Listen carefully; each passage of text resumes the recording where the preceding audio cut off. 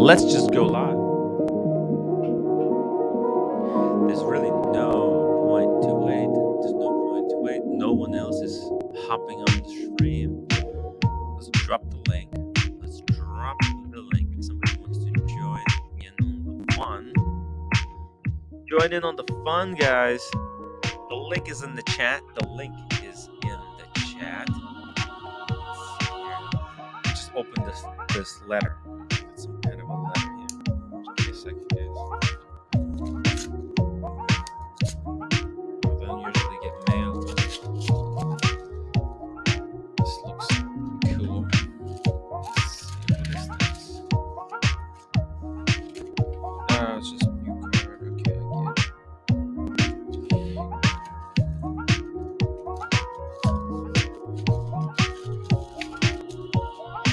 It's the lounge access.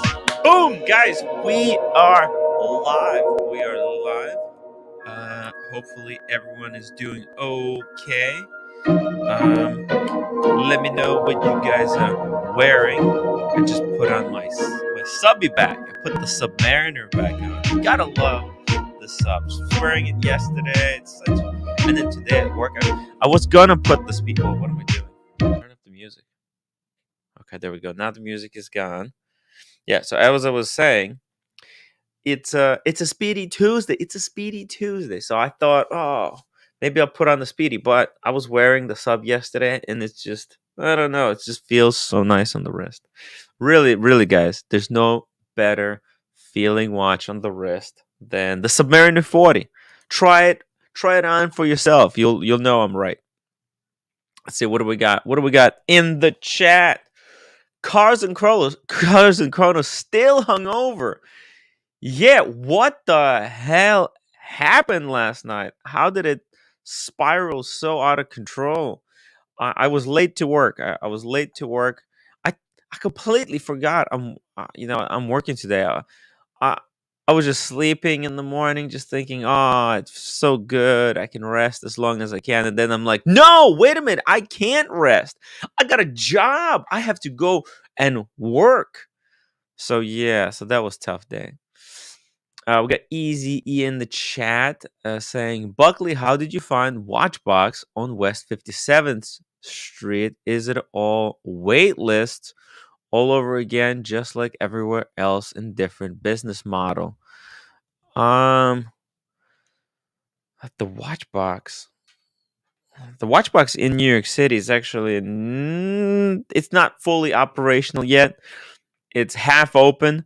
They got the bar. They got like a mini bar where they want to serve drinks, but they don't have permission yet to do it, and it's kind of half staff. Yeah, it took them a long time to open it. They opened it, I think, like 4 or 5 months later than they were expecting. But now it's open. It's kind of cool. It's a cool place to go and chill. I was told I might be able to do some streams from there with Mike Manges or whatever. Hey, we've got Drew in the chat. Is a different Drew from our Drew. Says, "Tim, you won't believe this. After all the chat we had about Kronos yesterday, I actually received the call today. Holy spike. Perfect. So you got the Polar Explorer 2, the brand new Polar Explorer 2. Just confirm it in the chat for me. If that's true, then congratulations. Man, what a nice piece. I love actually, you know what? Just to celebrate with you, I'm gonna put on my Polar Explorer 2. Let's get out of the comfort zone. I love the sub. Oh no, he's sub no date. Oh yeah. Actually, you know what? Then I'll keep the sub. I'll keep the sub on. Sub, no date. Freaking beautiful. Beautiful. I love the no date. The no date is way better than the date. And no one will be able to convince me otherwise. I've lived with the sub date. I wish it was a no date. But oh well.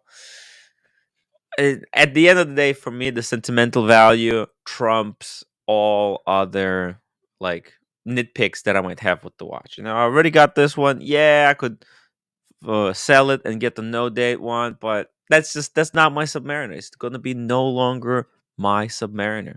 And we got Cars and Chronos saying, "Unexpectedly picked up a new piece today." What, dude? What are you talking about? When? Where? When? We'll unbox tomorrow when we meet up. Gonna make sure I drag it out like the rest of the flexers. Boom. Yeah, I will. We love to drag it out. We're gonna drag it out for super chats as well. So we'll see. And upvotes, guys. If you haven't upvoted yet, remember, if you don't upvote, I will sue you for defamation. You hear me? I'm not joking. I'm done. I'm done joking and talking. I'm gonna call Humble Pine and we're gonna sue you for not upvoting. Okay? Since I've had it up to here with you guys. Boston Collector cars, please tell me you didn't buy a hangover Panerai. Uh, hopefully it's not a Panerai, but maybe it is. You know what? Cars saw my Panerai last night. He was not impressed at all. He wasn't impressed at all. Just like, yeah, it's cool. They just handed it back. Look, I like my Panerai. Not brain dead though. Okay, over, not brain dead. Yeah. Casey Jones, Brooklyn. Thank you so much for the $2 super chat. Tim Wright equals the hardest working man in the business. Two jobs. Roommate is starting May 1st. So that means I can quit my job on May 1st as well. The second job, not this job, not the first one job, not the YouTube.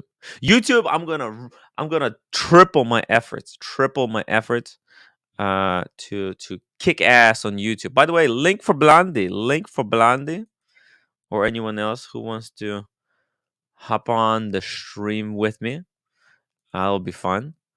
We got let's see what else. Oh, we got another super chat from JC Watches. £5. Evening all. Why do AP ask for your passport in order to register your interest? Anyone know why? Yo, well, hey, Cam, Oh, hey. are you in the car? No, I'm in the house. Okay. Hey, man, listen. When you bought your AP, did they ask for your passport? No. You probably don't even have a pass. And half the people in the United States don't have passports. I need to renew mine. Holy moly! Just remember it. You just take it Wait, out. why don't half the people in the United States have passports? What happened? Why don't half the people in the United States have passports? Why are you so low? Let me just check your audio. Oh, what's going on? You're low. You're like far away from the microphone. Can you say something again? Hold on. Why don't half the people have passports? Why half the people don't have or have? Don't have. Well, Lolex didn't have the passport for until like last year. Maybe It's he just it's difficult. he didn't have the money to travel. Yeah, well, look, he didn't want to travel. It's also a hassle because you have to jump through all kinds of hoops. It's very annoying. Uh, yeah, I'm just gonna be renewing mine. Boom. See this? It's expiring in like 3 months. I've had mine since I was a little baby.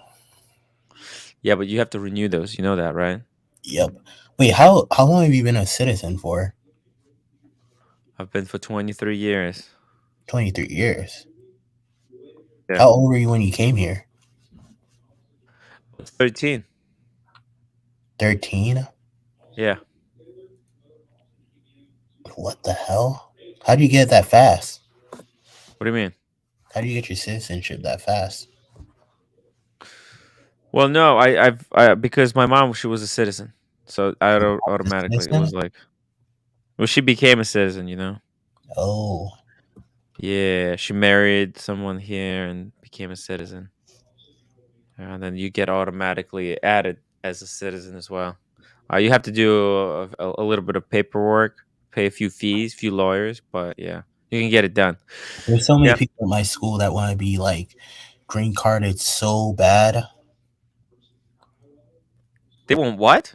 They want to be green carded like really bad. Oh, Like really? So Like the ladies, they are should so, marry like, them. the ladies here are so nice. Like the ladies here on student visas, they're the nicest women you'll ever meet in your life. For Oh my foreigners, they're a god, little they're bit more nicer because they don't listen to Andrew Tate nonstop. Hey, George, Hey, how you what's doing? up, Timbo? Hey, well, Cam? Hey, what's going on? did you How hear you? about this?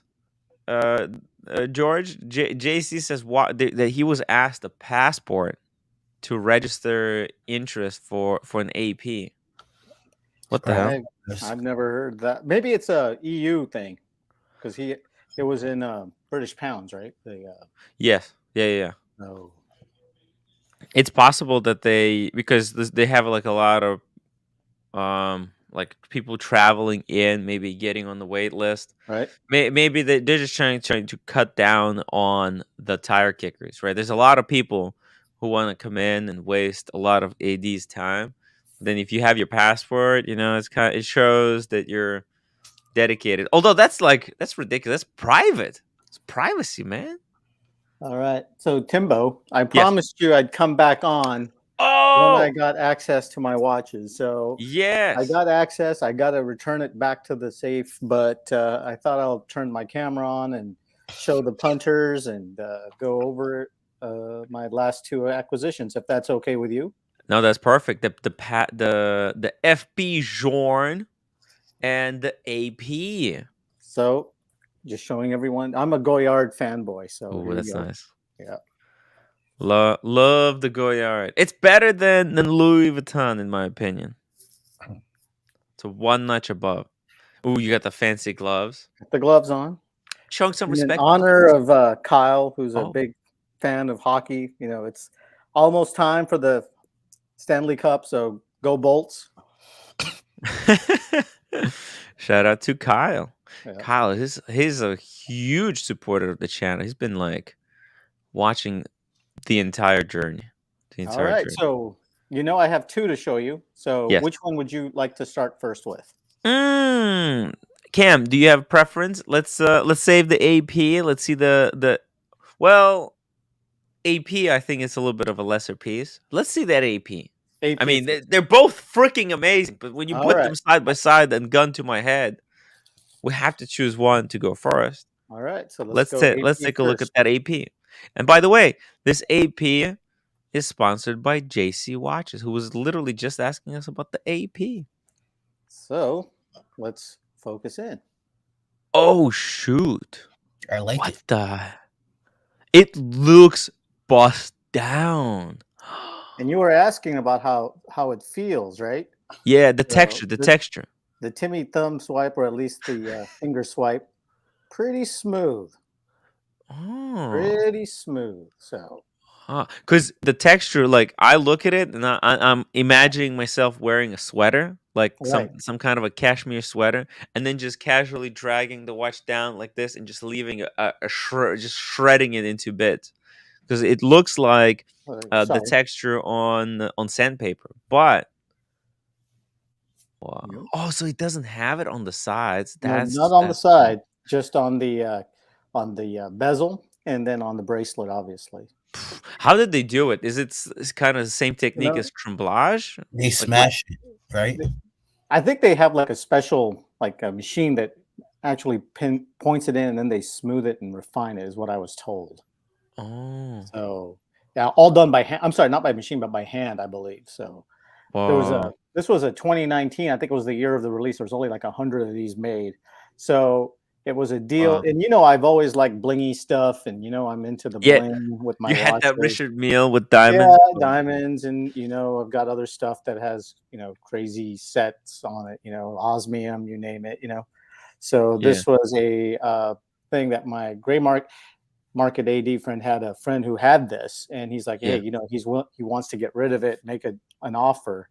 And so I did, and it was a really low ball offer, and we negotiated. Me, I'm kind of cheap. Well, right now that's the market. The market right now is you look for the deals. Right now, it's the buyer's market, not the seller's market. You bought it gray market? Yes, I did. And these were once going for like I think 175 or 180. And let's just say I got it well below sub 100. Yeah, I know. Wow. So I watched a actual vlog of this guy named Kai Sinet. He got it on his birthday, the same watch, and it was mhm. 200 grand. He paid. Yeah, that's what Jesus. I have no doubt, because those were what those were selling for back in the day. So I think at that price it was a no brainer, Yeah. and just goes into my collection. It's heavy as all. That's white gold. Yeah, white gold with Wow. the diamonds everywhere. And you're saying you Wow. got it for under 100? Yep. How much do they retail for? I believe back in the day, if I'm not mistaken, Cam, I think it was I don't think it was more than 60,000. Oh, Yeah. Jesus. So, like I said, I buy what I like, and it's not, other than being a little bit heavier than I thought it would be. It's actually a really quite nice watch, and I took it to my jeweler here. His name is, believe it or not, his name is Mon. And he looked at it and he said he's not going to touch it, because he said he's afraid he's going to nick it and ruin a link, and then it's going to be a disaster. He said Oh. so. He said his best bet was to take it to AP. So I'll take it over to AP and have them adjust it for me, I guess. Wow. It is a heavy watch. Man, I love the texture of it. It looks like it's made out of. Oh, yeah. It doesn't look like it's made of steel. It looks like it's made of some kind of material. Actually, it's got this matte texture Right. to it. And it's got a Wow. really nice feel on the wrist too. I never, this is a 41, Mm. and it is actually a really nice watch. Oh, it looks really good. It looks Yeah. what does perfect it on the look like wrist. at night, like under the lights? I Wow. haven't. That's a good question, Cam. I really That's don't know, good. because I haven't worn it in the evening. Yeah, it's not So I sized yet. will, not sized, and You yeah, got to bring this one to Vegas. You got to bring Yeah. this to Vegas. I've got a couple of things I'm thinking of. So, Yes. but this is definitely on the list. So Wow. it's That take it to the club, get some young 18-year-old girls that look at it like, yeah. I don't think so, Cam. So, Well, you got to be careful in Vegas. Last yeah, time, yeah, Red yeah, Shovel was talking to some lady that turned yeah, out to be a man. yeah. You got to Was be, was Hey, I support the LGBTQI plus community. Yeah, I know, but me too. But like, not drunk at 4 o'clock in the morning. Those people can do When whatever they want. I support it. I know, but look, it's just a little bit misadvertisement. Red Shovel has invested so much time into trying to score with that lady, and then Oh my god. it all blew up. It was. Michael Paris, thank you so much for the $5 super chat. George, when touching the bracelet and watch, some diamonds fell off. Oh. Yeah. Okay. There they are. Yeah. Well, no, it doesn't have the diamonds. It just looks like it does, right? No, it is diamonds. What? Yeah, this is diamond set. This is the 15410. What? BC? Yeah, look it up. It's the 15410 BC, as in Boston Collector. 15 410 BC. 410 BC. What? That's crazy. Oh, okay. I have it here. Let's pull it up. Diamond Source NYC. What? I thought it was like a tremblage section. Mm-mm. Wait, this is a terrible image. You guys are just messing with me, I think. I don't understand. No, but no, it's got this where? It's the texture. You guys are messing with me, right? No, you see, it's got the tremblage. It's the frosted white gold. Yeah. So it doesn't have the diamonds set into it. Probably done with a diamond or something to get those divots like that. What? It looks like full pave. Yeah, it looks like it. But wow. anyways, it's just an interesting piece to me, and I just buy what I like. It's beautiful. Yeah. It's beautiful. It's so different. I mean, I was very skeptical of these because I didn't know how it would feel to the touch, but man, this is nice. This is really nice. Oh, hey, Michael Paris, $2. Only kidding. Yeah, you guys really had me there. No, you really had me there, both of you. freaking nice. That is such a Yeah. Overall, yeah. APs. I think this is my last AP. So all the ones I've Mm. gotten from the gray market. So that's pretty much finished with APs. For me. Wow. So we'll see. But I I'm said that before, and then here you go. Right. yeah, I know. No, but this is a truly like you see you have moved on through so many different variants now settling on this one like something that has a little bit more unique. Right. And you know me, It's a bit right. I like the different uh, makes of watches. You know what I'm saying, Timmy? Yeah. Not just the plain stuff. I like the crazy stuff. So Yeah, yeah. that's just my style. So crazier, the better it is. Nice. The Maybe, crazier the better. yeah. So I think everybody wants to look at the second one. Is Ooh, they want to see the FP. The all right. FP. Let's see it. Let's see the FPJ. FP Jorn. All right.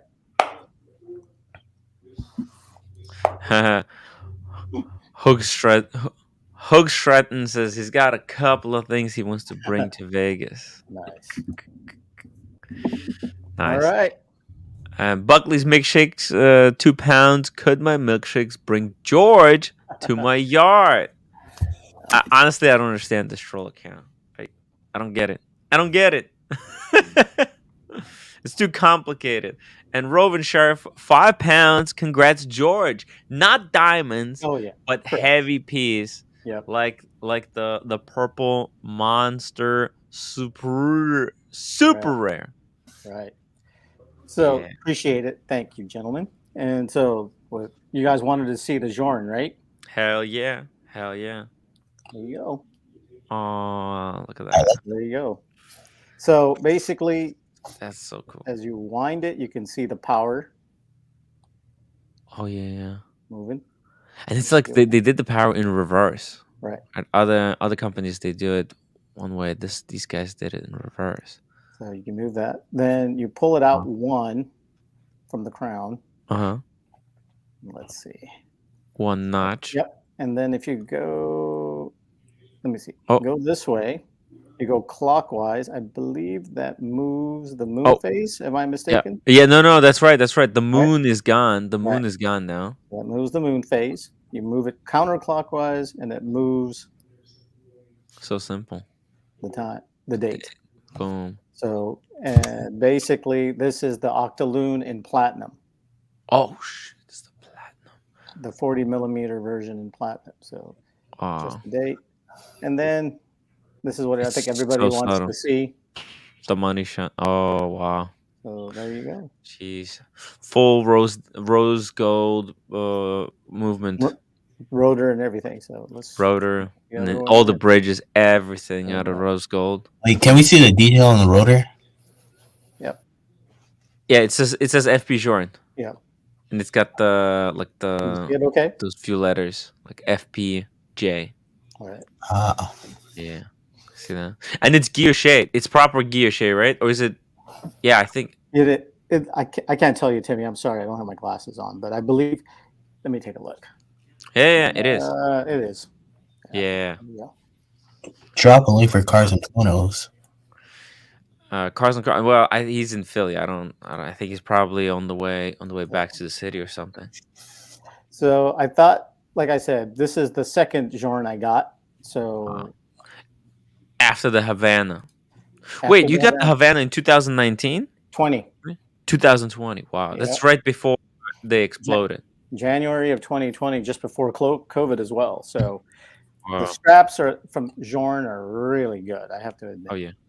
Yeah, they got some really cool straps, and it's got the platinum tang buckle. I love the tang buckle. See, you don't have to take that to your watchmaker who is too afraid to scratch it. Dude, you just put. This is the beauty of the pin buckle. So, anyways, I thought I'd come on. I promised you I would, and so I didn't want to lie to you. So I did, and that's my collection so far. And I have gotten rid of a couple of pieces. I got rid of my 5905, the Patek. it was just a situation where Yeah. I had multiples of the annual calendar chrono. I had the 5960, the 1A, the 5960G, and then I had the 5905. So I was like, okay, well, it's time for one of those to go, and so the 5905 went, and You probably got rid of the right one because that one is super in demand. Like it's still very hot, yeah, but I got it's a kind of a thing. We don't know where it's gonna go. The other ones are so limited. Those are best kept. And the green one, I mean, it might become hyped again. It might calm down again. But you know what? Overall, it's you have to sell the pieces that people actually want. Like selling pieces nobody wants right now is it's a bad idea. You're gonna get destroyed. and let me tell you, selling a piece is often harder than buying a piece. Oh yeah, You know, oh yeah. it's really difficult to sell something that you really like, but Maybe uh, not for long. Something is coming, but I can't yeah, talk about it. we'll see. But anyways, it's kind of like I was telling Boston is I have like a Yeah, disciplinary approach I used when I collect my watches. If I notice that my watch collection is getting above a certain percentage of my net worth, I start trimming back a little bit. You know, yeah. I don't think this is trimming back, but Hey, you only live once, right, Timbo? yeah. Listen, it's I totally get it, man. I listen if even me, literally everything I try to put into watch as much as possible. Yeah. You know, So George, love the watches. what would you say is too much for like watches in like a watch collection for you? What you mean, like the number of, or are you talking as a Like How the percentage? many? price of the collection. What would you say is too much?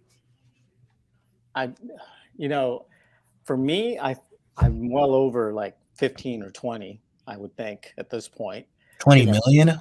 oh, are you talking about the total amount? Yeah. What would you Well, say is too much?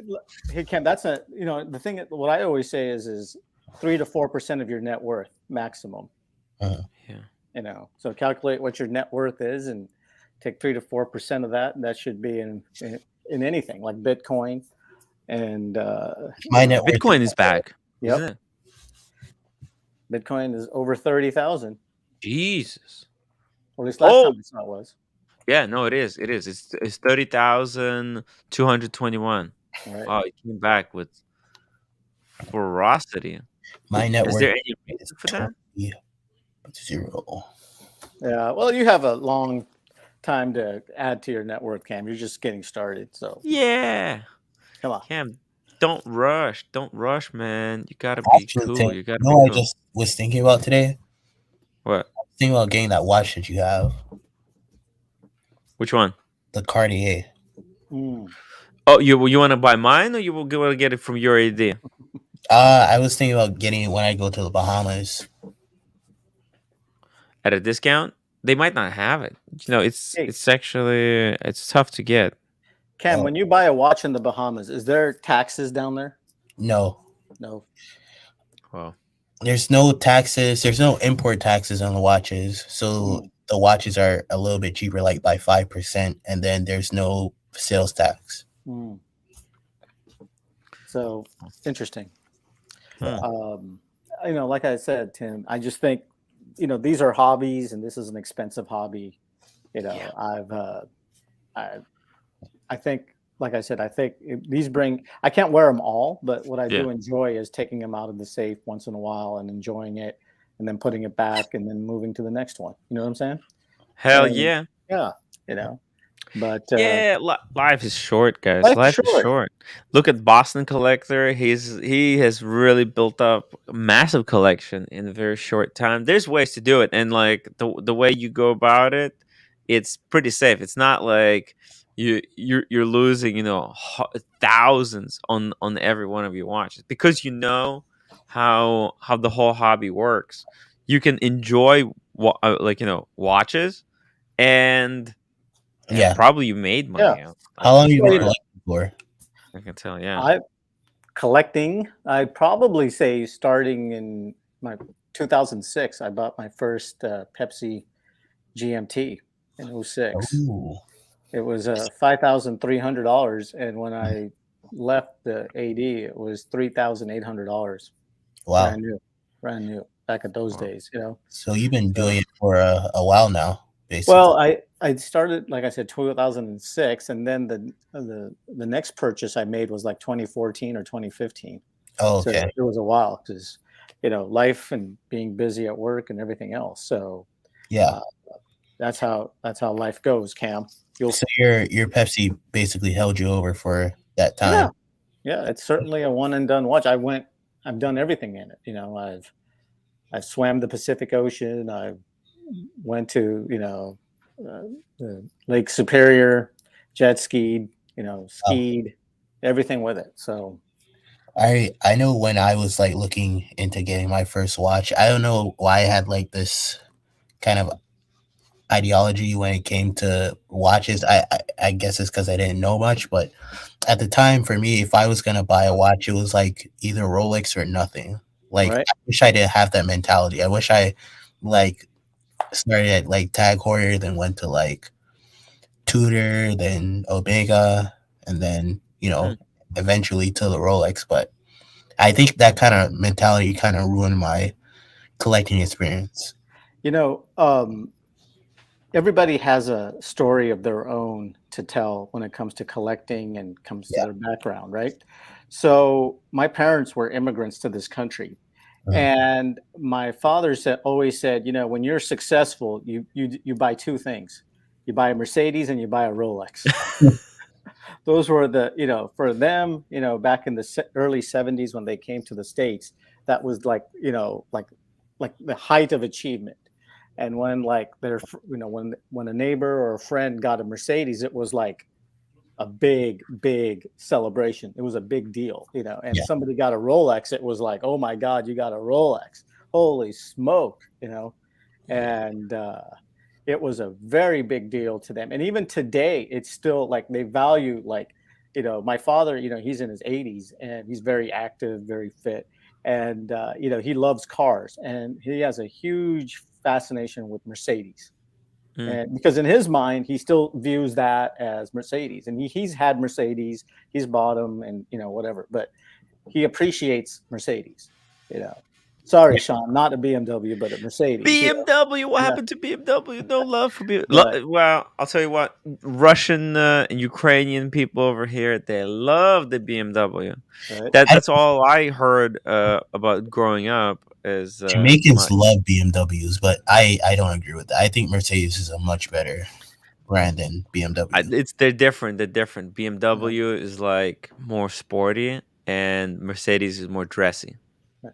What Right? it's like I said, coming from like a third world country and coming to Yeah. the States, they were like pretty stoked. They thought they had hit the jackpot, to be honest Yeah. with you, coming to the States.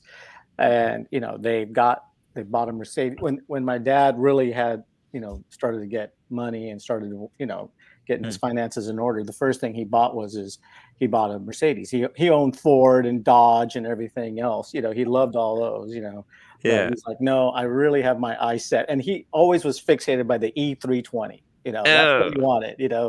And he had a 300 SD turbo diesel. And he's like, oh yeah, I love it. And he Yeah. wipe the car down every day after work and Uh, keep it in the like watching garage.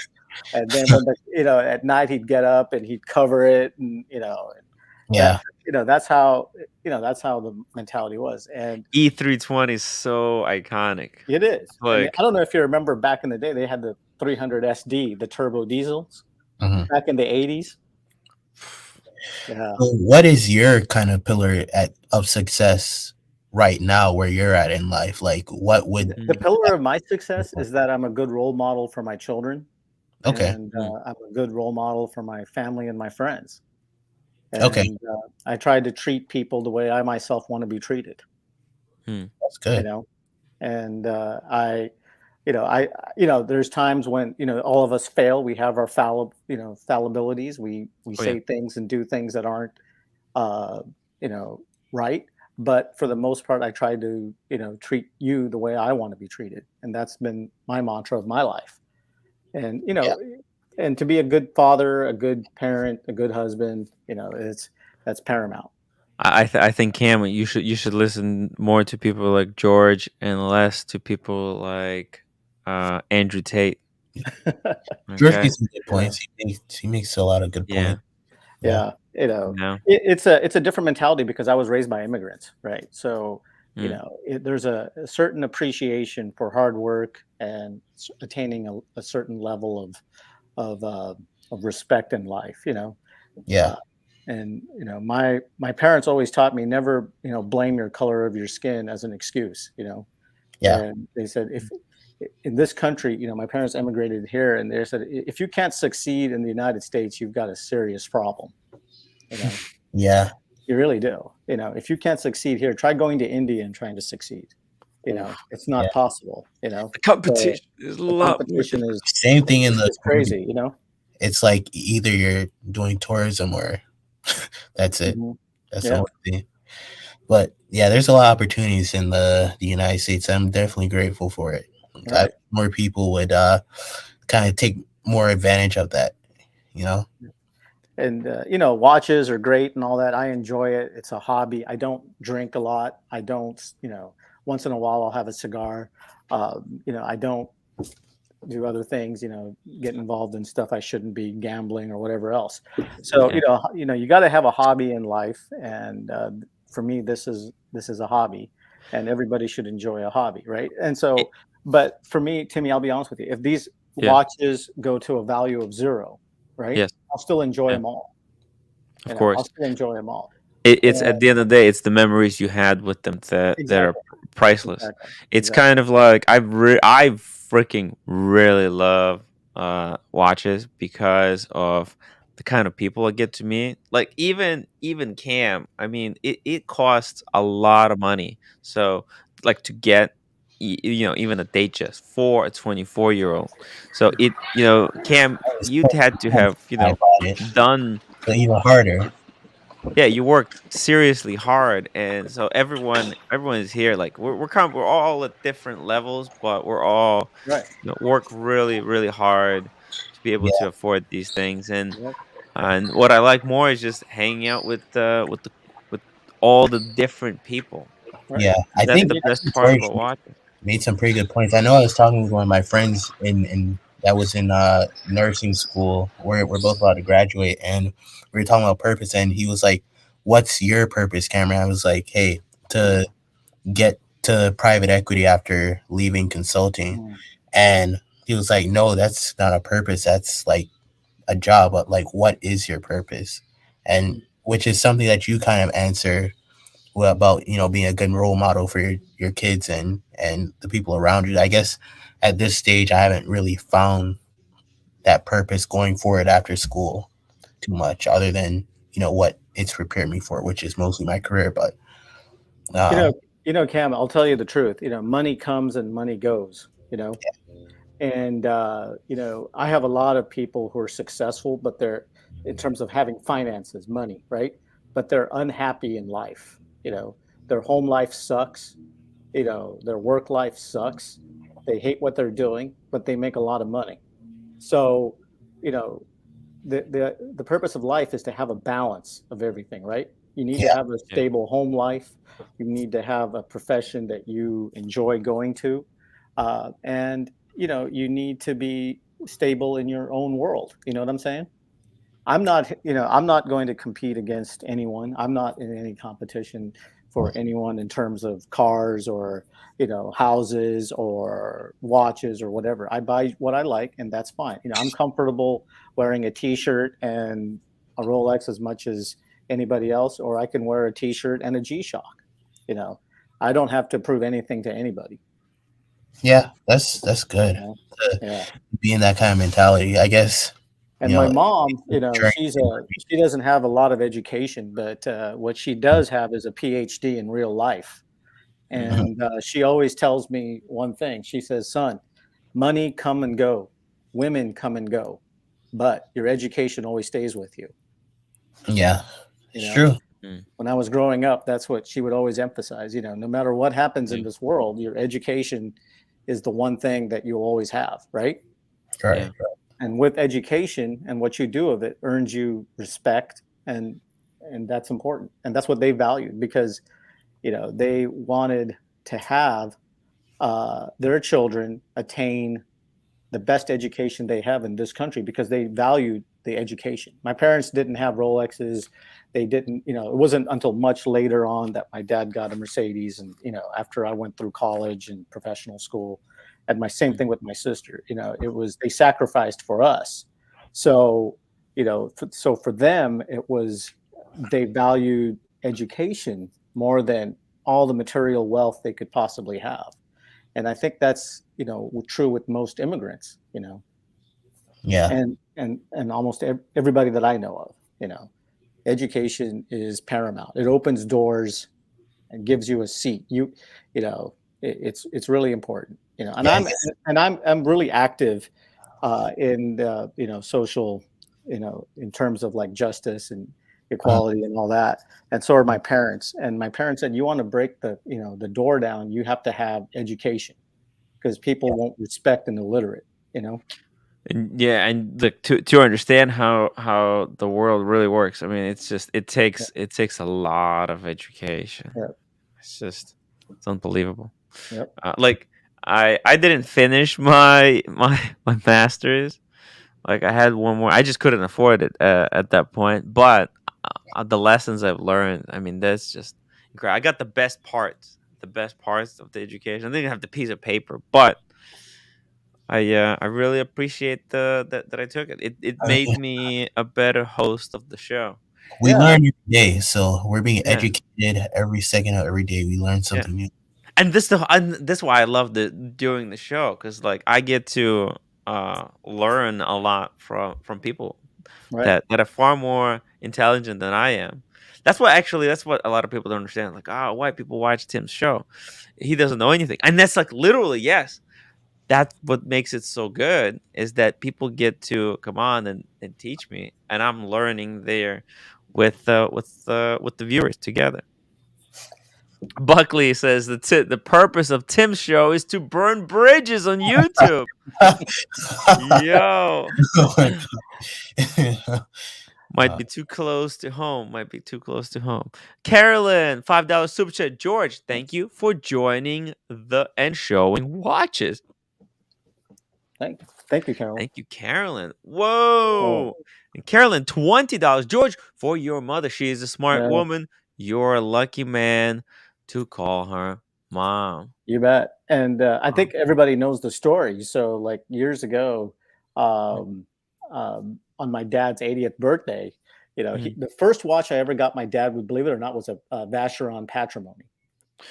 Oh, a Yeah, patrimony. white That's gold. like a gentleman's watch. Yes, and Hey, what a watch is that? I'll show white it. gold Vacheron Patrimony with the running with small seconds. So he loved that watch. He wore it forever, and when he turned 80, I decided I'm going to get him something a little more substantial. Yep, pretty close, but this one had a. I'll find exactly the one. White gold, right? So it'd be like Yeah, there this you one. go. That's the one. This one. Very similar. Yep, Wow. Yes. Wow. very classy. Ooh, this is like a watch for super. This is such a like secret Yeah. stealth Mhm. watch. No. It just looks like a Timex to And most other people, but this And the is just funny thing is with this watch, Timmy, I kid you not. I mean, like I said, he's very active, very fit. He runs 3 miles a day. He's, pretty well healthy, God willing and everything. So, when he does any kind of work like planting or digging or anything, this is what he puts on, whoa. because he doesn't know, stainless steel. This is what he does, and he does all kinds of work. This was his go-to watch forever, and it has a What? lot of dings and everything on it, but he enjoys it and he still has it and takes care of it, And It's so, fun. This is actually like that. The movement in here is a really well respected movement. It's the same movement that they put into the Historiques 1921. mm, Oh, and manual one. It's got the open case back. Yeah, And, exactly. It's the same. oh my god, that's Yeah. gorgeous. Yep. So Damn. yeah, so that was his go-to watch for many, many years. And then when he turned 80, Yeah. I called my Rolex AD and I said, hey, my father's, a few months before his birthday. And I Mm. said, hey, he's turning 80 and nobody in his family has lived to be 80, to be honest with Yeah. you. Wow. And I said, we're having a get together and, is there anything that you could, do to help us celebrate his birthday? He said, Yeah. okay, and I think I told you the story when I was on the very, very first time. He ended up getting me a platinum day date Oh. for his Wow. 80th birthday, Oh yeah. and so Damn. so I gave it to my father on his 80th birthday. Was it the one with Uh, the 4 sectors no, it or was the blue quadrant, the blue the four quadrants? Yeah, yeah, the quadrant. Yeah, quadrants. yeah. Yeah. It's I remember. discontinued version. Yeah. Yeah. So That's a respectable watch. That's very, very, very good day date. yeah, and it's long since discontinued. So, but You like yeah, this that's what I one. got him. Yeah, Damn. but it has the 4 sectors. The four. You could draw, like a line between the 12 and the 6 and the 3 and the 9. Yes. Yeah. There you go. Yeah. Look. Yeah. So subtle. So subtle. Does he Wow. wear this a lot too on the daily? He doesn't wear that as often. He only wears that when he goes to like with his friends or like, out to dinner with my mom or something like that. But mostly he Nice. still sticks with the patrimony. Nice. A patrimony. I mean, this is heavy. This is a Yeah. heavy It's a heavy watch. watch. Yep. Yep. Yeah, this is And when heavy, you're 80, heavy. and when you're Yeah. 80, it's a little bit harder to lift them up, So, but But when you put it on, you yeah, feel this is yeah, special. This is a mega right, special piece. This is not just you don't put this on when you don't mean business. Like, oh, you're probably like, oh, damn, dad put on the day date. right, Oh, something's going down. you right, know? right. I don't know And if you saw when Steve Will Do It gave Donald Trump this watch. yeah, Actually, I Yeah. did. Damn. Yeah, that was actually pretty fun. I don't. He doesn't wear it though. That's no, the he unfortunate. doesn't. Yeah. I would have been pissed if I gave somebody a $70,000 watch and they don't wear it. Yeah. Thanks, Looking Glass. That's really nice of you. Looking Glass, $5, George. You're a great son. Yeah, Thank you so much for that super yeah, chat. Looking very nice. Glass. So I always, like I said, Cam, stay humble, stay kind. mm, Yeah, And work hard. Nothing in life is worth having unless if you mm. work hard. There's no shortcut to making money. Hey, and you know what? If people think like getting a shortcut to like if someone really wants something and if it comes easy, you know what? The pleasure of owning it is lessened. Like there's no it's a completely different satisfaction. People don't understand. right. Like I I think waiting for a watch makes it that much more special. Being on the wait list and like sometimes you do you wanna go in, but the watch that you had to wait the longest is actually it's gonna be the most special for you. Right. People don't understand because And, like we live in the world of instant gratification. Like if you have the money, you can pretty much go and get anything. But like y- this hobby is not about instant gratification. It's about delaying it as much as possible and then rewarding yourself or hunting. You Yeah, I know, think that was Tim, like the hardest thing for me when I started out. Was like, what, I can't go in here and get you a can't just go in and buy it, right? even though I'm You spending know like what I like about Boston Collector? I think Boston Collector doesn't enjoy watches as much as he enjoys like solving a math problem. Like it's a really really complicated math problem, and he's just like working at it. the thing about all this, Timmy, is also I'm at a different point in my life. I'm old enough to be a lot of people's father and some of them maybe even their grandfather. You know what I'm saying? Mm, So I'm yeah. much older. So, it for my own thinking is okay. When I finished professional school, there was 80 of us, right? And 25 years ago, when I graduated, there was 80 of us, and Hmm. we've only lost three of them, three of my classmates, right? And Oh, so, like I said, in January, we lost two of my classmates. wow. So, you always wonder about your own fallibility, right? You Yeah, always think, oh my God, these people I it's knew. coming for me. Yeah. Excuse me, I just got to get the Oh, doorbell. I'll be right back. okay, okay. By the way, shout out to Jose Martins. This guy has been on fire with the comments on the after the stream is over. This guy left like 10 comments on one live stream. It's incredible. Guys, remember, we don't just need the upvotes. The upvotes are good. And remember, if you don't upvote, I will sue you. It includes you, Cam. Do you want to be sued for defamation? Bring Do it you? on. Bring it on. Do you? Are you seriously? You want to take a risk? You think you can out lawyer me? Possibly. Let's make a poll. Who has a better lawyer?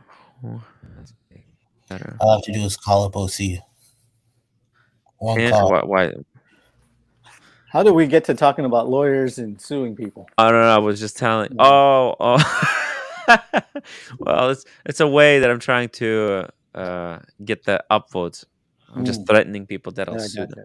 It's a But new shtick that I'm doing. but like I said, I had two of my classmates just die, in January, and one was on a fishing trip, and he died on the boat.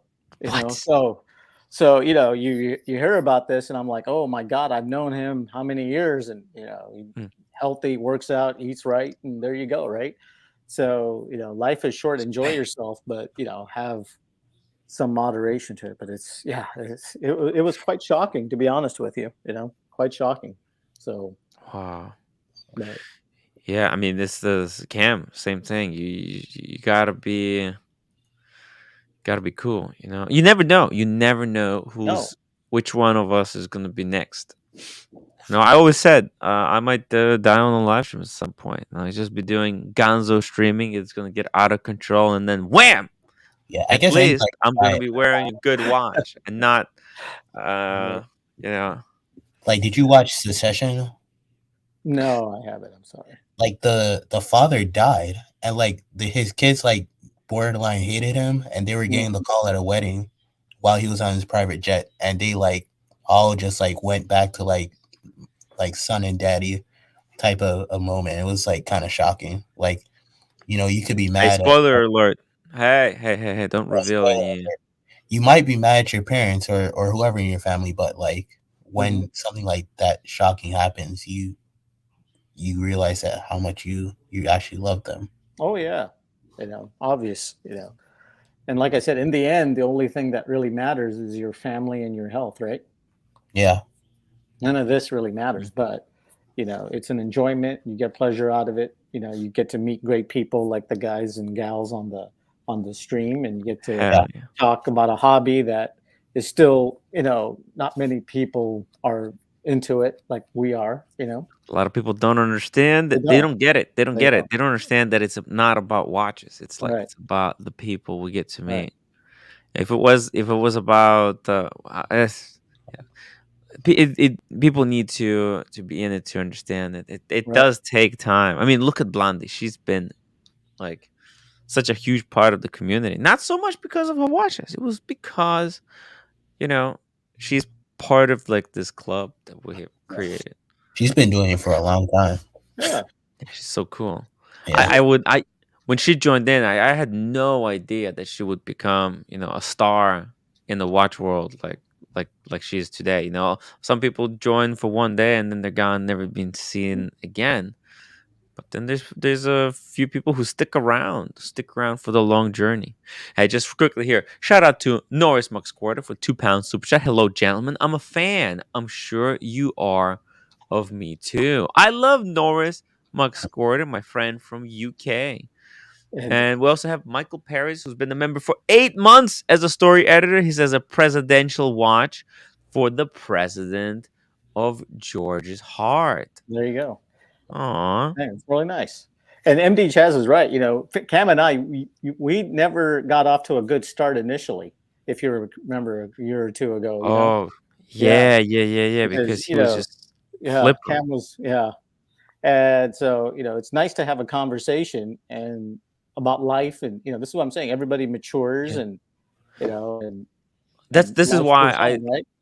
my philosophy is to kind of try and give people a chance. Maybe some people say, "Oh, it's just too many chances. You give too many chances." But I do want to. I've seen a lot. I think most people agree with me that they've seen a lot of growth in Cam. Like he has Yeah, progressed as a human being, not just as a collector.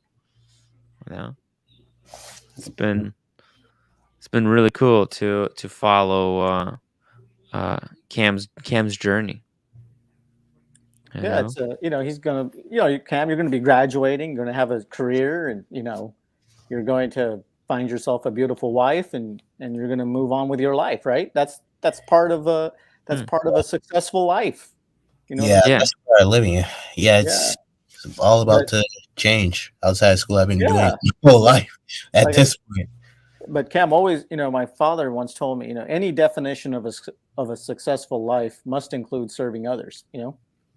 Yeah, Mm. Giving back to the communities that you belong to. yeah. Fighting for fighting for what's right in your community. You know what I'm saying? I, I wish I was able to appreciate stuff like that. I know I was having a conversation with my mom last night because I was raised as a Jehovah's Witness, Hmm. and we would go door to door, and Wow. she basically like reminded me of the reason why she does it is because she had compassion for the people to talk about God and to inform them of the Bible. Mm. And at the time when I was a young kid, I guess I couldn't appreciate it because I was just brought there. I didn't Yeah. have that inclination to go out because I was compassionate about my neighbor Hmm. and preach the word of the Bible to help them out. But you know, you definitely do have a point with that I never saw for a long time just Right. because just Look too at young you. to Look at realize. you. Look at you. You're Yeah. maturing. Look at you. That's Hey, it. George, Norris asked that you read this super chat. Sorry. Hello, George. I'm a fan. I'm sure you are of me too. Yes, Norris, you're a true legend. Thank you, Norris. Tim, I asked George, please read my last chat again. There you go. We did it. We did it. Thank you. I don't say that we didn't do it. Big Meech. Big Meech is a big reason why we're all Nice. here today. And the amount of money that Big Meech has put into Tim Wright LLC that he's never going to see ever again because it was Mm. misappropriated. It's truly astounding. So, but Big Meech, huge respect to you. He says you, the 116508 Paul Newman, will bounce back from its price drop given its recent discontinuation. Let's see this thing. 116508. Green Paul Newman? The Paul Newman Daytona will bounce back from its price drop. Not even sure what he Are you means, talking about the but white was gold? hmm? Are you talking about the new white No, gold? that's John Mayer. No, he's talking about Paul Newman. So what the fuck? Which one is the Paul Newman? Is he The one talking about the from the new? 60s? Meech is probably I still think he's hungover. talking about this one. No.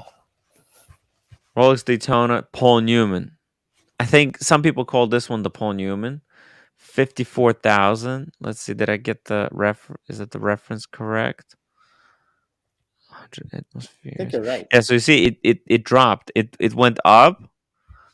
It was in the high 90s, and it went down to 60. Now I don't think actually it's gonna bounce back because there's a new version of it. Um. So unlike John Mayer rebounded because when they re-released the Daytonas in new configuration, they did not release the green dial one. The green dial yellow gold doesn't exist anymore. So that one for premium. Although I think they're gonna release a new John Mayer Daytona like in a year or two, and then everybody will want that one. So if somebody's sitting on the John Mayer Boston collector and wants to maximize, I think their I don't know profit. You want to say it or what? Something maybe time to sell is now. I don't know. It's hard to say. But Boston, yeah, I mean, he worked too hard to get it, so there's no chance he's ever selling it. Oh, and by the way, look at this. I don't know if I like it. So you see it, the seconds hand, the chronograph seconds hand, is red on this Paul Newman, the old one. On the new one, it's a gold hand. They did not put the red lacquer. That's a interesting thing there to catch. Let me see. Do I have a picture here? I want to pull up a picture, show you guys. It's so weird. Damn it. Where is it?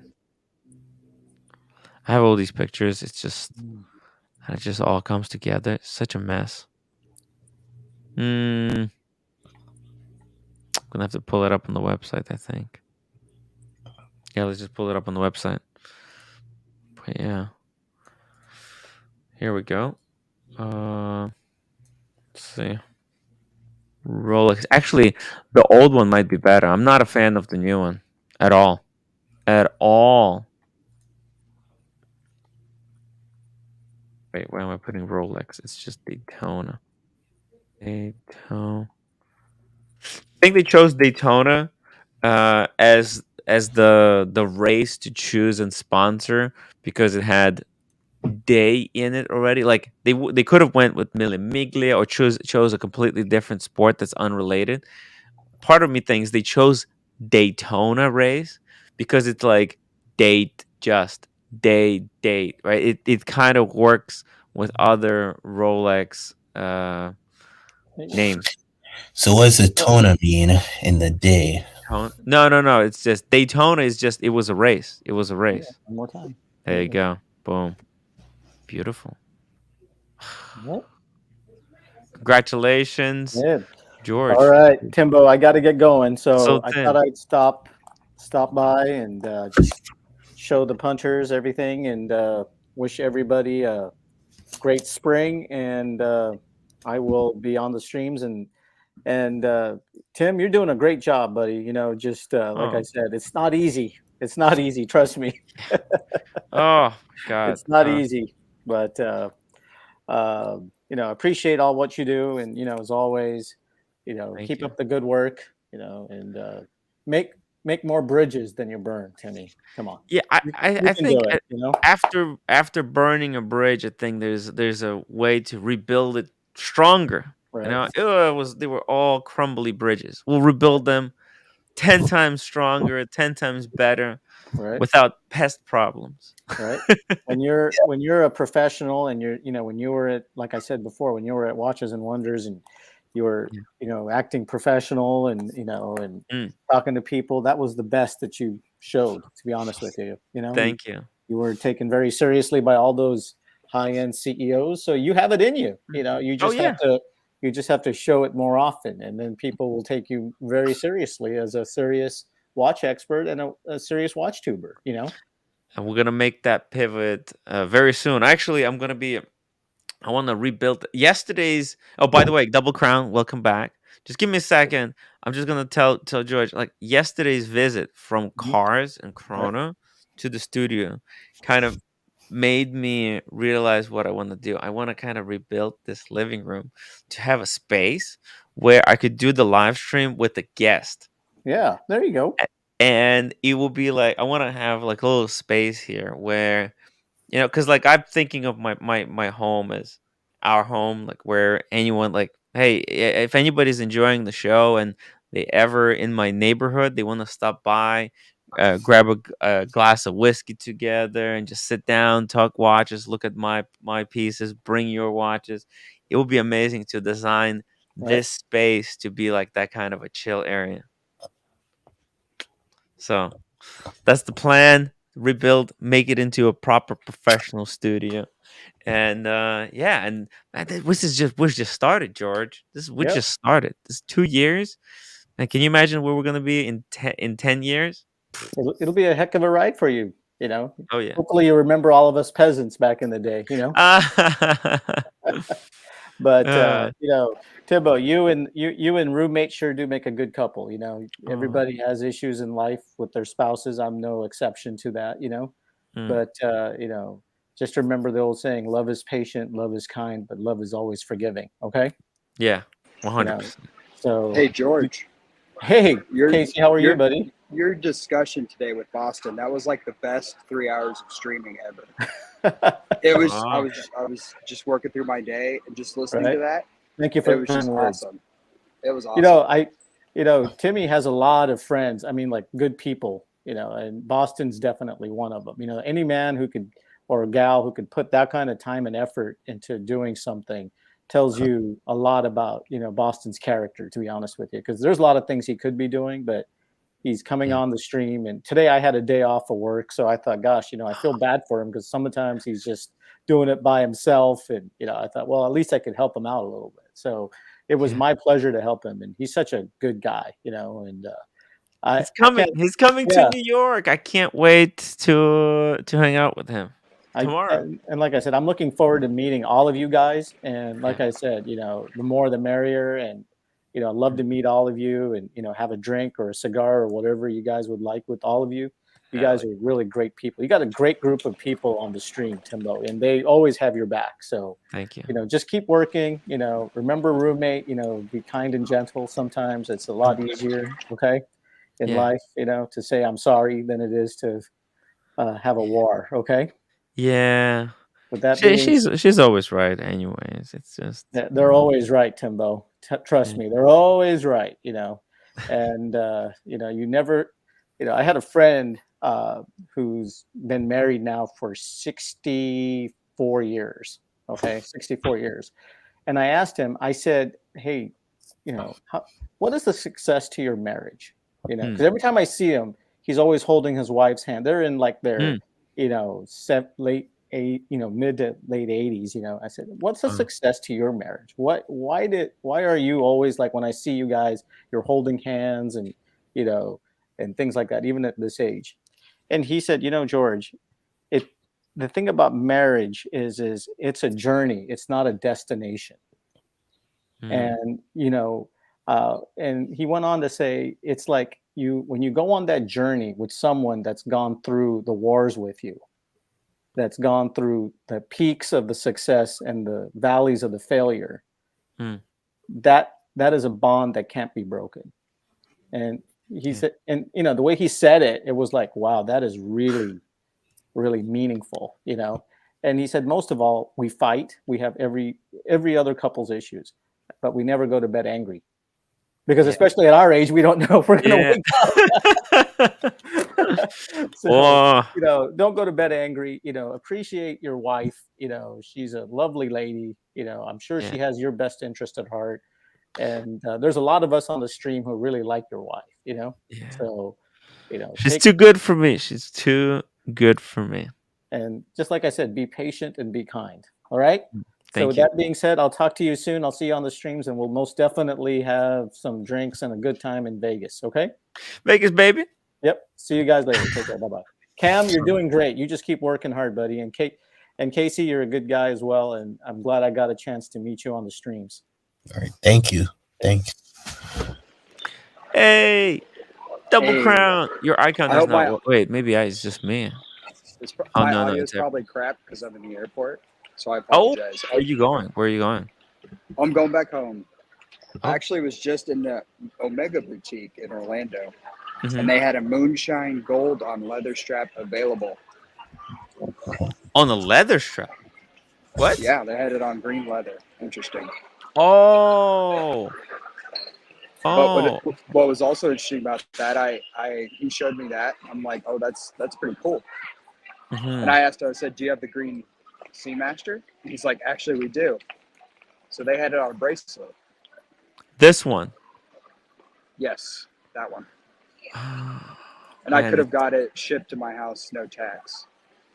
Oh, no tax. But But this is on the leather strap. I don't know if you want to go with the. Was it deployment clasp or is it pin buckle? deployment, yeah. Oh, it's a deployment. Oh, Wait, or pin buckle. I don't know. It looked like the dress strap, right?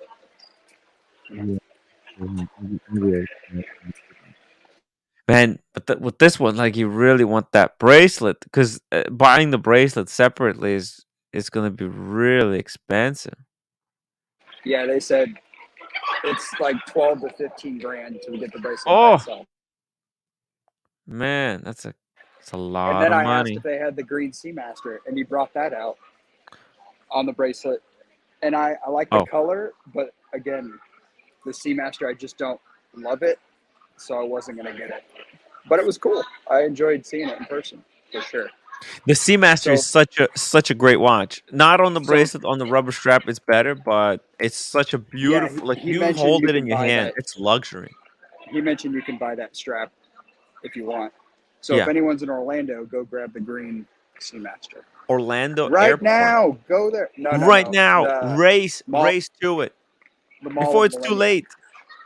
Mall of Millennia. Perpetual Go time. grab Thank it. you so much for the £5 super chat. He says the truth is like a lion. You don't have to defend it. Let it loose. It will defend itself. Very interesting quote. Thank you so much for that. Perpetual time. Guys, check out Perpetual Time. Looking Glass, $2. Tim, send you an email. Please pass it to Diego. Okay. I will. I will do that. Probably do it tomorrow or after show. I might forget. We got IG. Oh, sorry. The actual real Cars and Chrono, £2. I ain't gonna lie. Last night took a lot out of me. Yo, last night was rough. Man, I don't like. I really needed a good night's sleep today, Casey. Like, I, I was really hoping to not go to work today. Man. And then tomorrow I have to wake up early as well. So it's gonna be tough. It's gonna be a tough day. MD Chaz, $2 super chat. Too early to discuss Rolex 2024 predictions. No, no more Rolex, please. We got Nelly says, Tim, I'm in Zurich. What? Never seen so many watch shops, even more than Geneva. After being influenced by Buckley, I almost bought a beautiful Bell& Ross. Tried a lot on, but the one I like was small. Damn.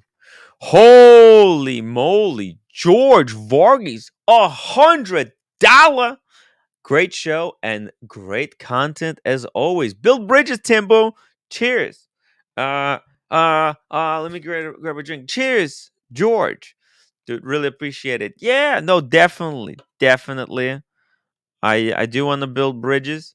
Um, I think it's a little bit of a joke that I burn bridges, but look, we're all gonna fix it. All it's all gonna be fixed up.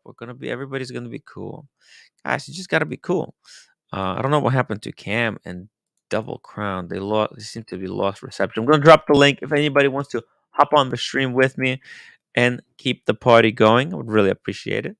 George, I'm so happy that you guys are enjoying the community because the community is really where like that's the place to go and like relax, talk watches, have side conversations, just really be able to I just could calmly enjoy the show. It's a very similar experience, but oh, so very different.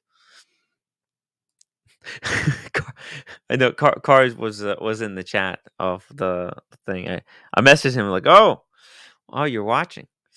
It's pretty cool. It's like, yeah, it's a good thing to watch while passing the time in the Uber. So there you go, guys. The community. Make sure you guys subscribe to the community YouTube channel. Can we drop the link for the community YouTube channel? Let's see. The Watch Community. Let me drop the link. Such a great channel. So many of friends of mine who are running incredible shows there. I wish I could do more for them. That's why I'm really gonna have to step it up to build bigger audience um, with the third channel so that they could have even more fun over there. Hakan, wow, love the new icon. Says that was great seeing you on the show. Man, Hakan's always got the best icons, guys. MD Chaz, George is a legend. What a great role model. Seriously, do you guys think I'm a good role model, or am I great like reverse role model? Paralegally Balandi, Tim, you really have built something great here. It wouldn't have happened without you, Blondie. Everyone who are watching and contributing and hopping on the shows and just enjoying. I wouldn't happen without you guys. I'm just look. I know how to do this kind of thing, so it wasn't necessarily that difficult, but it was hard. It was hard, but I'm glad it all worked out. It all worked out better than I ever would have dreamt that it would work out. We have Rolex September release. Holy moly. Yeah, guys, don't forget about that. Rolex is going to be doing a mid-year release. I don't know what's going to come out, but hey, you know what? MD Chaz, if you want to talk about Rolex, let me know what you think Rolex will release in the middle of the year. You know? Easy E, definitely a horrendous role model, but I love the show and watch the discussions. Thank you, Easy E. Oh, speaking of great role models, Sheen. How are you, man? You were by yourself, so I figured I'd come on. Yeah. Hey, it's thank you for joining. Let me open the fresh can of sparkling water over here. I'm Are you still on the detoxing after water? yesterday. Oh, was it a long one? I didn't see it. Oh man. It wasn't that it was long. I had way too much to drink. You had cars, right? Yeah. Jeez, that's great. Oh yeah. Oh yeah. Yeah. I can only imagine. I won't pry. He got me a bottle of Oban 14. So we had half a bottle of Oban. Then Nice. we had half a bottle of soju.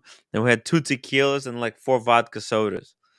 Yeah, the boys. The boys. And then I woke up in the morning like thinking, what the hell has happened to me? Yeah, because you haven't been drinking much lately. Oh yeah. That's the problem. Like you go off it, you abstain because you want to clean your act up. And then you have one night and you're like, oh, fuck it, it's my friends, or it's Christmas, or it's whatever it is, my birthday. And then you hit it hard, and then it hits you much harder than normally. Right? Oh my god. Yeah. I mean, I think I was 1 tequila shot from blacking out. I think if I had one more drink, it would have been I think I just stopped just in the nick of time. Got Good very for you, lucky. man. Yeah, very, very lucky. Hmm. But I've got inspired. I've got inspired. Cars' visit prompted me to think of my home as a better place to get to have visitors. Like I'm gonna be You redesigning could set this. up a little like Joe Rogan studio, you know? Yes, Yeah. like across the table. Like I Because he have a was sitting coffee next to table. you, and that was kind of cool.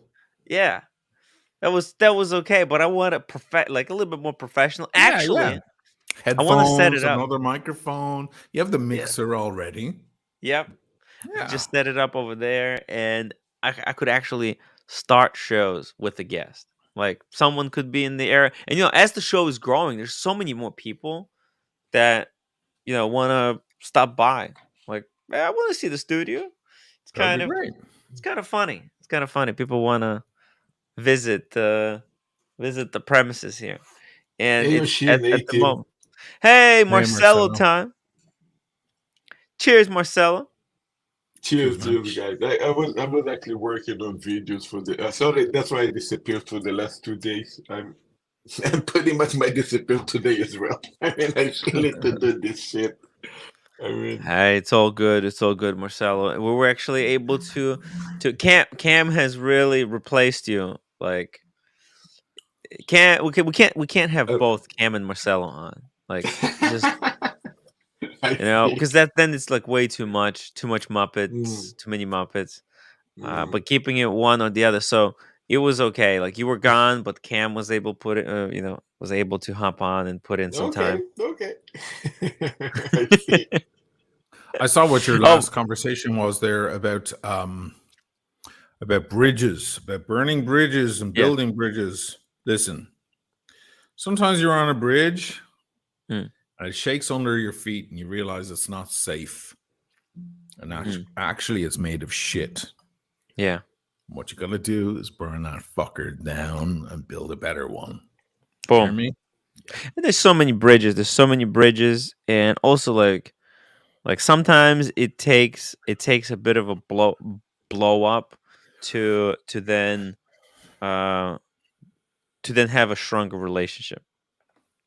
You know what? You made a very good point to me. Like weeks ago, we were talking on the phone privately. I hope you don't mind if I share this, but you're like, Sure. don't be minding about the burning bridges. They're all the same bridge.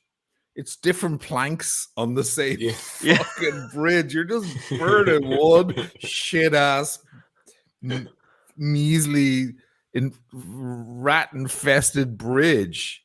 Yeah. Don't fucking worry about burning it down and building a whole new one. By the way, what do you think about this? Ben Clymer literally stole our idea. Like, what was your idea? Well, like last month we were doing a live stream with the Muppets, and now Ben Clymer is doing a video with Kermit the Frog. I mean, can you believe it? Well, he's not the only one. They also stole the Kermit by putting him in the dive. So, I don't know. It's kind of ridiculous. It's Kermit the Frog.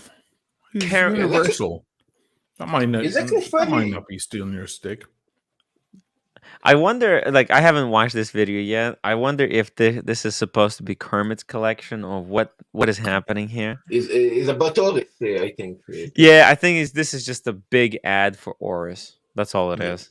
They're doing a collection review.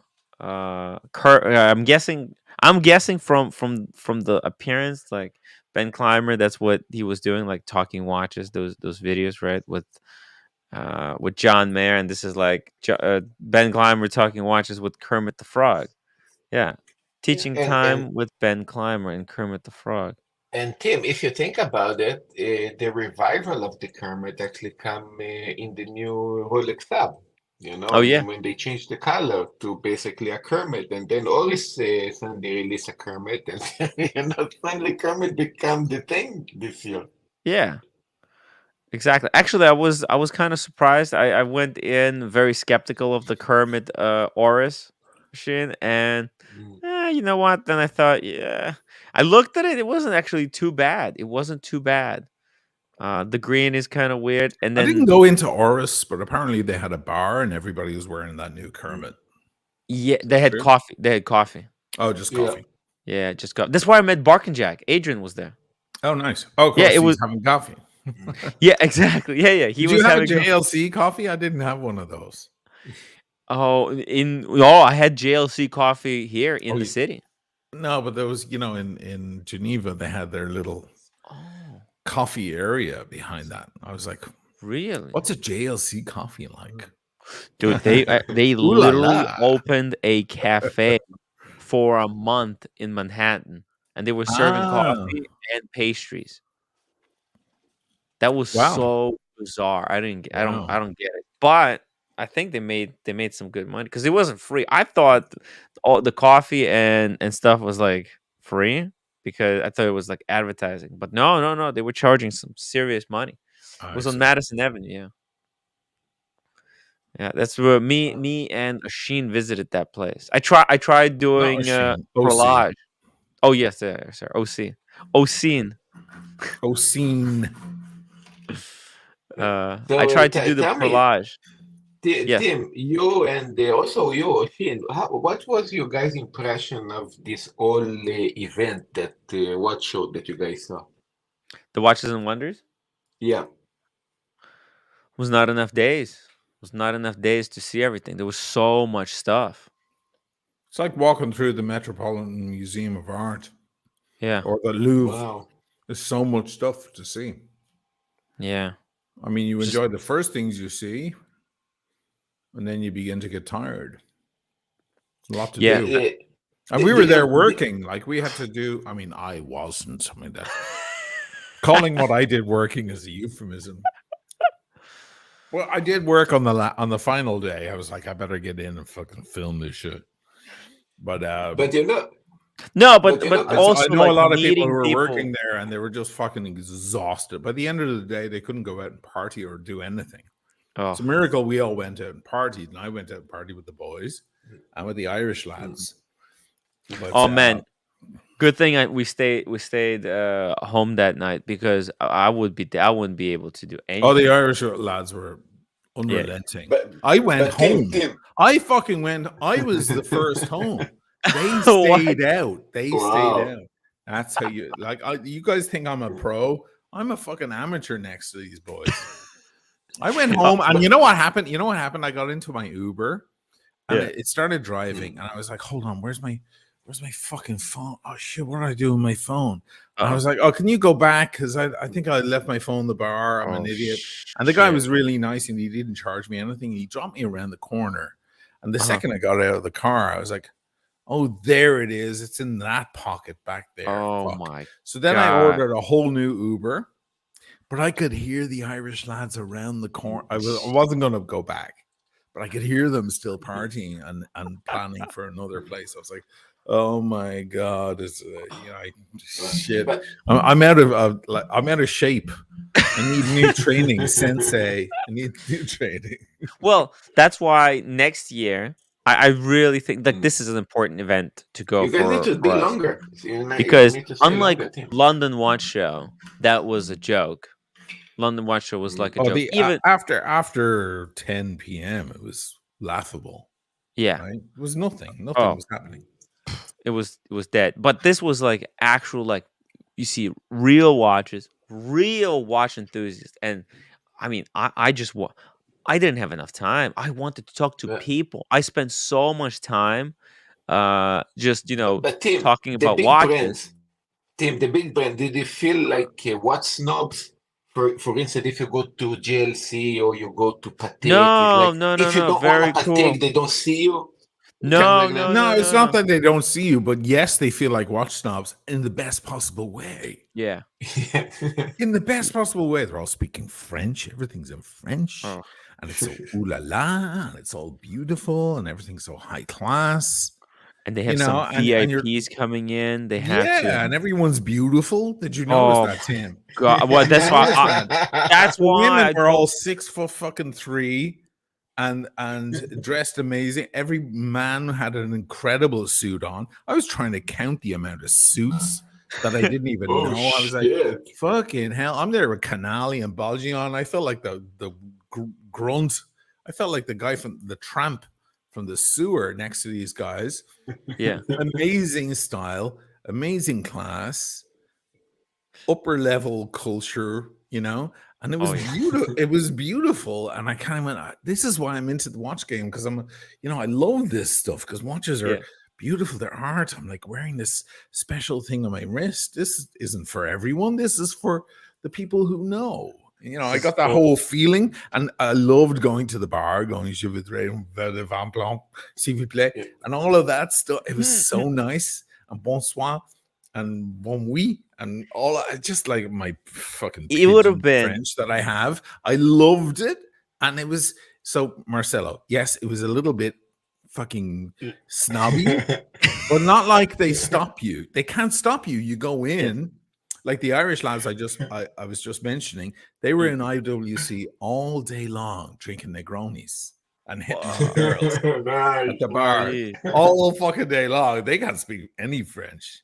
So Dude, I mean that. So what I wanted to do is, this is why next year I'm going in early. I'm going in for all the 5 days. I'm getting invite. I'm getting a VIP invite. I don't know how, but look, I'll work it out. And then I want to get all the watch stuff out of the way before the public arrives. So I'll talk with the brands. I'll do all the brand interview stuff. And then when the public days comes, I want to talk to people. I don't want, like, I don't that's want to be good. going.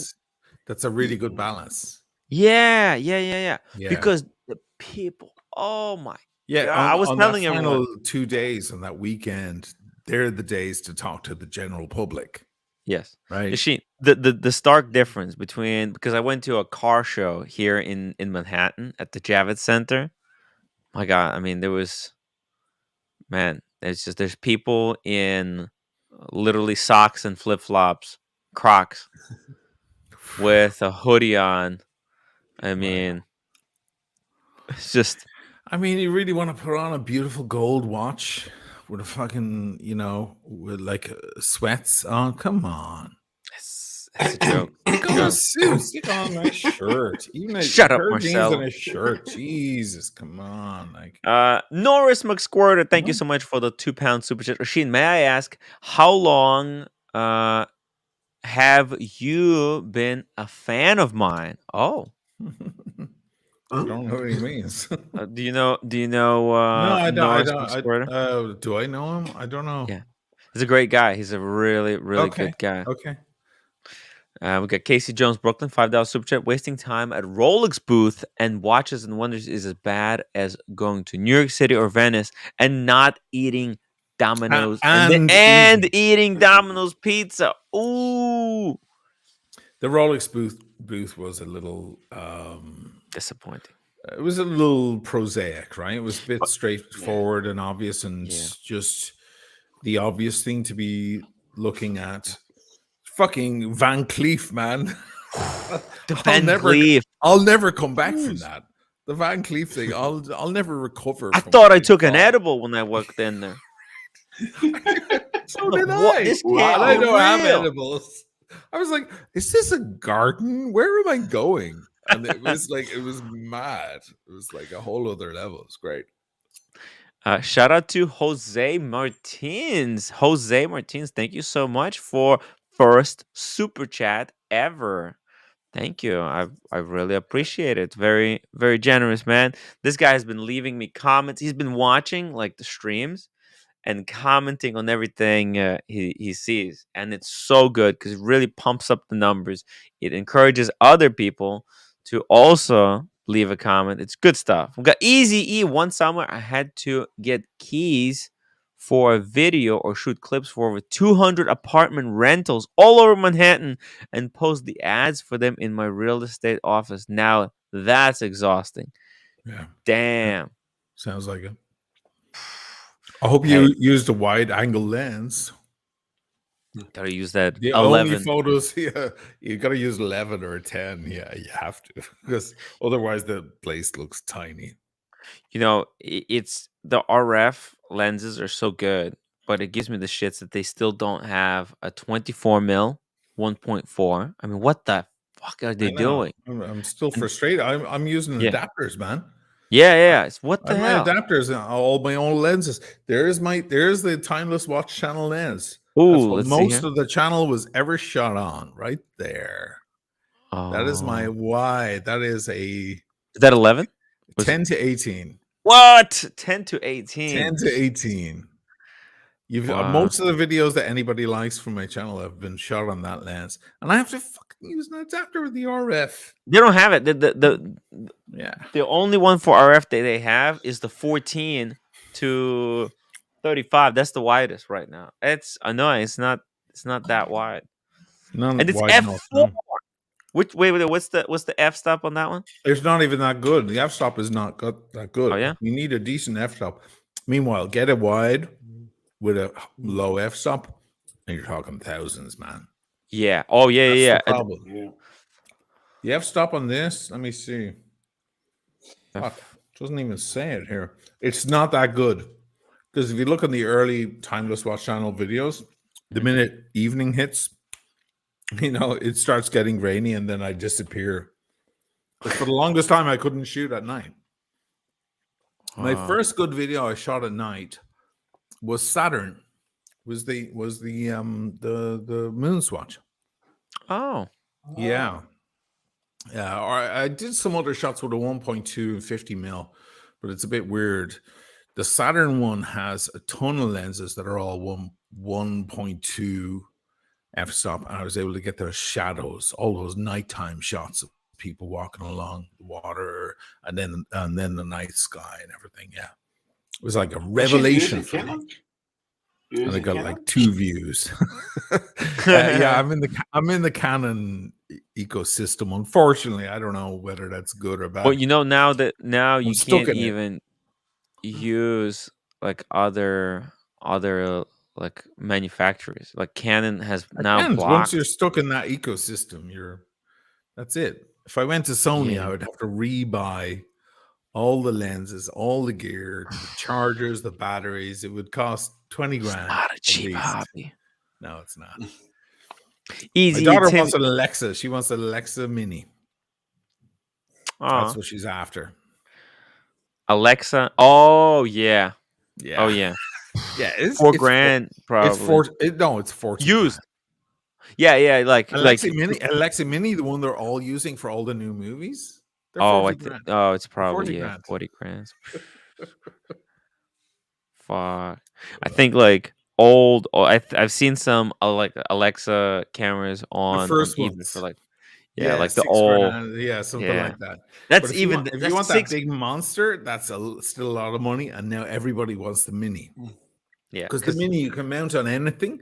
And it's the box. same exact quality. Yeah, and you're shooting movie level quality. Yeah, like it's true film, true cinematography. Yeah, man, that's passion. That's passion for. Yeah, Hansi Herzigen is saying Ari. We're talking about the Ari Alexa. It's the I said Alexa. Yeah, it's the Ari Alexa. No, he's not. Oshin is not talking about the Alexa. Not the Amazon. Yeah, not that one. I'm talking about the Ari. Yeah. Oh, yeah. I'll which, just. by the way, up. has its own look. There's Ray. I'm trying to figure out the problems with Ray in this. I think I fixed it. I think I might have fixed it. Let's hope so. But you're shooting the movie there all on raw. Then you need to upload this. You need that computer that costs you like 10 grand. Only the computer alone. No. I think you're fine. There you go. No, you're fine. The memory cards will cost you a shitload of money. I think it just goes straight to like an external SSD nowadays. Yeah. The thing you have to, when you're editing the movie with this, I mean, your computer is actually boiling. Yeah, I know, because it's you're like shooting it raw, and it's all logged, like 8K logged raw. Yeah, but you can shoot a fucking Hollywood movie with this. That's the fucking Mini. Hey, there's a Canon lens. They're using a Canon lens. Yeah, you can attach any lens you want to that. Yeah. You can get a Stanley Kubrick lens and stick it on that thing. It's the best. Yeah, man. It's what the dreams are made out of. Yeah, Ray, thank you so much for the €2 super chat. Unbox my moon watch today, the one that did not fail. Hey, congratulations, Ray. He's got a moon swatch. Nice, man. Yeah. Hey, that's pretty cool. I still don't have one. Yeah, Marcelo. Which one would be good for Marcelo? Probably the Mission to Mars, right? I don't know. Marcelo seems like a Mission to Mars type of guy to me. Norris McSquirter, thank you so much. I'm gonna read this one right away because he gets antsy when I hold off reading a super chat for too long. Norris McSquirter, thank you so much for £2. Asheen, I championed Mr. North at the Village Hall. Oh yeah, fuck. Sorry. There you go. That's great. Okay, I can't remember that show. Village Hall, like, where's that? In New York? No, I think no. He's from Great Britain. I think he's from Britain. He's a British guy, or maybe from Village Hall. We didn't play that many gigs in Britain. Oh, anyway, Tim, you need to start making a fundraise for Japan trip. Yeah, we'll go. Well, soon. I just need to get a few things. You know, I'm gonna be very busy tomorrow and after tomorrow, because Boston Collector is coming to New York City. We're gonna go have dinner with him. I'm gonna hang out. Cars and Chrono picked up a new watch. He wouldn't tell me what it is, but he went to Watchbox today, and Tim Massa pulled out some piece. He got it right there and then. I wonder what the hell could it have been? Oh. Easy says, and Apple says you can shoot a movie on the iPhone. Yeah, sure. Technically, it's even not true. Like, they could be sued for that statement because the color balance isn't right. Like Netflix have a minimum requirement. Mm. Not even my Canon R5 meets it. And Really? some of the Red cameras don't even meet it. Yeah, Jesus. it's a certain color balance for whites. Oh Because you shit. get a lot of No, flushed I out mean, whites, man. They have to be you, under you a certain brightness level Uh-huh. to qualify for Netflix movie. Because of course everybody yeah. wants to make their own movie now. They're all making their own Yeah, movies. everyone is a fucking Everybody's movie a maker. fucking movie Yeah. maker. Everybody's Martin Scorsese in their bedroom, right? So they're sending in stuff, and there's a requirement. You better be shooting on Alexa, Ari Alexa. Sorry if anybody's like Amazon thing is waking up right now, going, "How can I help you?" You better be shooting on that, or on a Red Dragon, or a Scorpio, or an Epic one. You know, Red otherwise cameras. you're out.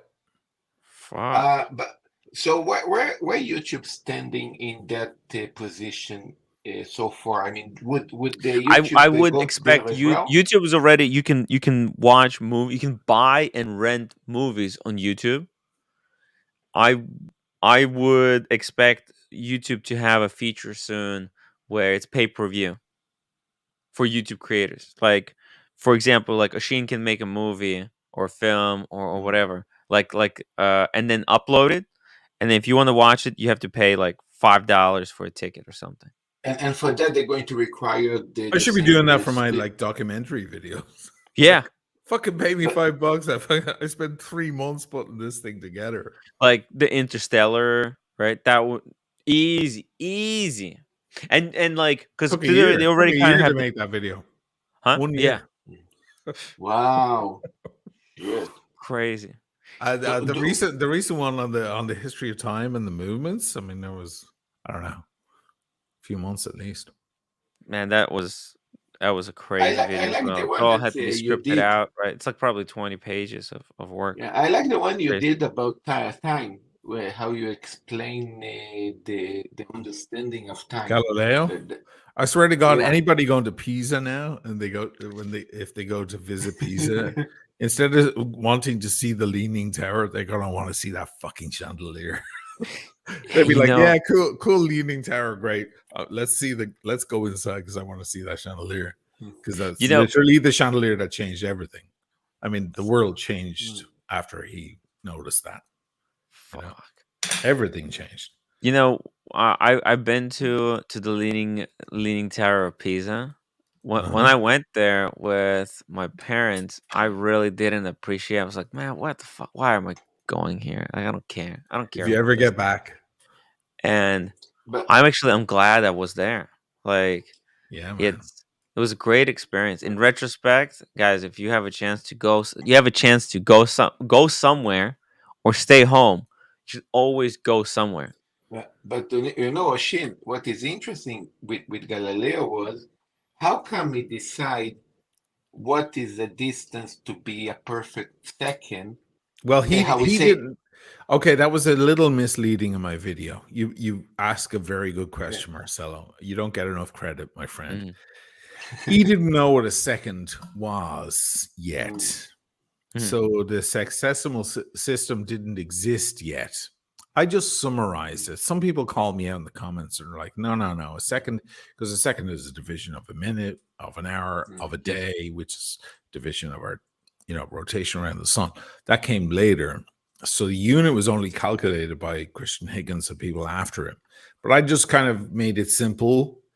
Yeah. I have when I'm telling a story in a video, I have this guy over my shoulder, this big dude in a cloak going, keep it moving, make it interesting. They're going to get bored. They're going to click off, Yeah. This kind of, that guy. And he's like, fucking, don't waste any more time on that. Yeah. It's to keep the flow and the narrative arc working so that you enjoy. You're sitting there drinking your wine and smoking your cigar, and you enjoy your evening as you watch it. So I have that guy on my shoulders. Otherwise, I'd sit there and talk about every last detail to the nth degree, and we'd never get past. It would be 19 hours, the video.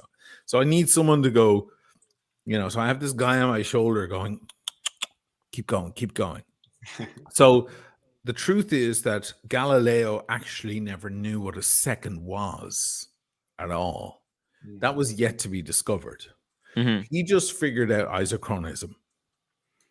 It was more Christian Higgins that really, that was when that system came together, which, by the way, happened because of our hands, a division of our fingers, dividing up, because it's an even unit, 12, 60, 120, and so on. Yeah, And exactly, because you can separate the time in any figuration you basically want. You can separate a day. You can separate in 24, in 30, in 50, yeah, but whatever you want it to came do. from our hands. It's the same as the decimal system, my friend. Why do we count things in 10s, 20s, 30s, 40s, 50s? It's because we have 10 fingers. Most of us have 10 fingers. That's where it came from. So it's the most primitive thing. But yes, Galileo really wasn't thinking about how long a second was. He just figured out that that thing existed. And again, Christian Higgins followed him by 55 or 60 years. That's a very long time. Think of it in Moore's law today. Like somebody works out the Facebook algorithm 6, 7, 8 years ago, 10 years ago, and now we're into like Facebook is so fucking antiquated. It's an anachronism at this point. Remember Everybody, MySpace? yeah, What? MySpace. You know, Moore's law, it multiplies every 6 months, right? Yeah. So think about 60 years, 50 years, 60 years back then. It was a fucking long time before people went, you know, Higgins, who, by the way, like, it's a weird thing about Higgins. It's not his coolest thing he ever did. People often assume like this is the coolest shit that even Galileo was the first builder of great telescopes. Like he made the first advanced telescopes. And he discovered a lot about rotating planets. He discovered many planets in our solar system. That's what he was more famous for. And the most famous thing that he ever did was he said, you know what? The sun doesn't go around us. We go around the sun. And he got arrested for that. He was put on house arrest for his dying days. He was under house arrest for saying that we all know now is completely true. Copernicus, by the way, had no balls. He suspected it, but he wouldn't say it because he knew it wouldn't go against the he wouldn't go against the grain. He wouldn't burn the bridges. He wouldn't burn the bridges. There it is, Tim. Don't be Copernicus. Be Galileo, man. Be Galileo and change the world. But anyway, you know, it's interesting stuff how this all came together. But yes, to come back to the original point, the second that's 0.98 of a meter is not really Galileo's discovery because the second really didn't exist at that point. Right. I that blows my mind, like how the hours were established. You know that there's 12 hours in a day. Well, like, you know, 2 cycles of 20. Like the whole thing is just. I want to know more how the modern time was established. Hey, Brian. Hey, Brian. I had to jump on because one of my favorite, sexiest YouTube personalities is on, and I haven't had a chance to hang out with with Marcelo at all much. I knew he was going to say Marcelo. I knew. Oh, my lovely little Marcelo. I love you, Brian. Thank you. Oh. Unbelievable. Tim, if you need to know about the sexagesimal system, just look it up, read it up. Like, it's a very simple system. Yeah. It was all about timing. Look, we have 3 divisions in our fingers.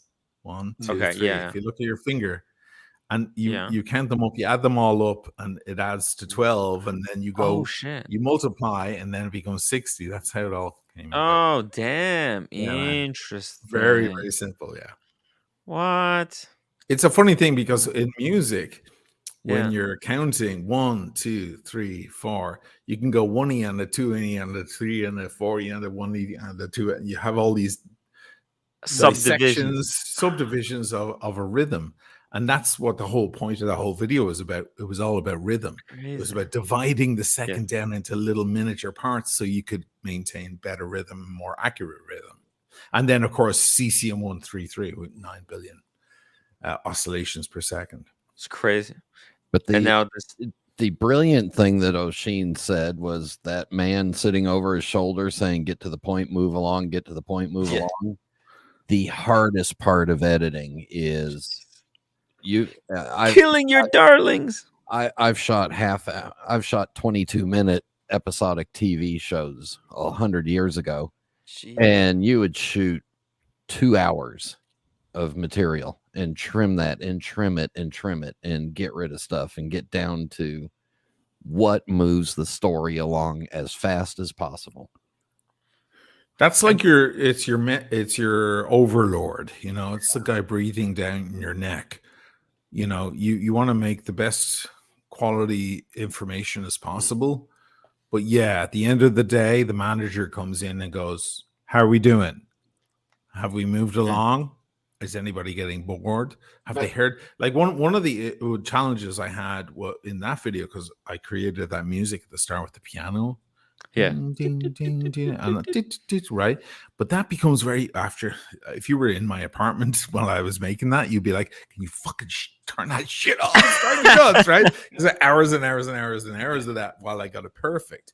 So I had to figure out how long before the average viewer is going to get tired of hearing that sound. And it's only got about a 90-second, 2-minute threshold. Like before you begin, as a viewer, you're going to go, "Okay, I'm fucking irritated now," because that sounds like it's horrible. That's like a mosquito at a camping trip. I don't want to hear it, right?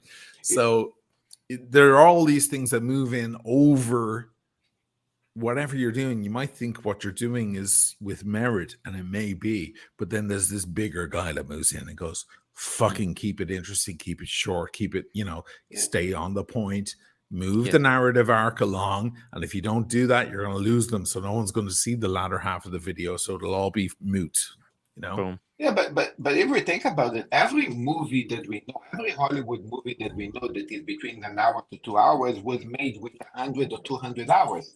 They have like 200 hours in each one of the movies. Actually, I have a watch question. Asheen, you got that Pepsi a couple of days ago. Yes. How do you feel now after wearing it for a few days? What are your reactions? I love it, but I don't love it as much as the Black Beauty. The black. Yeah, it's the Black Beauty, the espresso. When I alternate, the espresso is the better watch overall. I love it though, especially Mark III, the dark colors. We talked about that, but the Black Beauty that's the one. It's still my favorite GMT watch. What am I gonna do?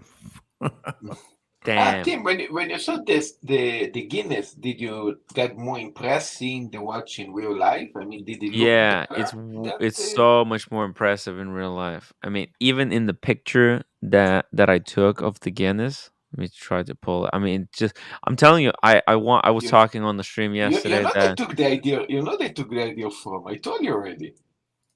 Oh yeah, Hey, from the Marcelo, maybe you will want want one of these. This is so nice. Man, they took the idea from the Seiko 5, Tim. Yeah, I'm serious. Seiko 5, the black with gray, no?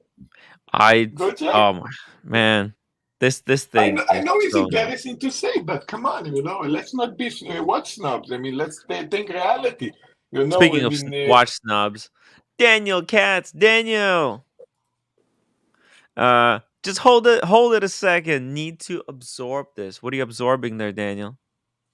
Oh, the whole thing about time and the second after, how the second was worked out or just derived, what Asheen was talking about. I'm making a mess of that explanation, but yeah.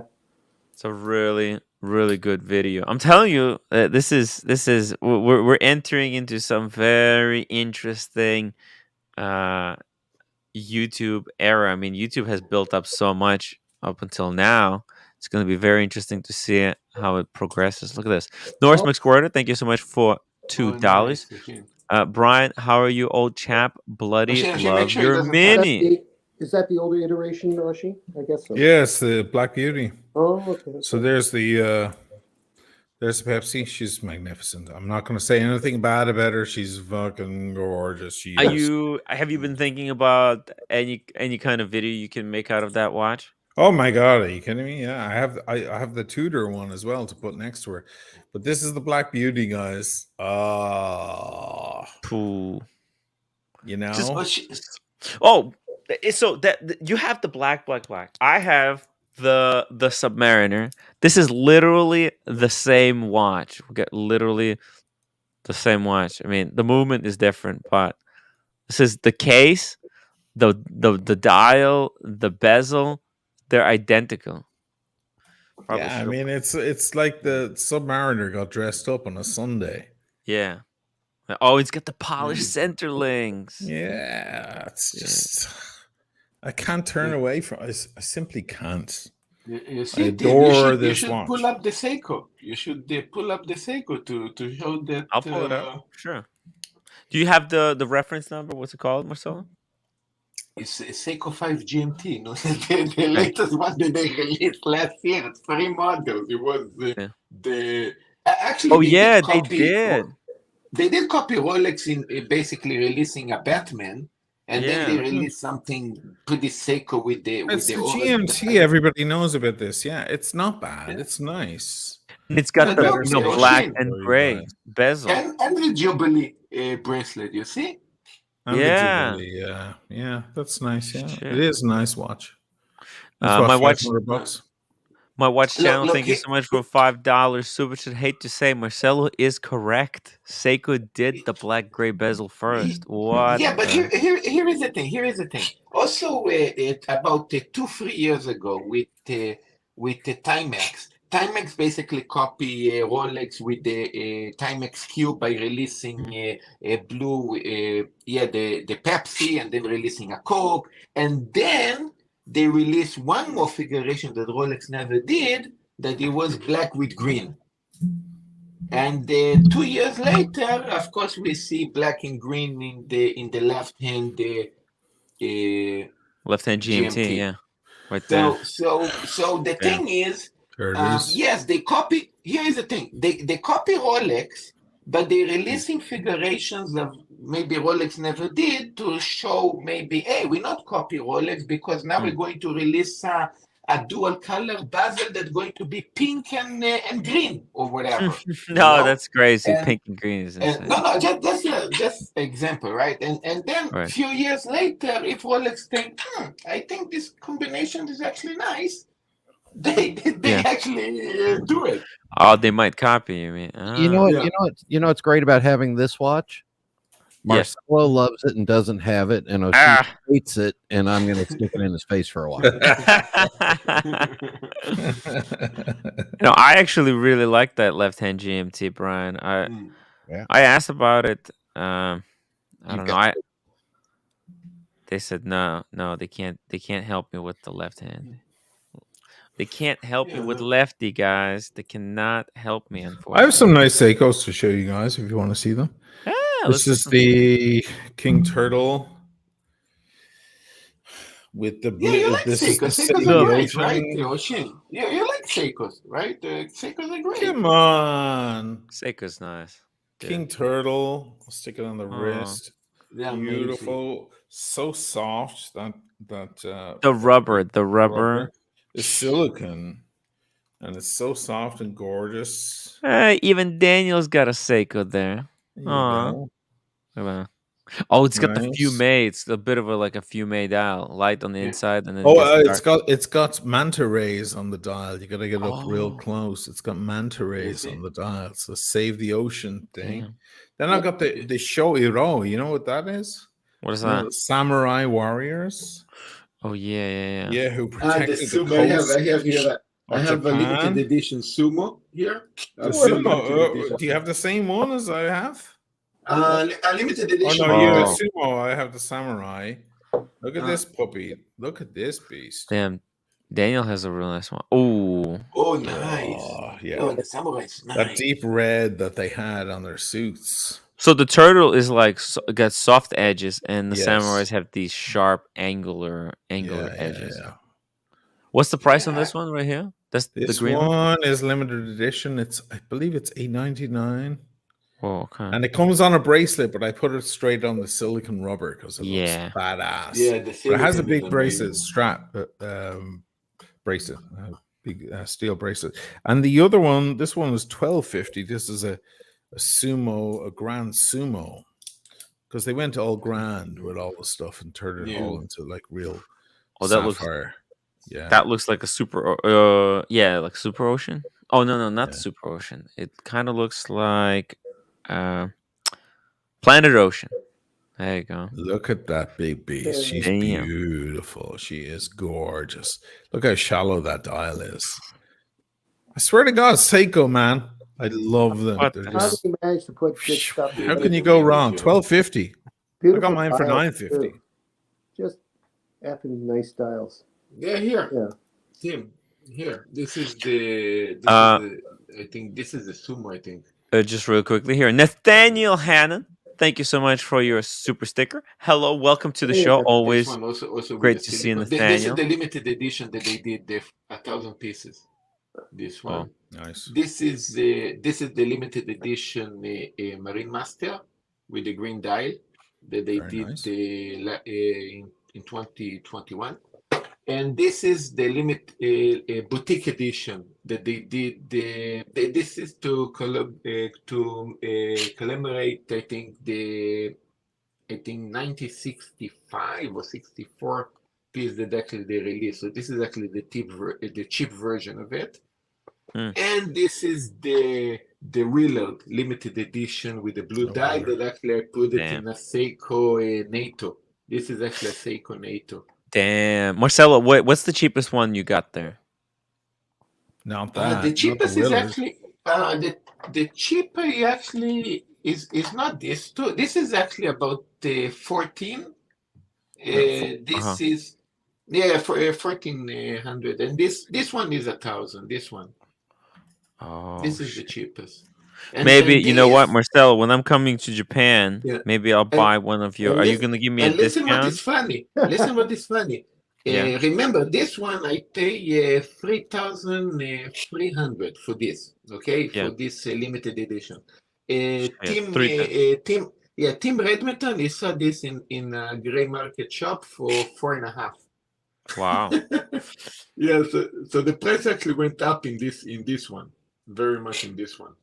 That's a good one. Some of the Seikos go up by a lot. The Seiko Alpinist, Saab 017 went up by shitloads. It's like double the price now. The original one. I got the blue dial Seiko Alpinist that the Hodinkee made a mess of, but I've got that one. Get rid of it, I think. You got rid of it? No, I'm going to get rid of it. You're going to get rid of it? Yeah. You have to do it quickly. You don't have much time left. Thanks. I have a friend that he have the Brian Bay, or the guitarist of Queen, the one that the Seiko 5 that actually they did for Brian May. You want me to? They made two actually. Two. Yeah, he so have both successful. of them. Oh yeah. You have both of them. They went. One of them went huge in value. That was the first one. Yeah, and in the box that was all themed. Yeah, it exploded. That's why they made a second one. Because Brian May made his own guitar. The guitar that we all know from the Queen songs. He built that guitar with his father. It's not he didn't buy a Gibson or a Fender or anything. He built it at home. Oh shit! Now they've made replicas of it. Yeah, they've built replicas of it. But that was a one of a one. Wow. Yeah. I just want, speaking of one of one. I just want to say. No, he's not ready. Okay, it's Diego. Diego, you have Seikos?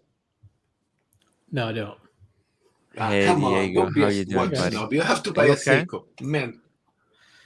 I'm all right. How are you guys doing? Hey, Diego was in a bit of look, the two editions. Wow, who have that? There. Brian? Hey, no fucking of course, way. his name is Brian, so he has to have them. No fucking way. Which is number one? Is it the one on the left? I have to take a hey, put again. I have to take a screenshot. Calm down, Marcelo. Calm down. Here. Marcelo. This one's number 1. See? Holy shit, man! What a beauty! Yeah, there's. Let me get it. There it is. There's. Oh Look yeah, at yeah. that! Look I at should that! have grabbed these things while I could. They're gone now, man. Yeah, And and here- the second one they changed a little bit. Yeah. Gold. Oh man. Number 2 is still available at retail. Wow. Yeah, but they said the number 2 Beautiful. came up to be more nice, even so that the number 1 is way more valuable in the. It's because in the first one. market. That's Yeah. the one I was offered at. Like I was offered that at $700, I think, or $650 or What? something. Yeah.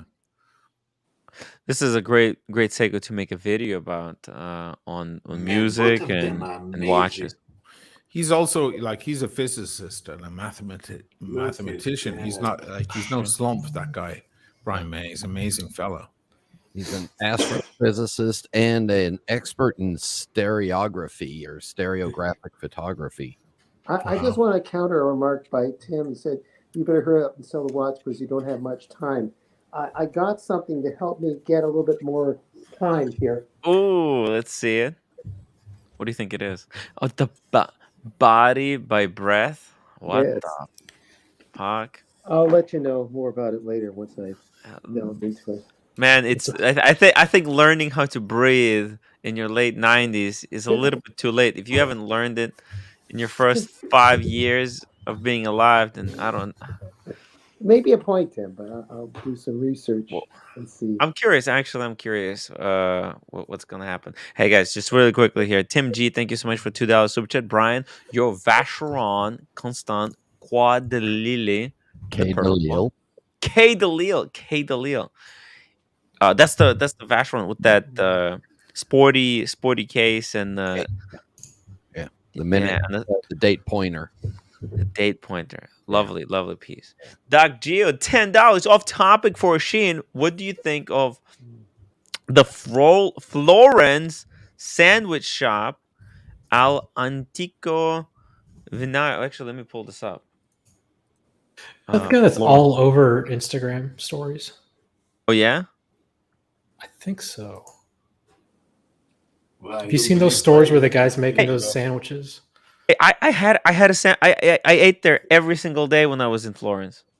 That place, they have sandwiches named after the Inferno, the movie, when they made that movie, Inferno, right? It's in Florence. There's like a whole bunch of scenes that take place there. I think it's so freaking good. Okay, let me pull this down. Look at that.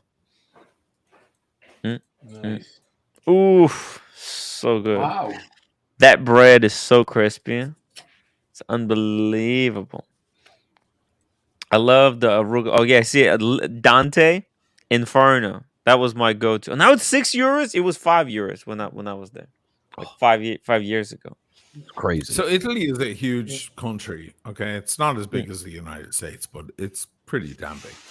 And when you ask someone who lives in the north what they think of something from Naples or from Sicily, it's like you're asking like it's almost something from another country. I'm sure this is amazing. L'Antico Vinaio. I'm sure it's amazing. I have no reason to believe it isn't. The Tuscans, they know their food, man. They definitely know their cuisine.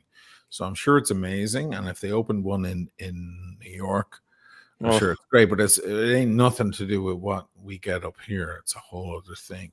You know what they would do up in these regions here in a sandwich like that? They'd put porchetta, which is like a heavily stewed pork, oily pork in the sandwich. Very, very unto, as they say here, greasy, oily. But I'm sure it's amazing. I'm sure it's the best sandwich in the world. I don't know.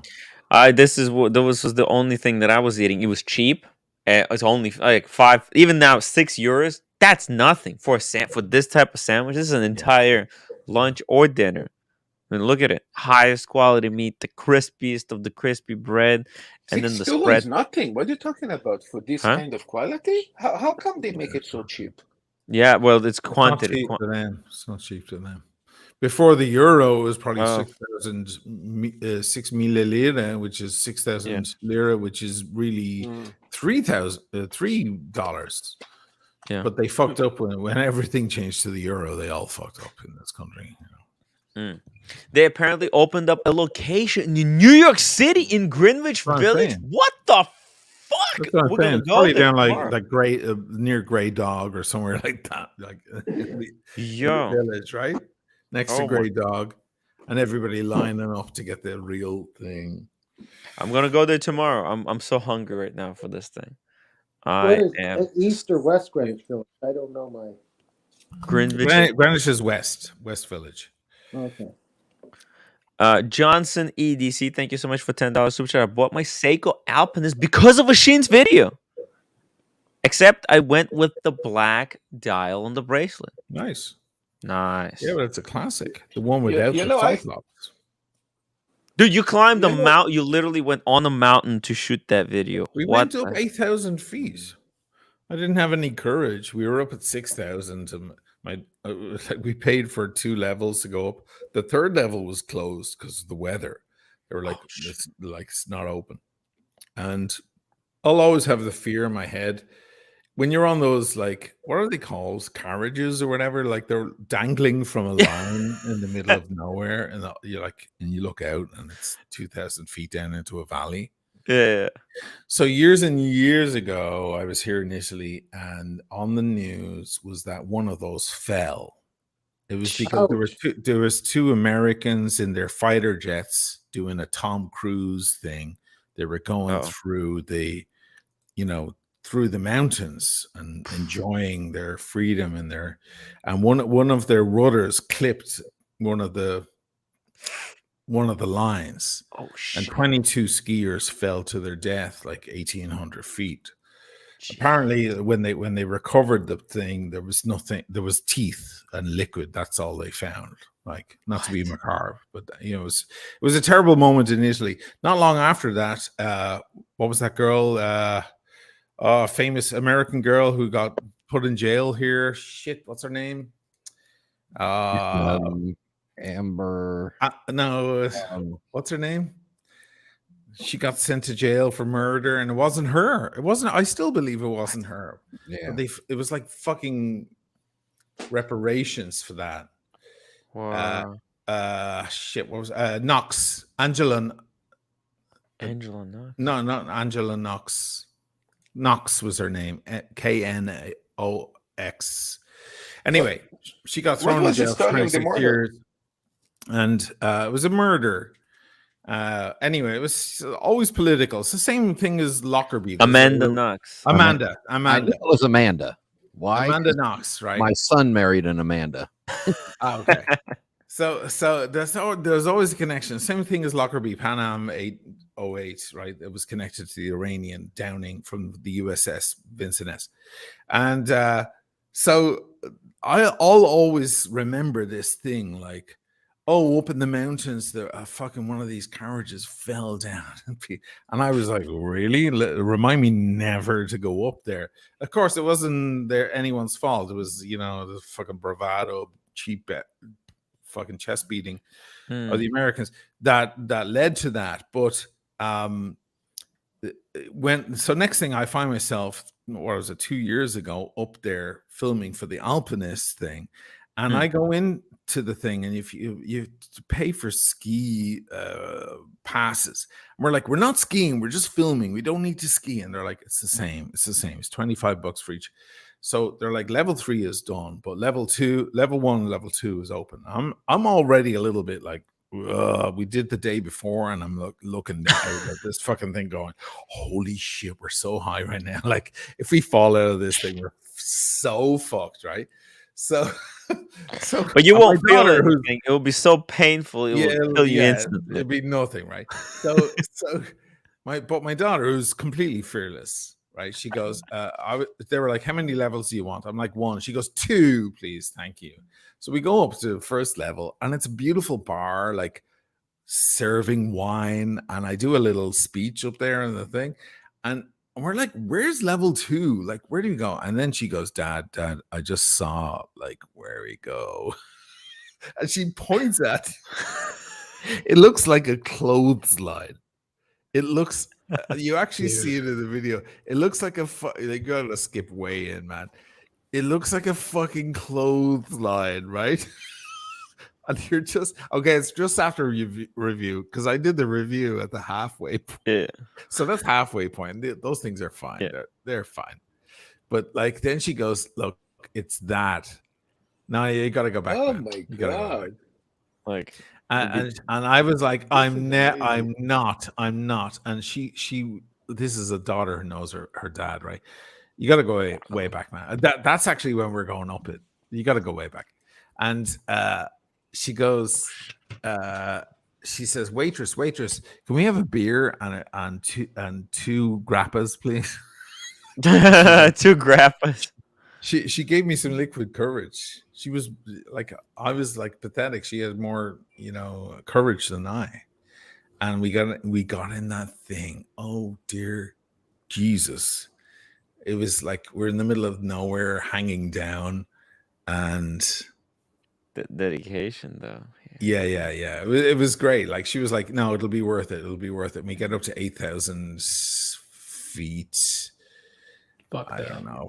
Yeah. Fuck that. Yeah. I mean, the thing looked like a clothesline. It wasn't straight. It was hanging. It was bowing like a clothesline.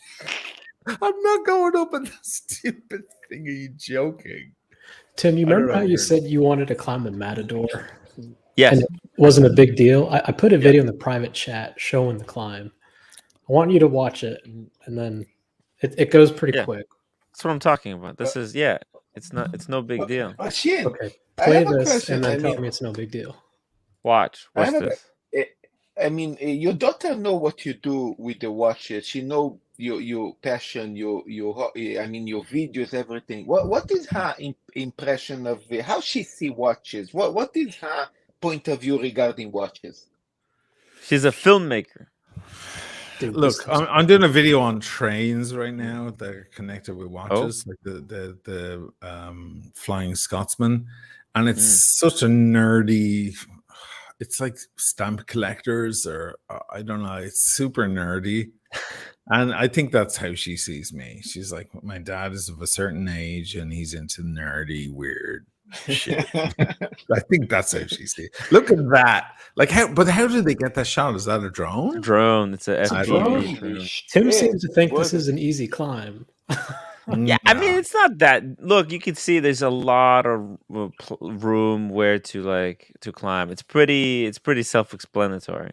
There's a lot of you just have vertical cliffs though. Yeah, that's my but concern. No. It's you can see it. It's pretty much like taking the stairs. It's just a lot of stairs, like taking 100,000 steps. I remember seeing a Walt Disney film as a kid about these guys that climb the Matterhorn. It's called First Man on the Mountain. Yeah. Look, the footage is amazing, but here is a problem. I mean, the cameras of the drone getting better, and because of that, rules become more strict in where you can use it or how you can use it. Tim, you have a drone. What is the new regulations? You can just carry it? I mean, what's going on? 450. Yeah. 450 grams. Under that, you can fly basically anywhere you want to fly. So. Can you imagine obviously there's some parks. Drone hits you. Yeah, you gotta fly above. You're not supposed to fly above people. So when you see the new Mavics coming out with these amazing cameras, it's like you need to be more careful to buy them. This is the thing. The what? When you see the new drones that come out with these amazing cameras and resolution, you need to be more careful to buy them because you might be more strict where you can use them. You need a license. No, the resolution makes no difference. By the way, the timestamp, Tim, in my video is 8 minutes 42. That's when you see the thing. I looked at her. I was like, I'm not doing it. I fucked if I'm doing that. And she was like, get him a drink. It's 42. Will you see this thing? It's like, oh no, I'm not going up there. We're already in the middle of the sky. Like that's us looking down at skiers. We're looking down. That's our view. So if this breaks, basically it's gonna hit one of those rocks and then just rock by rock by rock. It has to fall about 1,000 feet. You've a good few seconds to go. Where's the redundant systems? That's what I want to see. I want to see some redundancy. Because like not controlled by humans. Hey, you want to see some redundancy? No, I wanna OC, see, like, welcome to extra the show. cables, safety nets. There's a redundancy. Oh no, a second backup? There is no second backup there, man. That's what I'm saying. No. Yeah. What's up? Hey, OC, let me just catch up with these super chats because I'm gonna get dead. I'm gonna get dead. Rovan Schaffer, Brian, any update on Disney collection? Nothing You new. plus anything. Nothing new. I got my eye on a couple things on eBay. That's about it. Ooh, he's thinking about eBay. Nathaniel Hannon, thank you so much for $5. It's pretty rich how Florence advertises Dante as Florenti now after exiling him to die banished. He was banished up to Padua, Yeah. up to the north. Yeah. Yeah. Well, listen, it's like they're Yeah, advertising, people they're follow cashing history. in. They're cashing in. They're like, well, he was from here. Yeah, we exiled him, but come see where he was from. I seen the mask. Listen, when the wizard gets arrested or whenever he finally pays for his sins, everyone will jump out and say, I supported Tim and OC from the Yeah. I knew they were right, but Yeah. Hey, I am the first one to hate him because he's the one that created the name Bird Brain. Guys, don't forget that. So I have a good reason to hate. Oh, you have your own. You have your own prejudice. He's got his own grievances with the wizard. My watch channel $5. Sheen Vermilion Charlotte Samurai is fire. Still on my short list to buy. Euromarket only though. Euromarket only. Vermilion. That's before red existed. Before the color red existed, because it doesn't occur very naturally in nature, other than strawberries and raspberries and things like that. True deep post office red or fire engine red doesn't exist. Before that, there was vermilion, which is kind of an orange red, and that's what the original samurai. Their attitude was, I'm not going to go camouflage, because of course there was the ninja and the samurai. They were the opposites, and the ninja would always be wearing black. They would be invisible. You've all seen the fucking Batman movie, right? The first one, Batman Begins, right? It's like to hide in the darkness. Whereas the samurai were like, no, I'm not going to hide. I'm going to show myself as bright as I can to show you that I'm not afraid to fight. And they would guard the coasts of Japan, and they would go out on their ships, and they'd be in this bright vermilion that would shine in the sun. It's like, you want to take me on, motherfucker? Let's do it. That was the whole point about vermilion. Yeah, it's strong, proud. But one more thing, the samurai was a warrior, or more like a bodyguard for the loyal families, and the ninjas basically are spies. They actually come. The ninjas were they were the others. Yeah, they were the opposition. Each each house had their own samurai, right? Yeah. And then, by the way, so this Seiko, it looks like the dial looks like the chest plate of a samurai. Like that. Another trivia point is a samurai. If they lost they usually were loyal to a particular. It's not a king, but whoever their ruler was. Mm-hmm. And when they lose that connection. They're called the Ronin or something like that. The Ronin, yeah. Oh yeah. They're kind of outcasts. The Ronin, yeah. They were pretty dark, but they still used not the Shotokans, not the ninja guns, but what's the other one? The samurai one, the curved. Oscillate here. The curved sword. The ninja cans could break apart. They were like made. Takana? You're talking about Takana. Thank you, Takana. So Dude, they had short and long Takana. I want some samurai armor in my office now. Oh, shit would be so cool. Hey, there it is. 40,000. Oh, this is pretty cool. Came with luggage. Yeah, that's baby. Awesome. Came with luggage. They were pretty badass. Love the horns. With Robert De Niro, called Ronin. It's a twist. Well, I was set in France, and they were because they were the rejects of all the different They were the criminal rejects. So that's why they were called Ronin. Yeah. Right. Okay. Yeah. Well, I think there was a period where like a lot of like a lot of like what's it called, like aristocracy lost control of the samurai, and they were like basically unemployed. So that's they the created whole point. like an entire period where just a lot of professional. If you ask me, the coolest were the ninja. I mean, those guys were a whole other level. They learned how, like close quarter combat was so different. They would use the butt end of the blade more than they'd actually use the blade. It was all close quarter. It was all. Oh shit! They used to be assassins. Yeah, they were used assassins. to hire them as assassins. Yeah. And they would use the ninja-kun, and the ninja-kun didn't have that long swinging blade. It was assembled and dismantled in the same evening, like De Niro in Godfather when he assassinates the Black Hand and he throws away all the pieces of the pistol in the rooftops, the chimneys. The same way they would actually dismantle their own armament, and the stopper between the handle of the blade and the blade was diamond shaped or square shaped, and it would be sharp, so they could use that. Whereas the katana was round. It had no weapon. There was no weapon element to it. If you ask me, between the two, the ninja were the superior. But that's just me. Because as assassins, they needed to use everything as a weapon. Everything that can be available to use as a weapon to do the job. Right, exactly. That was the idea, and that's why they were all in black, completely in black, and they were. That's why people would say the ninja they were capable of invisibility. No, they weren't. They just knew how to hide in shadows and in plain sight. That was part of their art. It's actually a very beautiful history.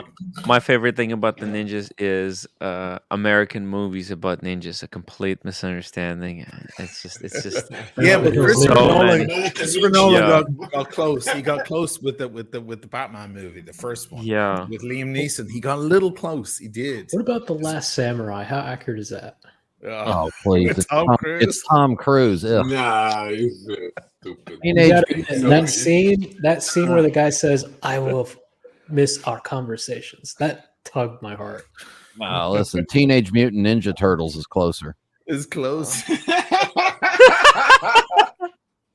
Bebop and Rocksteady. Oh, the Seven Samurai is the one you should be seeing, or Crouching Tiger, Hidden Dragon. Seven Samurai. So what was the was a masterpiece. The other one was Tower of Blood, Tower of Blood, or and then there was there was another one that was also same era as the Seven Samurai, and I can't remember it. Throne of Blood, something like that. I'm trying to think. Yeah. Oh, Sanjuro, Shogun Assassin. Abraham Lincoln, Vampire Killer. Here, go ahead. Ray, thank you so much for your 10 euro super chat, gentlemen. A huge thank you and respect, especially you, Timmy. Every night you're there for us. Just home from second night of an Irish wake. Oh damn, Irish wake. Lovely to come home to you. I love you all, even you, Marcelo. Oh, thank you. Fuck the cartel. By the way, speaking of cartel, I have some stuff here to show you. Oisin, you're gonna maybe you should close your eyes when I show this stuff. Oisin never saw the stuff from Periscope. Did he? Oh no, that's some dirty shit, man. No, he didn't. But you can pull it up. I'll prepare the next part. Norris McSquarter, thank you so much for £2 super chat. Usi, would you take 10 of my mustard from Marrakesh? Marrakesh. I actually prefer mayonnaise to mustard. So gross. if you're making a sandwich like a ham and cheese or Italian sub or whatever, I prefer mayonnaise, Hellman's or Best Foods preferably. But if I'm having a pastrami sandwich or something where mustard is an appropriate condiment, I prefer French's yellow mustard, not Golden's or a dark or brown mustard. You You want to say Dijons? Dijon. No, not Dijon. I prefer the French's yellow Just the yellow. mustard. So Yep. yeah, just the straight old yellow. So I doubt that the mustard from Marrakesh would be to my liking. But thank you very much, Mr. McSquirter. Wow, I like it. So you're French over British. I like it. Holy shit! What's that? No, Watch Channel says to monetize drone footage for commercial use, you need your part of 701B license. What the? It's like It makes that's why I ask you, Tim. That's why I ask you, because you do need a license to use the specific drones. Shit. Especially here, try doing it in Venice. You get a fine 4,000 euros. Fuck. Yeah, you can't just you have to get clearance from the Comune, from the airport, and from the police. What the hell? Otherwise, they'll find the shit out of you. And a lot of the young kids, like TikTokers and stuff, they go on the other side over to Giudecca because they can get the line of sight from over there, and they feel like they can't be grabbed. But they forget the Carabinieri here are on boats. They'll be over there in 5 seconds. They got nowhere to go. Tim, the license. Daniel, that group had the best shit ever. Yeah. Sorry, I shouldn't say that stuff. Anyway, the big movies that are here in Venice with the Tom Cruise shit and all that, they have those monstrous things, and they go out on the boats, and there's a team of boats, and they all get the permission, they get the license and clearance, the air clearance to use that shit. But Tim, I understood that the license is more like a registration agreement, and for you to understand the rules, the things that you're basically reading, and then you get your license. It's not like you need to pass a course or something. No, you actually have to pass something. There's something here in the United States. Look, I think I might as well do it because if I'm gonna fly a drone, use footage from the drone, might as well get it all done out of the way because it's a good thing to have. Yeah, it's just that you're in New York. The problem is the reason why the laws got heavy here is that somebody was flying a drone over San Marco and it ran out of battery, or they lost control, and it hit somebody in the head when it landed. Yeah, fucked it up. So you can imagine New York is a highly populated area. If you're Kylie Flavel and you're in Tuscany, she can fly her drone anywhere she wants. She gets great footage. If you're Adrian Barker in Scotland, he can fly wherever the hell he wants. There's nobody out there anyway. It's pissing rain. It's freezing cold. Yeah, it's only like in the historical cities. That you don't want to be in a condensed area where there's a lot of people because their fear. And you also need to stay in line of sight. It's not enough that you can see it through your goggles or through your iPhone. You have to have a line of sight. So a lot of people have a partner who has to watch it in line of sight. Otherwise, they're breaking the rules. But otherwise, you can fly it anywhere you want, and then the thing runs out of battery and it hits somebody in the head or some kid.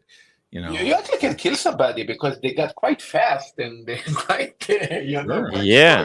Hey, if you're flying it like on the mountain and there's some climber, you can hit him. You can literally assassinate someone with one of those things. So you gotta be don't careful. give ideas.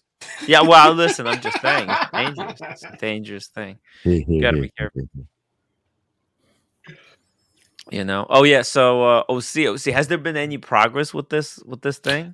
Actually, Jose Perestroika and I have been communicating back and forth. So I'm gonna try and see if he's willing to come on the show sometime soon to explain this. But since Asheen and Diego were on, and they weren't on yesterday when we touched upon this briefly, and I know they're both huge fans of Speedmasters, I wanted to bring it to their attention that this is a feature on Periscope. This guy's kind of a watchdog of the watch community in the sense that he looks out for fraud and Frankensteins and fakes that are out there. And he recently spotted this Cartier crash that was at the Philips auction that we went to and we saw, and that crash was estimated at like 600 to 1.2 million. And because of the questions that he raised about it, it actually barely broke 300,000 and kind of. He kind of sabotaged it. I mean, sabotaged in a good way. Sabotaged the lot at the auction because he raised so many concerns about it. But so he has a history of doing these kind of investigative pieces. So his latest one is about this Speedmaster that sold at Philips again for in October of 2022 for over $3 million. This is CK2915/1. This is the rarest of the lot. This is the one you and I were foaming at the mouth a few months ago, Machine. Oh, really? It's the same one? If you remember. We just Googled like 321 Speedmaster. So after extensive investigation and from some tips, he determined that basically this is a Frankenstein watch. That fuck. Can we get the dial and then we'll get it out of the way. But see, here is the problem. We'll see. Well, let me read the super chat. Give me 1 second, guys. Sure. Norris McSquirter, 2 pounds. Diego, I'm a big. I like how Marcelo, like when I don't want to read super chats, he'll yell super chat, Timmy. You have to read the super chat. And then when I'm trying to read the super chat, he just won't shut the super chat. Norris McSquirter, thank you so much for 2 pounds. Diego, I'm a big fan of you. You are of me too, obviously.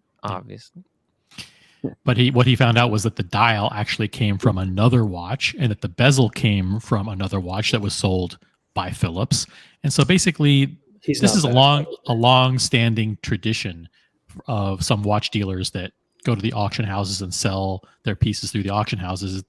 They're not really good at authenticating where the different parts of the watch come from. They just kind of authenticate that it's legitimate parts, but they don't really do the scrutiny to figure out if these things were put together or assembled from multiple pieces. Here is the problem for a very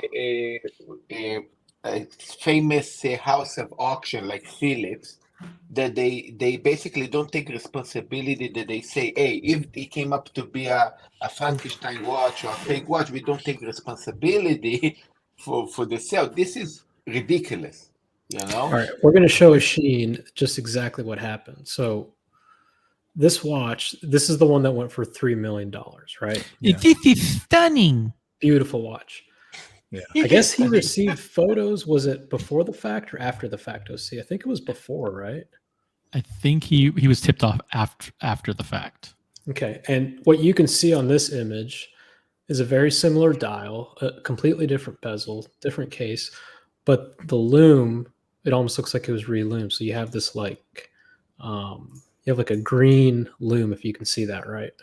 Mm-hmm. Looks blue from here, but okay. Yep. Tealish. Yes. You got the movement. Apparently these movements weren't serialized, so it's kind of hard to tell. Right. The case back. So a lot of reference photos to go back on. Yes. This was a different watch, I believe, OC. In this image, he's just talking about how he thinks the patina in the loom is a little conspicuous, doesn't really track with the other watches of the era. And then he starts getting into the details. So like this image, for example, you've got the one that went for $3 million, and you have the reference photos he received. There are many small, and I'm going to see if I can zoom in here. There are very small reference photos who received. Perez, yeah, Jose Perez. I want you to look at this scratch. Is he Russian? Okay, on the yes, there's a scratch right there. Yes, it's there. Yeah. And then look at look at the blemishes above the loom, and look at the shape of this loom right there. Yes, same. There's your blemish, and the shape. So so it's the same dial, but completely different loom. Look at the loom. So for one, same dial, but they aged the loom. Okay. Okay. Could it not just be the light that's exposing? Because the loom is going to react to the light, whatever flash they're using. No. Okay. Let me go back up really quick. This is the watch that sold for $3 million. This is where we're getting our reference photos from, a completely different watch. Somebody took this dial, aged it, and put it into that case. And not only that, they took the bezel from a previously sold watch at Philips. And so these are your bezel comparisons between the reference he got and the one that sold for $3 million.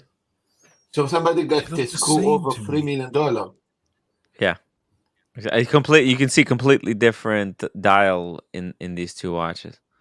That was a black. The Wizard is a joke. Wizard is an amateur compared to this. Well, Philips Auction House versus the Wizard. Well, when it comes to CK2915s, it can get hairy because it's like dealing with Paul Newman Daytonas when you're up at that level, especially Mark ones, the original ones. You're really dealing with high level shit. I would have fallen for it.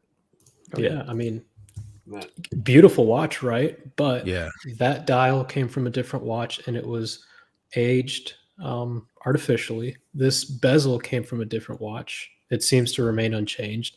The case, who knows? The movement, who knows? Okay, Diego. Perfect vintage. Diego, I have a question to you. Let's say I tell, hey, listen, it seems I got screwed on $3 million. Just tell me how much money I have right now here. Well, I'm going to let OC, if I missed anything, OC, because you're a little 6,000 more US knowledgeable of this topic. No, that's pretty much it. I mean, this is a practice that's been going on for decades, especially with vintage Daytonas for probably the past decade. As those have skyrocketed in value, you basically get 2 or 3 of them, and you get the best parts from each one to put together the quintessential 6263 or 6264 or whatever. If you're very, very good at this, you can do it.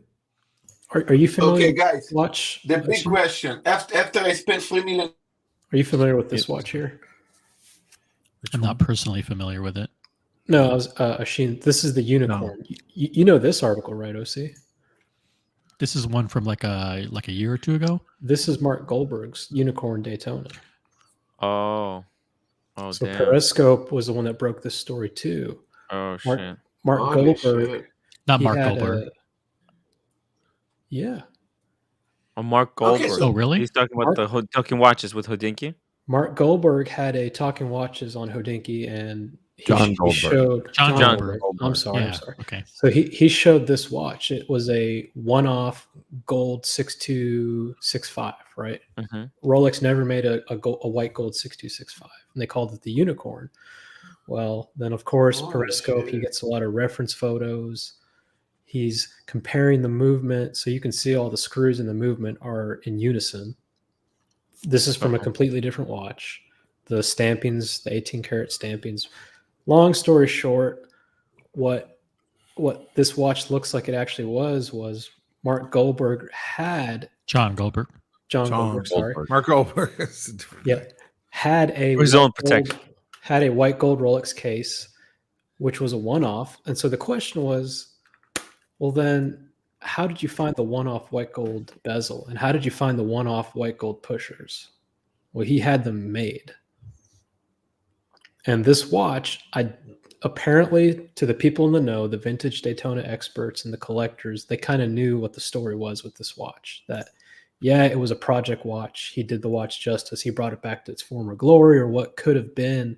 But I don't think it was described like that at Phillips. And how this watch went for $6 million, OC? Something. I don't remember the number. Yeah. The underlying question, of course, everybody has is, are Phillips going to cover it? No, because the famous wine scandal with what's his name, Rudy Kurniawan. That guy got away with selling wines, millions of dollars in wines. The guy had a Bugatti and everything. Rudy Kurniawan, Kurnia. That guy would have nice bottles in restaurants. Say quite often when you have an amazing bottle, like a $2,000 bottle, you drink it with your friends, you walk home with the bottle. He would take the label off slowly with water and put it on other bottles and sell a lot of fake wines. When they busted him, there was a printer and a computer with Photoshop open and a shitload of labels drying in water with tea bags in it to age the labels. Oh no. Yeah. He was like, but they also had a formula. He also had a formula in wine to imitate the flavor. He bought decent wines. He bought Fransac. Like a good, decent Fransac is about $60. It's going to taste good. But can you tell the difference when you're drinking, you're drunk, you're out with your boys? Most of his victims were like, bros, like who just made $1 million on Wall Street. And they want to fucking, they want to give it a Chambertin or they want a Romani Conti or whatever, and they just bring it out and they just trust it. So he would be with them, and he'd be like, "Hey, I brought the bottles and all of that." He also fucked over the Koch brothers, which I'm very Koch happy brothers, about. good. He fucked the Koch brothers for like over $1 million, which I'm delighted about. But but they bought a lot of his shit wine. He was discovered by one guy who used to work for Romani Conti in France. And he, he left quite often. These vintners, they make their own wine then just down the street, similar appellation. And he never made a wine of a certain date. And he saw his own wine of a certain date up for auction in New York. And he flew to New York and he sat at the back of the auction. People were bidding 180,000 for a case and so on, 200,000 for a case. And he stood up at the back and he goes, it's like at a wedding, like, does anybody oppose this marriage? And he stood up and he goes, I never made this wine. I'm the vintner, and there is no such vintage. And it was a house of cards that fell after that. But the guy, he walked away with millions and millions. So I can only imagine some genius. Tim brings up a good point. What's the buyer's premium and the seller's premium? So like that's 5 plus 10, unicorn 35%. So what's 35% of 6 million? Yeah, it's in everybody's best. It's in everybody's financial interest. The brands, the auction houses, the Victor Frankensteins who make these project watches, that they all go for crazy money. The people who get screwed are the people who buy these watches, and then everyone else who has to live with inflated prices that are the result of these. exorbitant. Bottom line, how much value is in dead pieces in the end of the day? Is completely garbage? I mean, if I spend $3 million on that piece, how much? Well, what the article says, Marcelo, is that previously to this auction, these watches were going for maybe 300,000. Like one in like really good condition with 300,000 to 500,000. Yeah. So this one really boosted up the value of these particular references. Oh shit. When I was first interested in the CK2915, when I began in the watch game nearly 4 years ago, I was that was the watch I was after, and it was 120 for a real one with a tropical dial. It was 120. So Speedy Hernandez, thank you so much for $2 super chat. OC sells counterfeit Skechers. It's actually Frankenstein Skechers. I take the soles from one pair, the laces from another, put them all together. Okay. OC, help me out here. How you fix your reputation in an auction after you screw up people in millions of dollars? Well, the guy reached out to the auctioneer and he got no response. Yeah, I mean it's kind of really fucked up. Like at least maybe Roman Sheriff will return him the money. Yeah, at least Roman Sheriff at least Spencer changed the fucking bezel, right? Like these guys are selling stuff for millions of bucks, and they're like, "There's no comeback." It's like Made You Look. Do you remember Made You Look? It was the art scam. They have something in their contract that's pretty much like, you buy it, it's yours. Sorry. Get fucked. You Norris know. Mug Squirter, 5 pounds. Tim, Tad disappointed. The new Daytona ain't a little bigger. It is a little bigger. It's it went from 38.5 to 39.88. On the plus side, currently enjoying the cracking reach around from my beloved Eleanor. I love it. Thank you. And we had Lolex.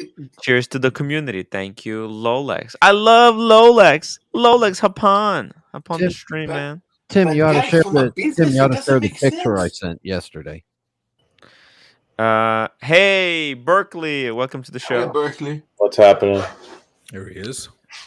Hey. By the way, I didn't extend a formal evening greetings to you, Tim, Brian, Asheen. It's fine. Diego, Marcelo, Daniel Katz, wherever you are, and you now, Buckley. Thank you, sir. My watch channel, $5. Unlike the art world, unfortunately, the watch world doesn't have a catalog raison. So they're after the art. Look, it's happened a lot in art. It happened a shitload. You should look at I Made You Look or Made You Look documentary where there was just some Chinese genius in Long Island replicating the style of famous modern artists.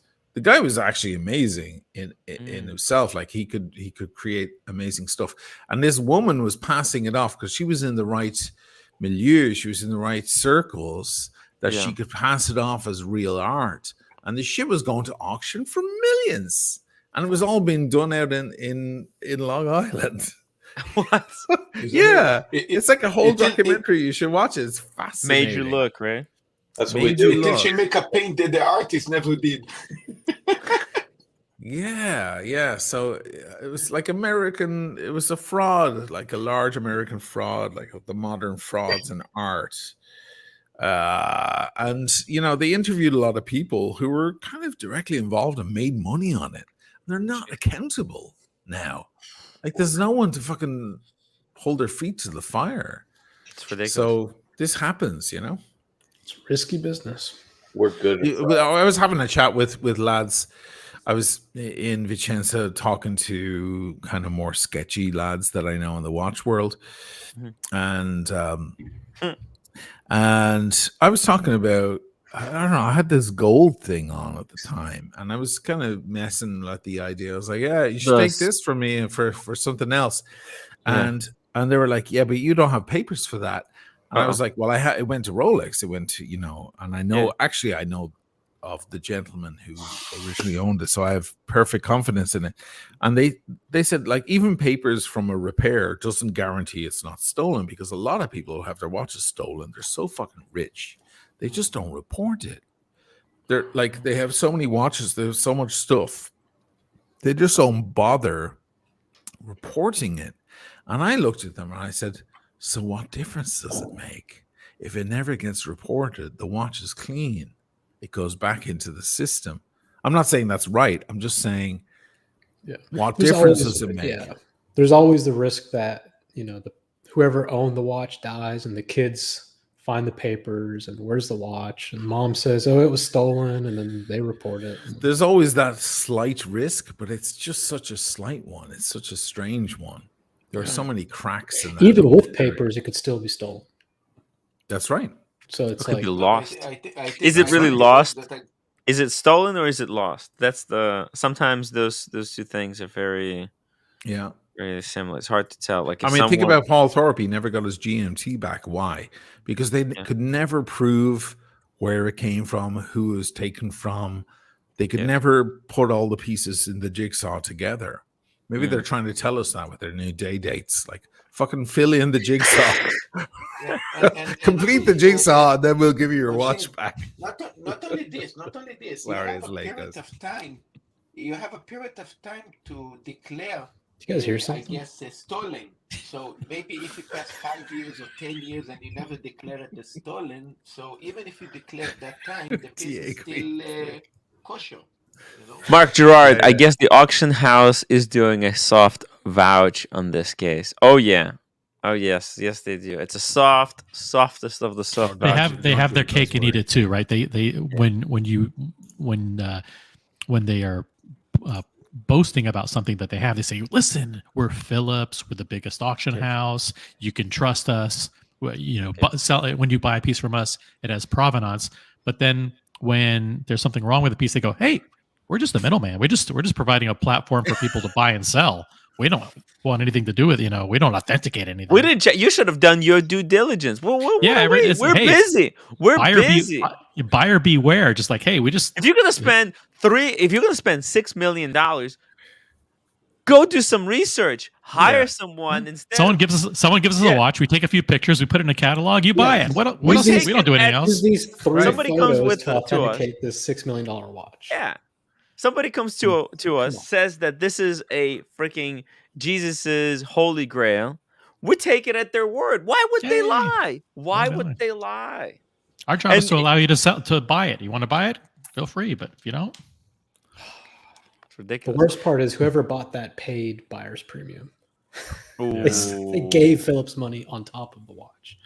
Ooh. Oh. Michael Paris, $10 super chat. No accountability. I'd have him and his family taken. I'd snuff his family in front of him, and then he goes last. Wow. Fuck me Jeez. dead. Tip me off. 3 million. It was 3 million. That's well. If you watch the interviews over that wine scandal with Rudy Kamarian or whatever his name is, the Koch brothers, one of the Koch brothers is sitting there talking about it. He's got a cellar of wine probably worth, I don't know, 50 million or more behind him. You know, thing like bottles from 1786 and stuff behind him, and he's just kind of sitting there about how he felt. I was so disappointed to find out. He's not as disappointed as we would be if we bought a 1946 Cheval Blanc or whatever and wasted all our life savings on it. Like it's just another commodity for him. It's like the price of doing business for him. So he's really fucking with the right folk.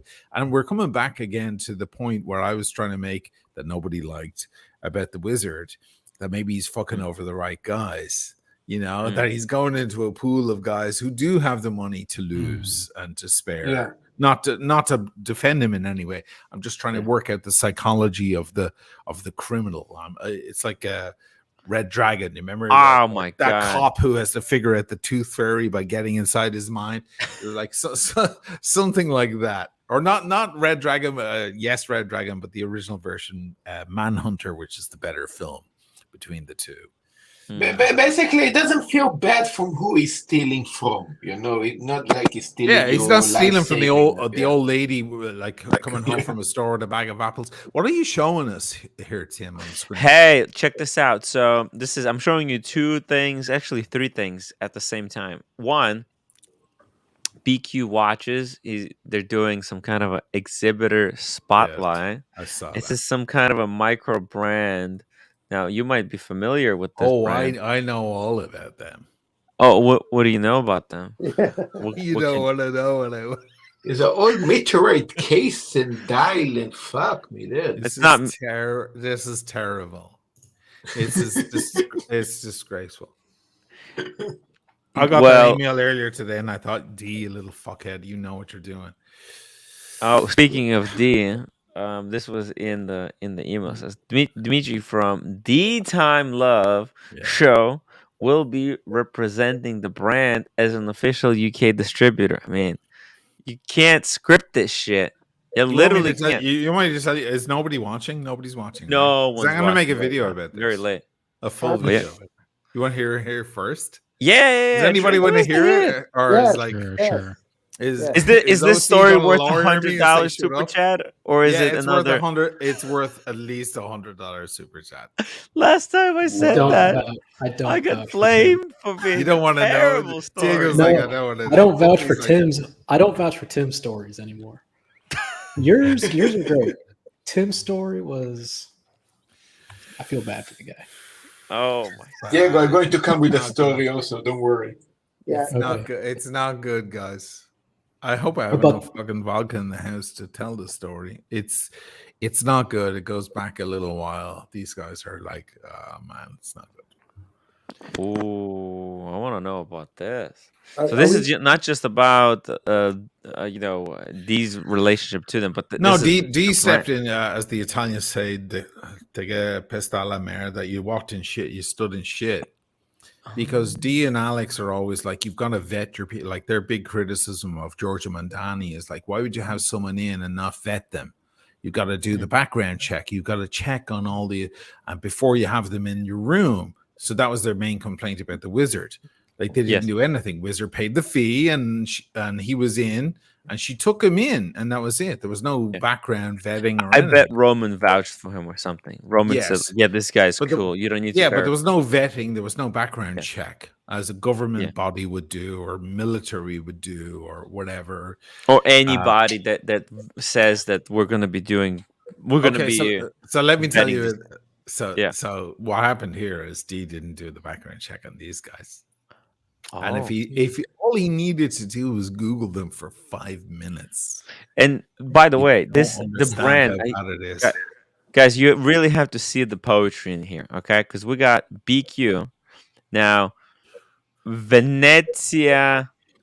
Venezianico. Venezia is the name of the town I'm in. Venezia. Yeah. Yeah. And Nico. And Yeah, there's right. Nico, and you cannot script this. You can't script this shit. You can't. I mean, it's can't. the You worst. Fact is always Holy stranger than shit. fiction. Always stranger than fiction. I Always. cannot. I mean, I almost spit my drink when I was like drinking coffee, and I saw this email. I was like, "What the hell?" So this is a god tier watch. God tier watch. God tier, mate. God Good damn it. deal. By the way, I just wanted to express that I have been in touch with 3 of the people today. Who were impacted by Stefano, and we will have maybe some updates next week. Want to give them a little bit more time. A couple of them are on vacation, and we just wait for them to get back. And by end of next week, we should provide an update.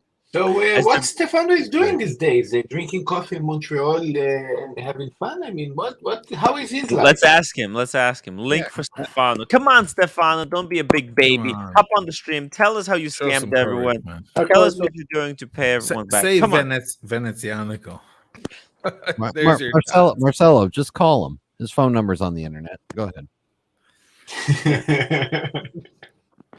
All right. What is this dial made out of? The dial and bezel. It's scary looking. Looks like plastic. So is the great is Buy Ashim ceramic. tell the story, or are we waiting for $100 super chat? Or? No, just well, look. All right. We'll get it after the story. I think people don't trust me anymore.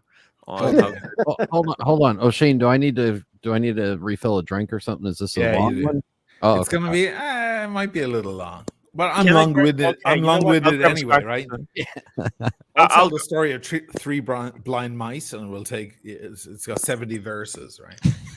Brian, as long as you recover from all that matzah, you're okay. Oh yeah. Oh my God. I'm very well recovered. Thank you. Yeah. I hope These guys were called Meccanica Veneziana before, machines from Venice. That was their name from 2 years ago. People reached out to me saying, "How come you're not doing a video with these guys?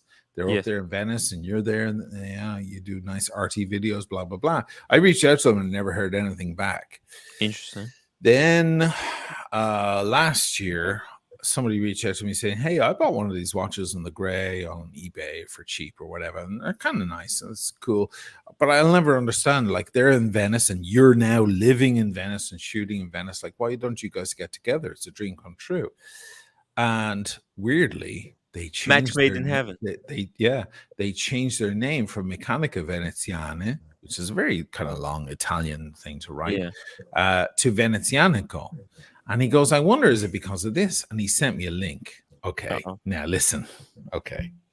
Here in Italy, they have their watch gurus, just like we have, I don't know, Nico and Adrian and all these people, who are like the principal guys. Here in Italy is a microcosm of that. They have their own, because not a lot of them speak fluent English.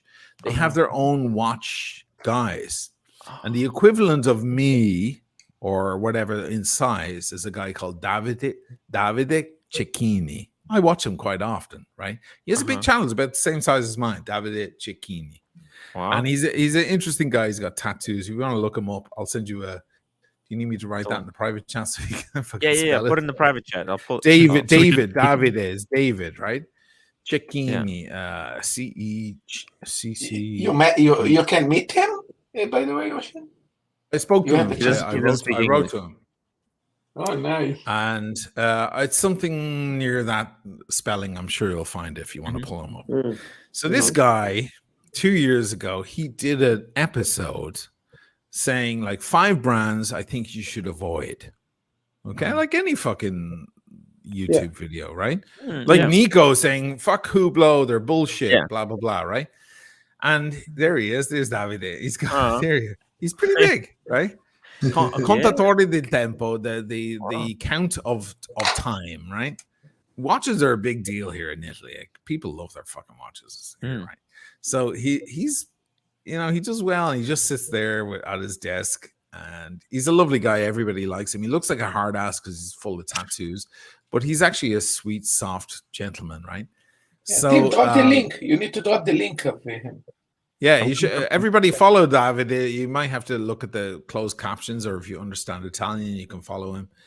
So he did a review or a thing saying, these are brands I think you should avoid. And in one of the brands in the 5 was Meccanica Veneziane.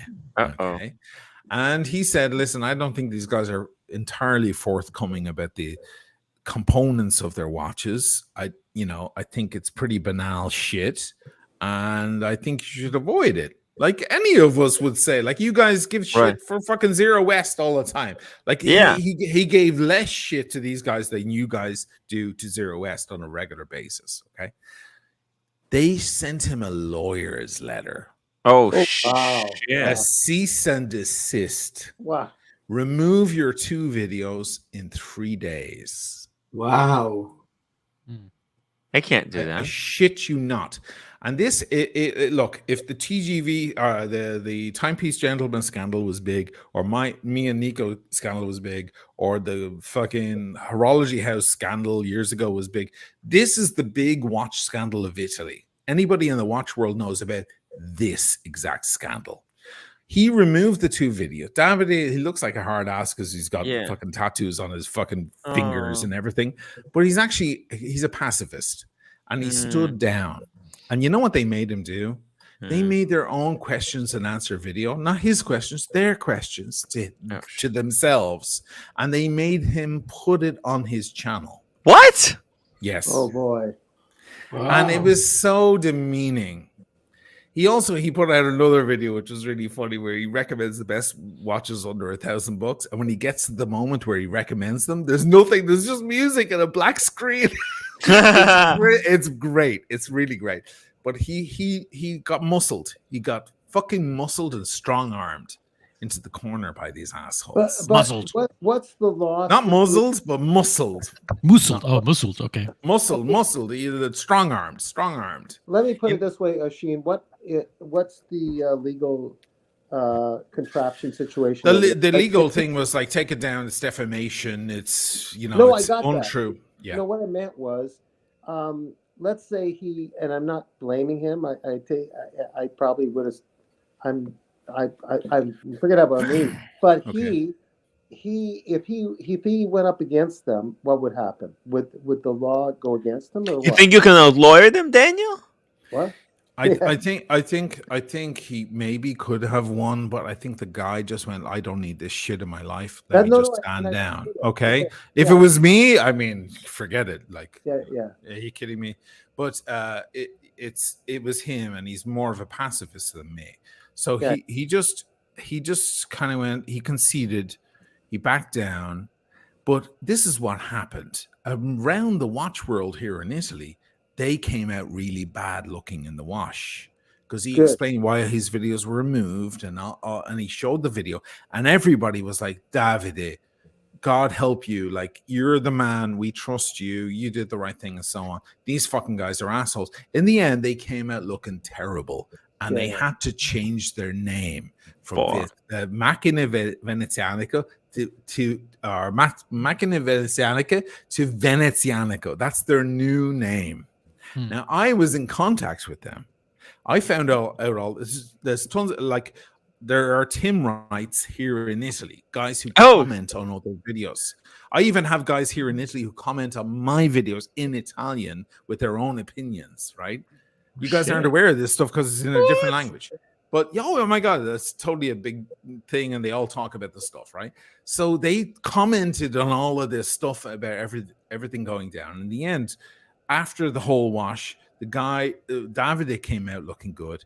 Meccanica Veneziana did not, because of their strong arming. In fact, he says in one of his videos that's still there, because you can't see the original 2 videos because he had to take them down. He's like, all they had to do was call me and ask me. Instead, they fucking strong arm me with a lawyer. That's not fucking cool. Can you imagine trying to do that with you, Tim?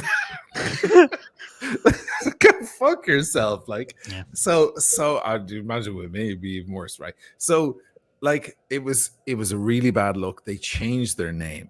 So I got back in contact with them.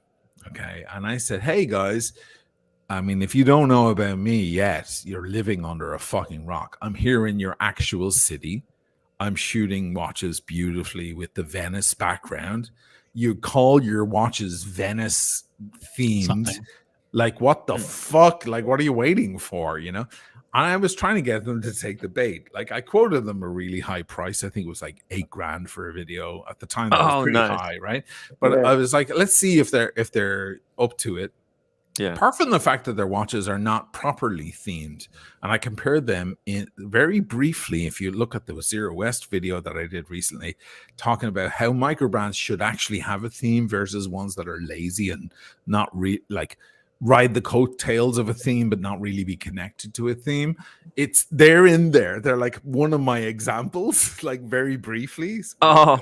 Yeah, as like, don't fucking like, it's nothing. This is a dive watch with a name like Nerida is in the name of that watch. Nerida is the military base here. There's nothing connected to Nerida in that watch whatsoever, other than the back has an illustration. There's no metal from a Nerida submarine, which is the original submarine that the Italians used. There's nothing. They have a Redentore. There's no stone on the dial from the Redentore. There's nothing like Zero West, the lengths they go to, which is very, it's a thankless job for them, unfortunately.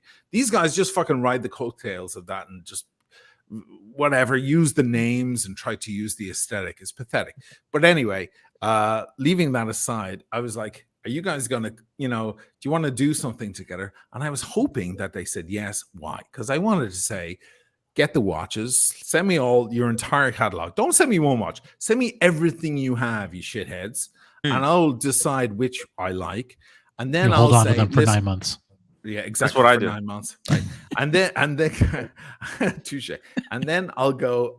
Listen, I have criticisms. I have critiques. Do you mind if I broadcast them and see what moves they made? They didn't go for it. And it's good for them that they didn't go for it. So these guys are just the national shitheads of the watch world in Italy. Now they're trying to export their brand, and they're pushing themselves with D. If D fucking picked up a computer for 1 minute and fucking Googled it, he would find the slew of Reddit shit, of YouTube videos and everything, but he hasn't done that work. Why? Because they're probably offering him 10 grand to be part of their fucking thing, because they can escape the Italian mess they left behind, because the entire watch community in Italy knows about their strong arming Davide, who remains one of the great guys. Davide is one of the most loved guys. He's like Austin Daniels. He's like, he's got the perfect reputation in the watch world here in Italy.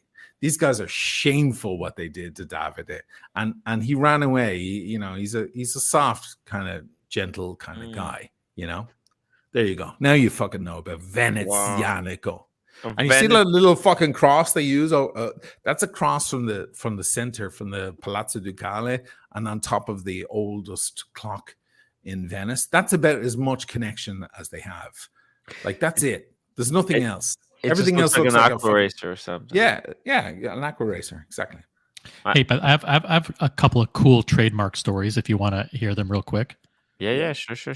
Since you were bringing up those kinds of issues, so just from the Wall Street Journal from yesterday, you're very, very familiar with the chain Chipotle, right? Yes. They're very big in the United States. I used to eat Chipotle all the time. I love that. Killing people freshly. Yeah. So and there's also in the New York area, I'm not sure how prevalent they are, but there's also a chain, a very healthy chain called Sweet Green. Yes. And Sweet Green does salads and very, very healthy fare. Bowls and those kinds of things. Well, last week, Sweet Green announced a new menu item, and that item was called the Chipotle Chicken Burrito Bowl. Mm-hmm. Yikes. Chipotle didn't like that at all. Yeah, right here. And the Chipotle Pepper Bowl is here. Yeah. So last week, Chipotle sued Sweet Green for trademark infringement, and now Sweet Green is in the process of removing the Chipotle from all of their menu items. But what is it? What is it? Chipotle? Is it Chipotle like a trademark? I thought it was just a dish. No.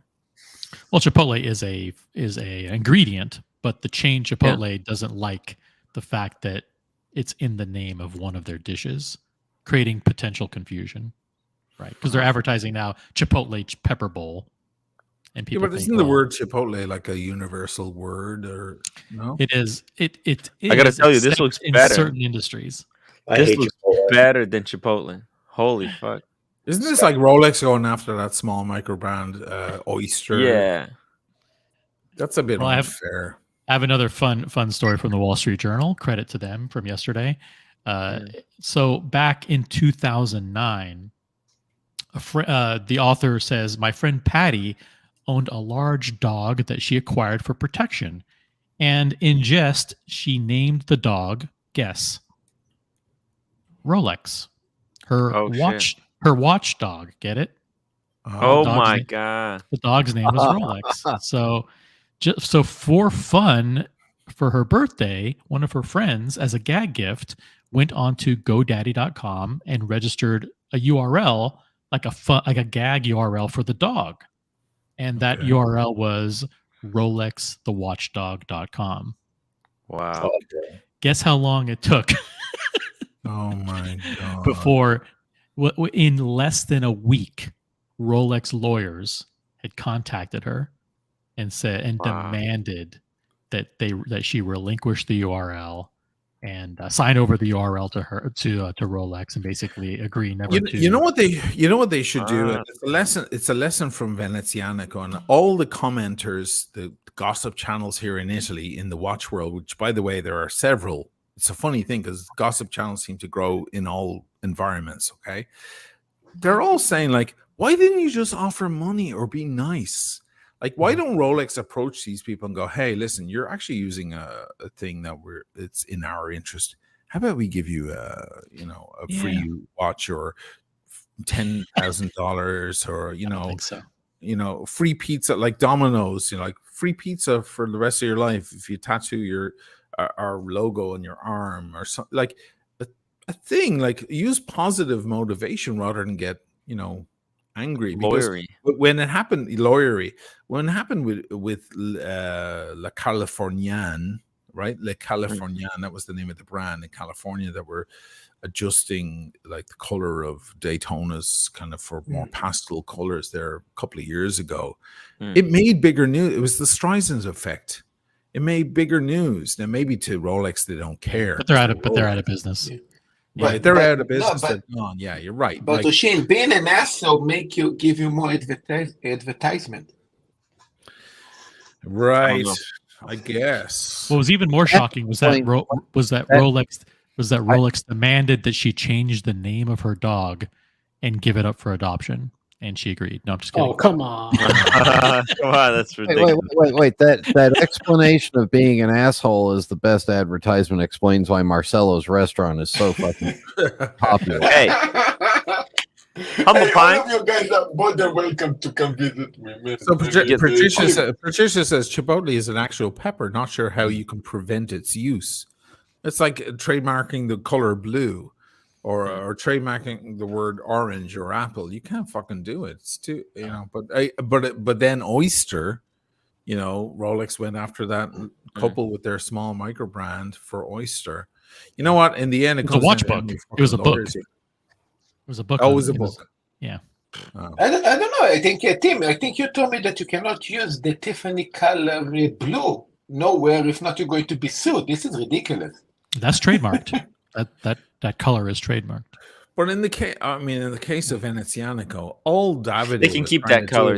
I don't like that watch, which we say every single day for many, many different watch brands. And so many people say shitters. It's a shitter. Just look at OC, calls everything but a Rolex and an AP and a Patek a shitter. Even Tudors. Like you could go after him for just that. And that's all he was trying to say. In fact, Davide wasn't even saying it was a shitter. He was just saying this is not such a great brand, blah, blah, blah. And they fucking went after him. Like, who the fuck do they think they are? You can't do that. Hey, do you guys think that story was worth $100? Super chat? No. That's a good story. Hey, it's not finished yet because these guys are going to host them. They're going to host them at BQ Watches. Oh my! And I'm going to be there. You're going to add a lot. I'm going to inform everybody about this entire story. I want to find out. Not only are Venezianico going to suffer, but so is D for hosting them and not doing any background check. How does this help BQ watches? And how does this help them in any way? Anyone else? Is absolute garbage. You should fucking walk away. A lot of them should walk away from that horse. Is anyone else? I told a certain person that, and they fucking walked away from me. Is anyone else as immature as me? And when you hear D, you think D's nuts? These. I've been thinking how I can incorporate it for like the past 30 minutes. It's been weeks. O'Sheen keeps saying D, and every time he says, I think D's nuts. What's wrong with me? Power of the trademark. A bit of a disappointment here. Rob Nuds from Fratello Watches, which is a reasonably big site, I think, did a good review of this Venezianico. Venezianico? I think it's just out of ignorance, maybe. He didn't really... No, they're probably paid placement. A lot of these magazines. They're doing a lot. They're doing a lot of paid placements. Oh, damn. Okay. And listen, the watches actually could be good, but that doesn't take away from the fact that they stepped over a line. Oh, yeah, I hear you. Totally. I mean, they could try that with me and Timmy, and then good luck to them. Oh, man. Timmy. Can you imagine trying to shut down? Can you imagine fucking Hublot trying to shut down Nico? You can't do that. Nico can say if he thinks it's shit or not. Mm-hmm. Hublot can't do it. By the way, just for fun, Blondie is registering Tim's Rolex something just to see how fast she can get the cease and desist letter. I'm gonna get the cease and desist letter. That's not what I need right now. She's gonna register Tim's Rolex, TimRolexRights.com, and let's see how long it takes. Or how about Tim's Rolex tattoo? Tim's Rolex penis tattoo.com.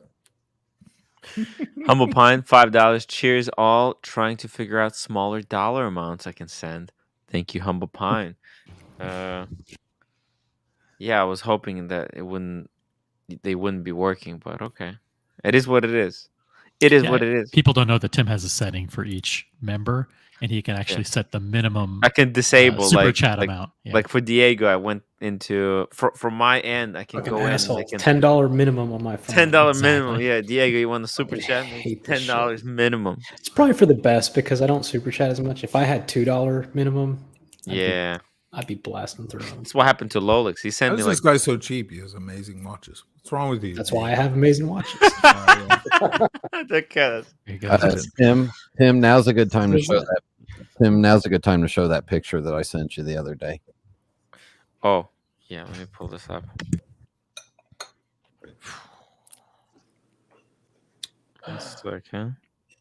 It was inspired by O'Sheen talking about how big of a guy he is. What? Here we go. Oh, this is gonna be in Vegas. Here we go. Yeah, so this is titled. O'Sheen, you're coming to Vegas, right? We're gonna recreate the. This is entitled "O'Sheen Meets Diego and Lolex."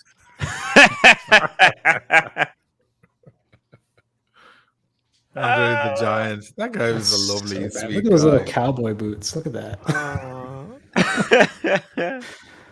Oh my God. Oleg sent me a photo of you at the poolside in Vegas last year. Let me see if I can send it to you, Tim. Of who? Of OC? Of me? Of you. Of me? Yeah. Oh, I think this photo photo might require like a $10 super chat. Diego, is that the one with the people from Greenpeace trying to push him back into the water? No. Oh. This is Tim and some buddies. This is Tim and some buddies he met at the pool last year in Vegas. $20. Thank you, Diego. Check it out, guys. Look at that body. Oh, yes. Wow. Man.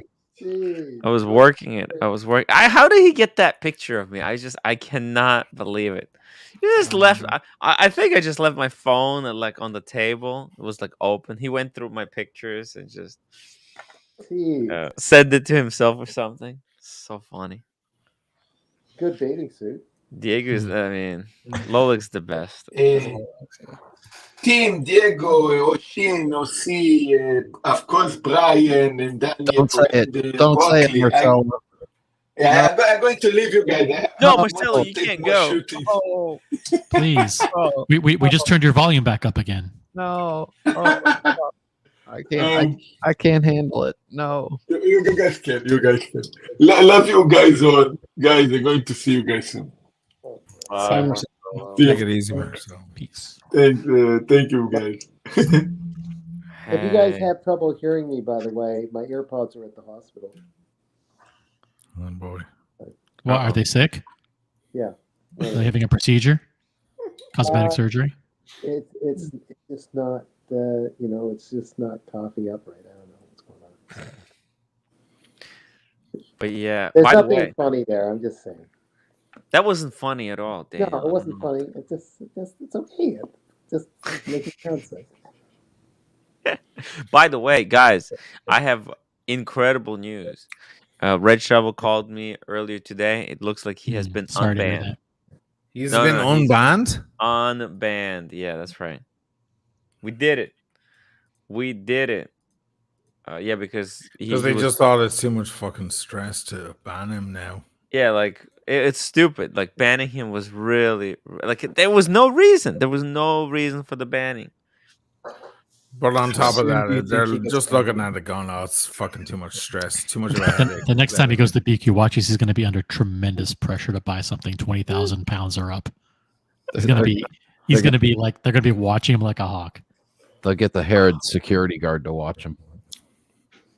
Maybe he can trade his watches in and get something. Those 2 APs. He wants to trade in the 2 APs. That's a part of the unbanning is that he actually wants to join the Solid Gold Club. He wants to join you, Oshin. I want to join you guys, but he's going to be doing it for us. So he's going to sell both APs. And he's gonna get into like something like Brian, like the GMT, solid gold GMT, or a solid gold Submariner. I think for him, solid gold Bluesy would be perfect. The 41 mil. He likes the old ones too. It could be like the vintage one, like the one like Oshin has. Yeah. It could be the 40. It could be the 40 because you can get it for cheaper. I think. And the 40 is nice because it has gold writing. The new one has white writing. It's not as nice. The gold writing is nicer. The gold writing is still on the two-tone Sea Dweller. The SD43 in two-tone has the gold writing. It's sexier. I know it's a subtle thing, but it's there. You see it even with the naked eye. You see it. Yeah, because the new one it's just white font and Are you referring to this one? That Bluesy.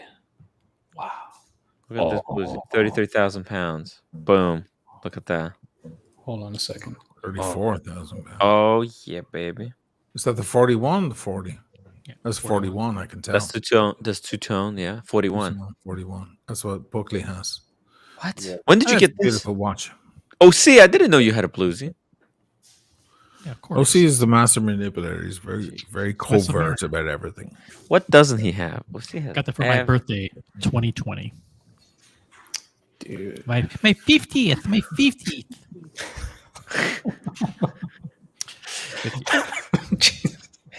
like Red can easily sell both of his APs, pick up one of these, and which APs does he have? Like offshores? He's got 2 offshores. He's got an offshore chronograph, bezels and ceramic, weird old shit. No. He's got the steel bezel. No, he's got the red chronograph one. That one's kind of ugly-ish. The problem with it's broken. The red is a bit odd. He is a weird guy. He's a weird guy. Is it for a plumber? Not him, but no, not him. Sorry, the red in the excuse me. In the chrono. And the chrono is a little off. Sorry, I didn't mean to say he was off. Yeah. Half the panel was like, yeah, he's a weirdo. Yeah, the red is really off. He's really ugly. What did Marcelo say? He's a nobody. He's inconsequential, insignificant. Hey, you're inconsequential. That was why ban him?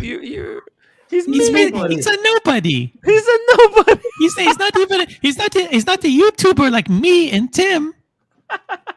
YouTuber like him. I love Marcelo. This one's pretty polished. here I go again. Look at the crown guards. How rounded off you they can are. see it. You can Don't buy this one. But and you can see the way it has bezel the gold too. writing? Mm-hmm. Yeah, It's sexier than the white. Sorry. These pictures are a little bit live. I mean, here it's polished. It's too rounded. Yeah, and look at the teeth on the bezel, the scallop. Oh yeah. There's no. Yeah. Oh, it's like polished out. There should be brushing right in between, but it looks like they put it against the polishing. Lines between each one should be like razor sharp. Those are pretty rounded out. Oh, but this has got the sticker on the back. Yeah, that stickers. You can buy those stickers, I'm sure, on Amazon. The only thing I don't like that blue. It's a flat blue. It's not as nice a blue. You're right. Like I like the pre-ceramic bluesy with the sunray dial. Oh, but this one has a sunray. That's better. Oh, yeah. So there's two versions. There's the blue you want, guys. That's the blue. Oh, this is a deep, lush, rich blue. That's the blue you want. You should buy yours. That would be even cooler. Oh, you know what? It's not even that much difference. Look, they got the 33. They're the same price. Yeah, they don't change that much in price because everybody's after the old ones because they're so fucking classic and they didn't move at all. Ooh, this one is so sharp. Look at that. That's a nice one. What? You guys don't like you don't like the Surdy ones with like the silver dial? Oh yeah, Surdy's beautiful. I like those. People say that those are weird. No, and they fetch a higher price as well. Surdy dial is fucking expensive. Since you guys are talking about old men watches and Daniel's still here to be the old man, so I'm leaving. See you guys later. Oh wait, I was gonna leave. Oh god. Okay. Daniel, come back. I like the Surdy dials, but I feel like the bluesy you can wear more, if that makes sense. Like the Surdy dial is a very, very bold watch. It's also got the rubies or something on, like a couple of things that are weird. Not weird, but just different. This is Sultan the Cersei is fucking crazy gorgeous. If you can get that in good condition, you're winning. Where does the word Surdy come from in Surdy dial? I just read up about it recently, and now I can't fucking remember. Oh, Sheen, Surti. Shit. Like one of these? That's what diamonds. Certichage. Certichage. What does that mean? Certichage. Certichage means gem set. Gem set. Okay. Yeah, so that the dial has those dials have diamonds on some of the indices. Oh, very good. Yeah. You like this one? I prefer the silver. I prefer the silver dial to the champagne dial and the Surti. I think that really pops. This is freaking insane. It may not look that good in those photos, guys, but like, this photo is terrible. Life, like, is that PQ watches? They're the worst photos on the internet. They are. Yeah. They're just so stale. Everything looks awful. Lifeless. Yeah, lifeless. You see these watches in the flesh, like, whoa, fucking beautiful. Okay. I mean, that will never change to black. I like European Watch Company. Oh my god, they even upgraded now to even better photography. I don't know how they're doing it even better now. Look at this. I think it changes everything if you show the real, like, so much better. Let's see if they have any bluesies. Look at these photos. Why are we looking at Patek? Let's look at like the Surti dial. Yeah, they might have. Let's look for the equivalent. Let's see brands. It changes everything. I know that traders. Traders need to. 95. I don't know. That's Sodalite. That's a Sodalite dial. That's not just blue. That's a Sodalite blue. Sodalite, fucking hell. Okay, now look at those scallops in the bezel. Yeah. Oh yeah. Sharp as a. Oh man. Whatever the hell you want. Did you see the Sharp price? as a Rolex bezel. Did you see the price? Let me guess. I didn't see the price. I'm gonna guess like 80,000. Try 95. 95. 90s 94. Sorry. Sodalite. That's cool. Like you. That's a certain color. It's a blue stone. The dial is blue stone. The blue stone's very And rare. especially look at that hairline polish on the edge of the lug. Like this watch has never been polished. Would you guys rather have this or one of the new Daytonas? Well, here, would that look good on me? Me, this. I think this. Daniel, I think this is gonna look like an old man's watch on you. Oh no, I don't want it then. Not because of the watch. Good one, Tim. Look at how sharp that is. That's sexy. It's a beautiful example, yeah. I have to say, like, my gold sub is so much more legible sometimes than all my other stuff. Something shiny about the hands that catch the light. You know what that watch makes me think of is when people say, like, oh, imagine going to a watch event with a Rolex. And everybody's got FP Journe and Carl Voutilaine and blah, blah. I think you show up with that watch, you're the star of the show. Right. Yeah. Everybody thinks it's a bluesy, and you're like, it's not a bluesy. Also, who says that? Sodalite dial.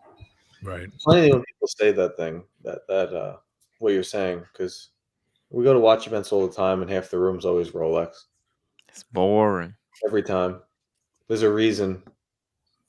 That's why I wore my AP to Geneva. I'm like, I know I'm going to be the rebel now. I don't like this at all.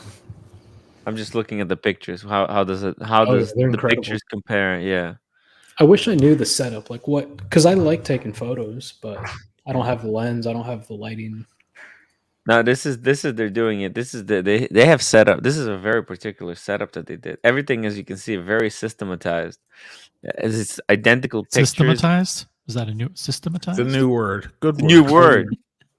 I just invented it. I'm a Shakespeare of watch world. I don't know. No. But yeah, you look at that. Like they got that top of the dial picture, the bottom of the dial picture. Everything it's very systematic, but it's done so clean. They chose just the pictures that you would want to see. Yeah. Let's take a look. Look at this black dial. Oh my god, the base model. I like the way Philips takes their photos. Like, barring all the controversy, I think they do a really good job of like representing the watch artistically with all the box and papers and that stuff. They have those beautiful books. So once you're done, the books you can get them are for free. fantastic. Yeah, it's great reference material. 1903. Right, as a matter of fact. Oh yeah, let's see it.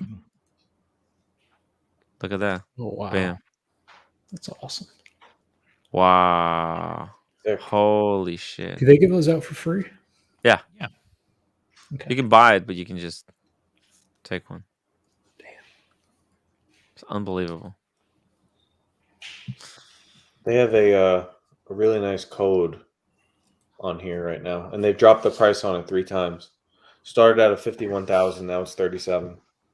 What? Shit. Let's see it. Is it Chrono? Yep. When are you going to go AP, Berkeley? I had a very interesting conversation with them last week. So, did you see Paul Thorpe's video today? No. Comparing the there it is, the Deep Sea or the Sea Dweller. Look at that thing, blue. I wore that thing, that exact watch with that exact configuration of band. I like that blue. It's beautiful. Yeah, I'm a big blue fan. What did 4P say? He was comparing the AP offshore chrono,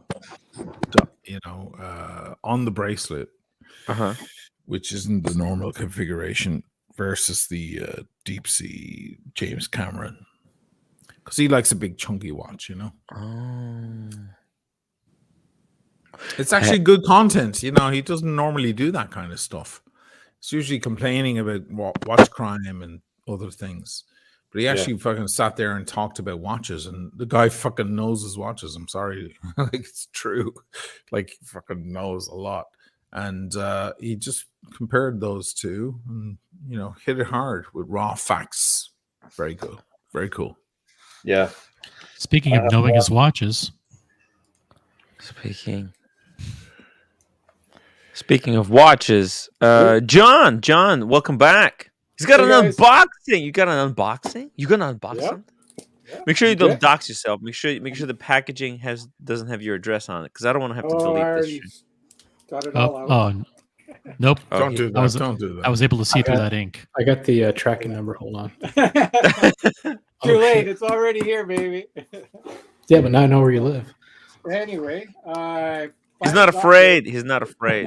You want to come over to his house? No. So this is all the way from Arvada, Colorado. Ooh, Colorado. Yeah. So this. Shout out to Bondage and Discipline.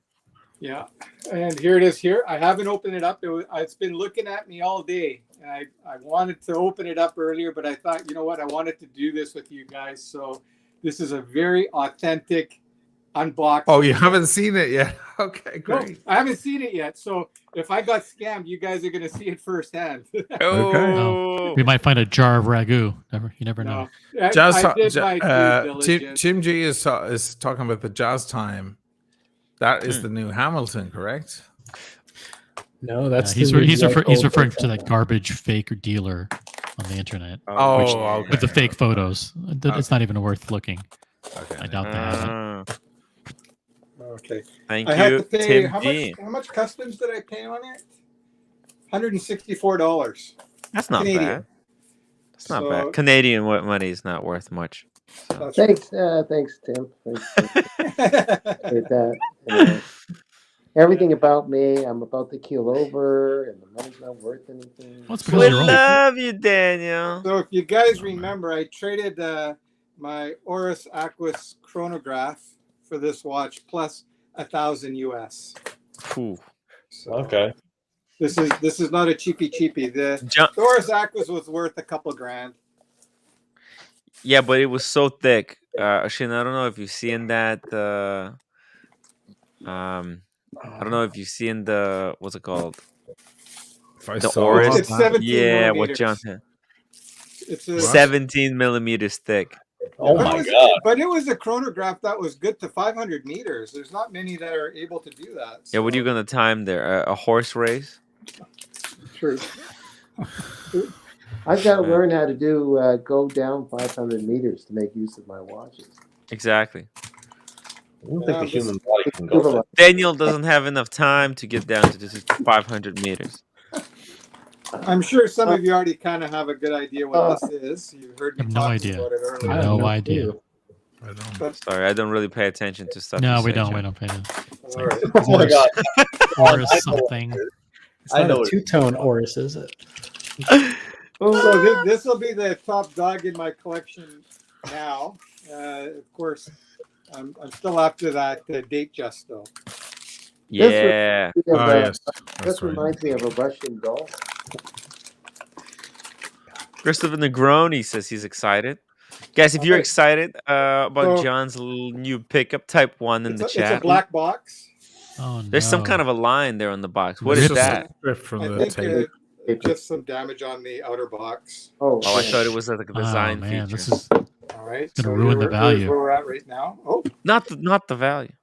Hang on, let me move that down here. You guys don't want to see me anyway. So I got a nice little cloth here. That's always nice. Very good. All right, so ooh, it's an Omega. It's an Omega. No, it's not. It would have a button. It's a Zen, maybe. I have a watch like this. A Zen won't come in a box like that. No, Diego, not a Zen. Okay, let me turn not it a Zen. It's not an Omega. It's not a Rolex. It's a Moritz Panerai. Oh shit! Oh my gosh! Wow! No, I like that. Finally damn arrived. it, Tim. Yeah, you see, I told you guys. I'm an influencer. What is it? It's classic. Oh, that's this is the one that. Oh, I remember what you were talking about. This. Yeah, baby. It comes with extra two straps. So you can move the box out of the way now. You can move the box out of the way. Okay. I hate that box so much. It's plastic. You see underneath? Oh, I better put on mine now. Dang. Put it on. Daniel wears his with the bezel protector. Not today. He puts his sweatbands over him anyway. I keep bummed. Yeah. Upside down. Yeah, baby. You got the right one, man. That's See? beautiful. The wire That's looks the nice and 380. slim, solid case back. Oh man, that's fucking amazing. What's the reference? 0380. Dude, you got a great one. So I'm just gonna. This is your first time seeing it. Yeah, no, this is absolutely the first time seeing it. Wow. And great watch. Congratulations. Thanks, man. No, this Well, is. he doesn't know if it works yet, so hold on. I'm just giving it a wind. Give it a nice wind. Oh no, that's a good sign. That sub-seconds is moving. Sub-seconds moving. Okay, what time is it? 5:47 here in Vancouver. I'm gonna show you guys. This is the kind of thing he's got. Look at that. That is just nice. It's nice. Different strap though. He has a non-contrasting. Does he have that logo on the dial? Yeah, it does have the logo, and it says Vladimir Black Seal. And it has the small seconds at 9. Yep. Okay, so 5:47, 5:50. Pretty sweet. I can say one thing: the hand winding is silky smooth. I told you, man. It's very smooth. Let's see it. Let's see. Give him a zoom in there so we can see. Can you zoom in on there? Here we go. Boom. Look at that. Look at that. That's beautiful. Yeah, let's throw it on this. I should just grab one of those. Yeah, it's just great to have one Panerai in the collection. They're so cheap right now. I need 10 Panerais in my collection. I'm still cool. There you Even go. Daniel has one. Even Daniel, that's getting insulted tonight, has one. Dude, Daniel, you did it. You got it before the end. Thanks, Blondie, by the way. No problem. No, this is to Blondie. Oh. That's something she said. That's all right. Okay, so there it is on my wrist. Look at that. Great. Oh, dude, that looks fucking great. That suits your wrist perfectly. It's a statement piece. Did you regret now not getting it earlier and then having all that garbage in your collection? No, you know what? It's I like those other watches too, man. Don't pay attention. They were okay, but doesn't this makes you feel like a man, like a proper man? Here? The Bob and Mercier. Or Mercier. How long Bob and Mercier. Time to let it go. Oh man, I like this thing. You're making me want to put my Pam on, John. I haven't worn it in 4 months. Put it on. Put it on your Pam. It's like a man's watch.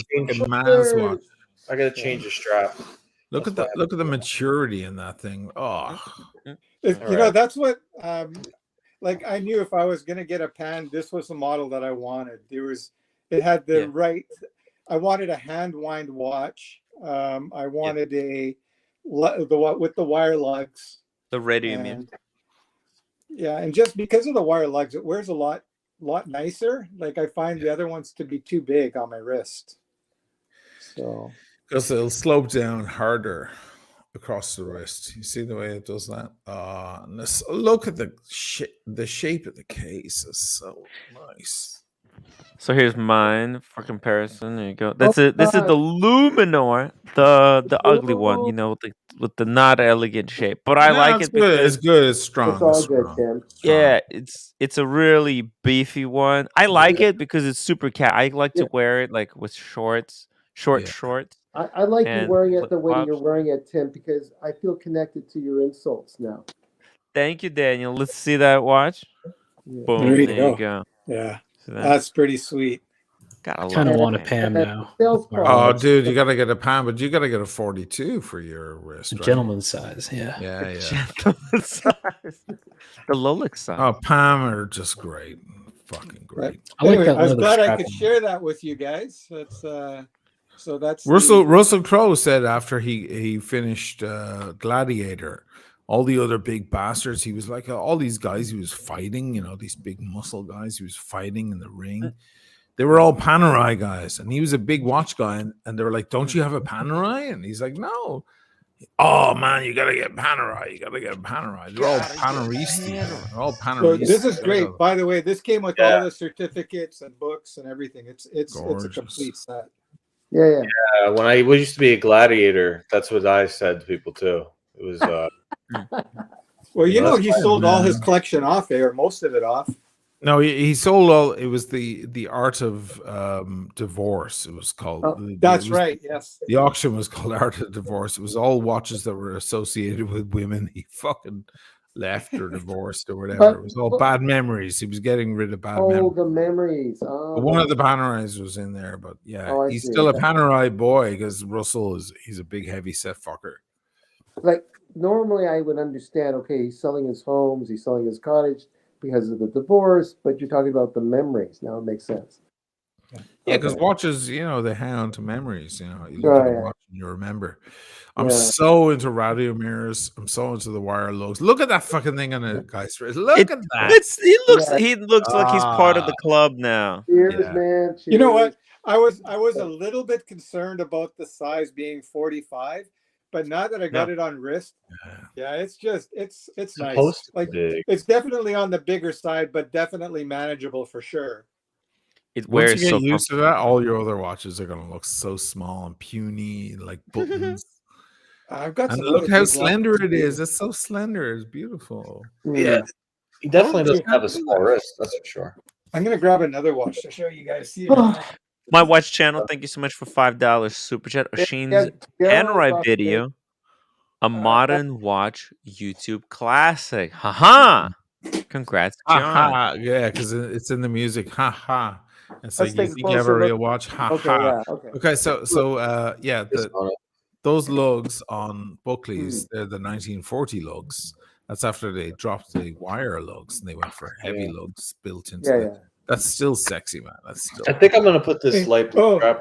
Olsen has for summer, man. The weather's getting better now. You put the blue on. Let me try to get this in. That's so boss. You go to the beach with that thing. It's so boss. Yeah.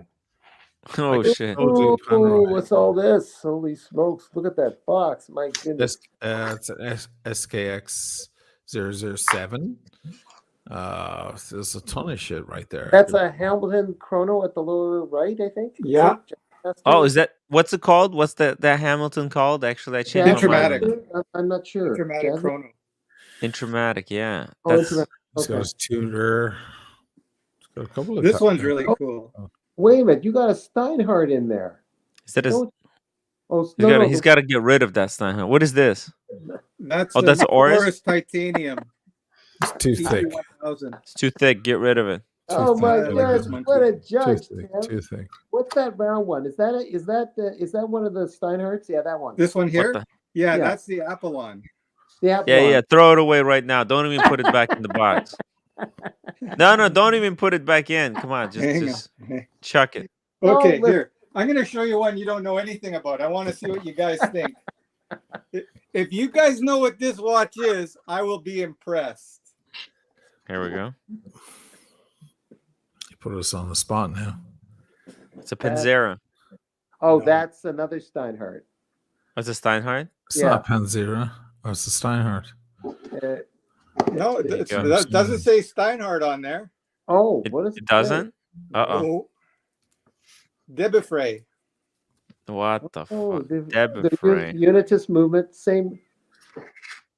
Oh, what a bunch of liars. Steinhardt said that was their own design, and here these guys got the same design. That's what I'm saying. Steinhardt never made their own designs. No, but they had a few that they called their own. Oshin, a few. Like 10%. It's a good looking watch. It's a big watch. No. Get rid of it. Now you have a proper watch. You got the Panerai now. Yeah, for sure.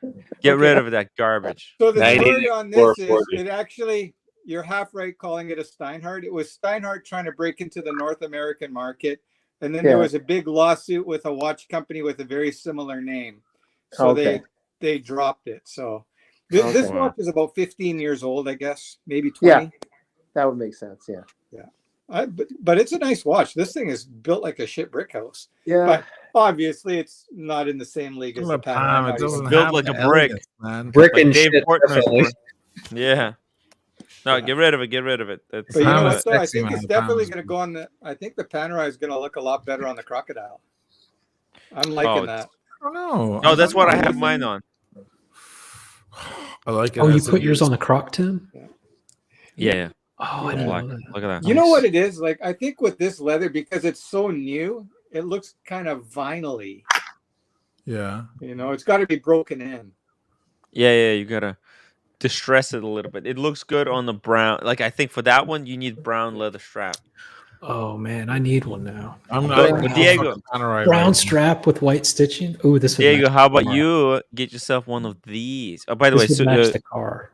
shout out to Rob Morrison, $5 super chat +1 for the wire lugs and the classic cushion shape. I swear to God, it's so gorgeous and elegant. That video chap mentioned earlier of mine, that was the Palm 210 cushion shape, wire lugs. Oh, nice.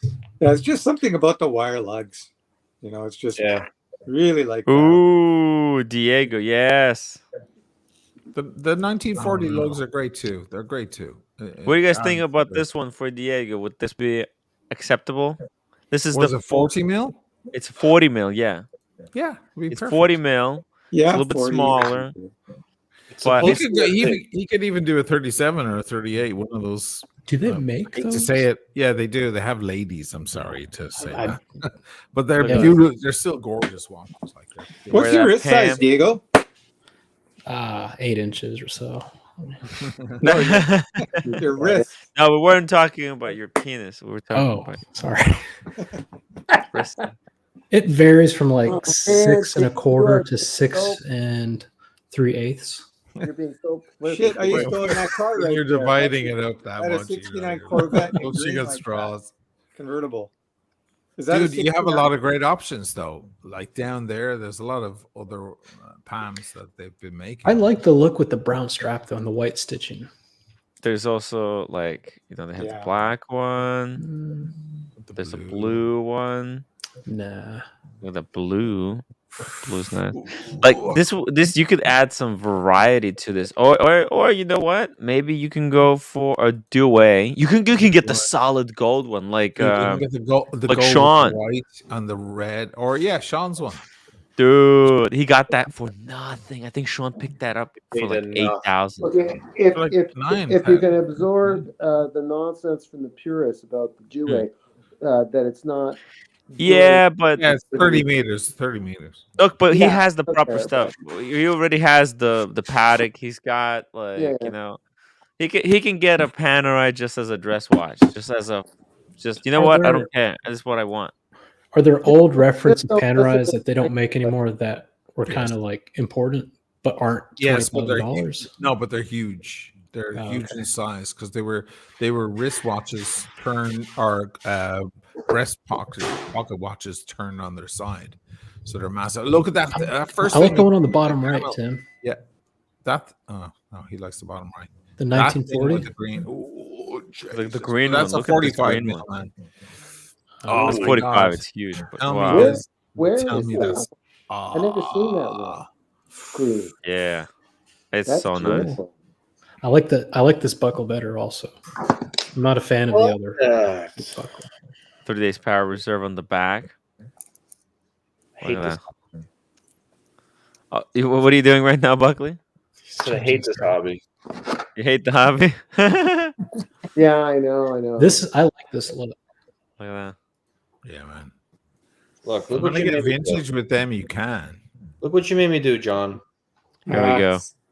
Oh yeah, baby. There you go. Oh, that looks great, man, on the blue. Now you made me like my watch. I was gonna sell it off. Now you made me like it again. Dude, a nice white linen shirt in the summer out on the beach with that thing on. That is king. Buckley, that looks really good on you, man. And it looks so good on you because it's so strong and masculine.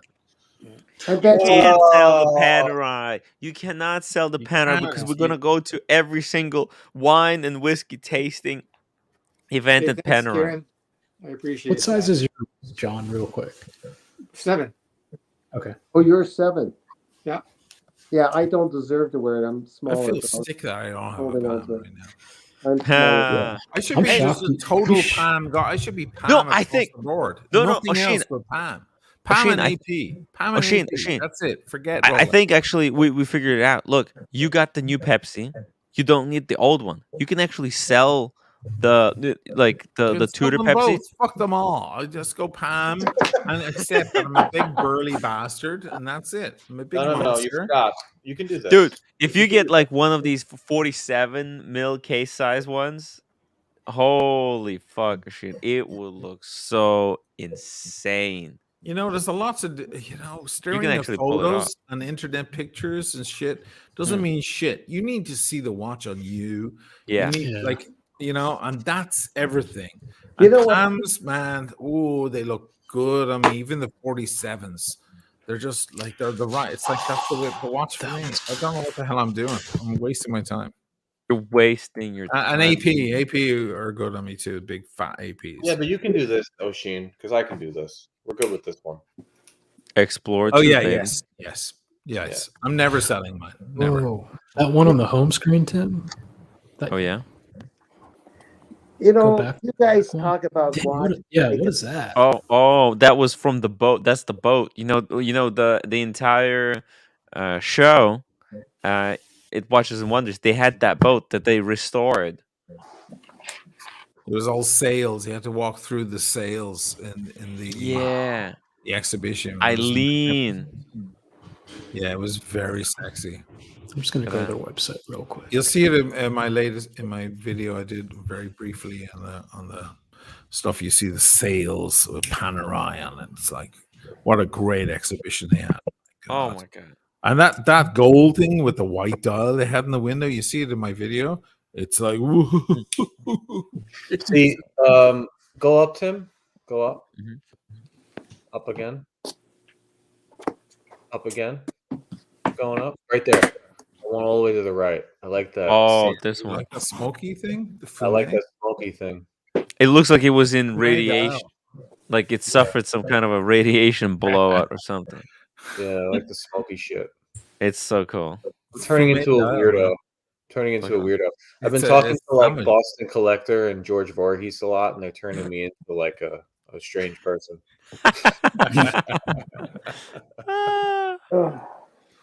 Guys, I gotta go. I love the company, but I gotta go. Daniel has to retire. Not retire. I gotta do stuff. See you, Danny. We'll die. Thank you, guys. Dan, we'll see you soon.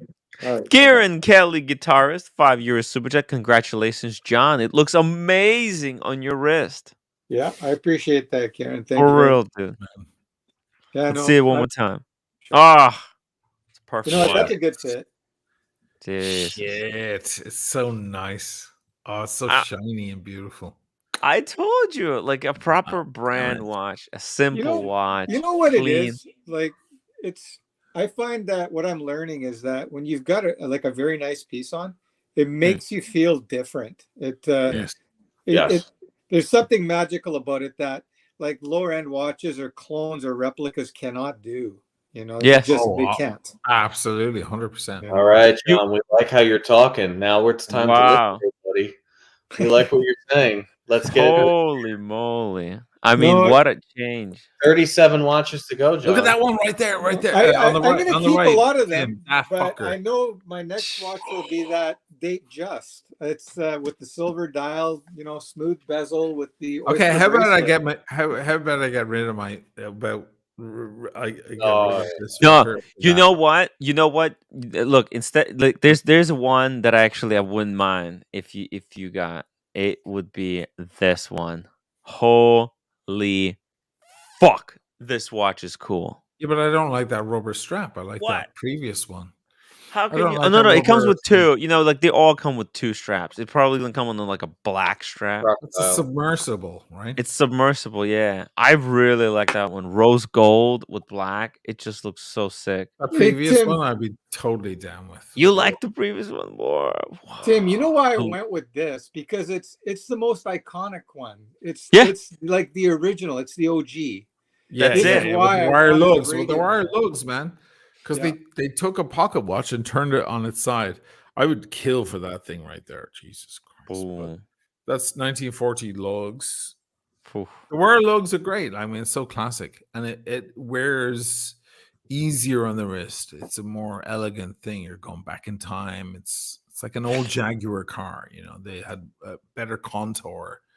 It's like my old Seamaster looks better than the new Seamasters. You know, it's just the way it is.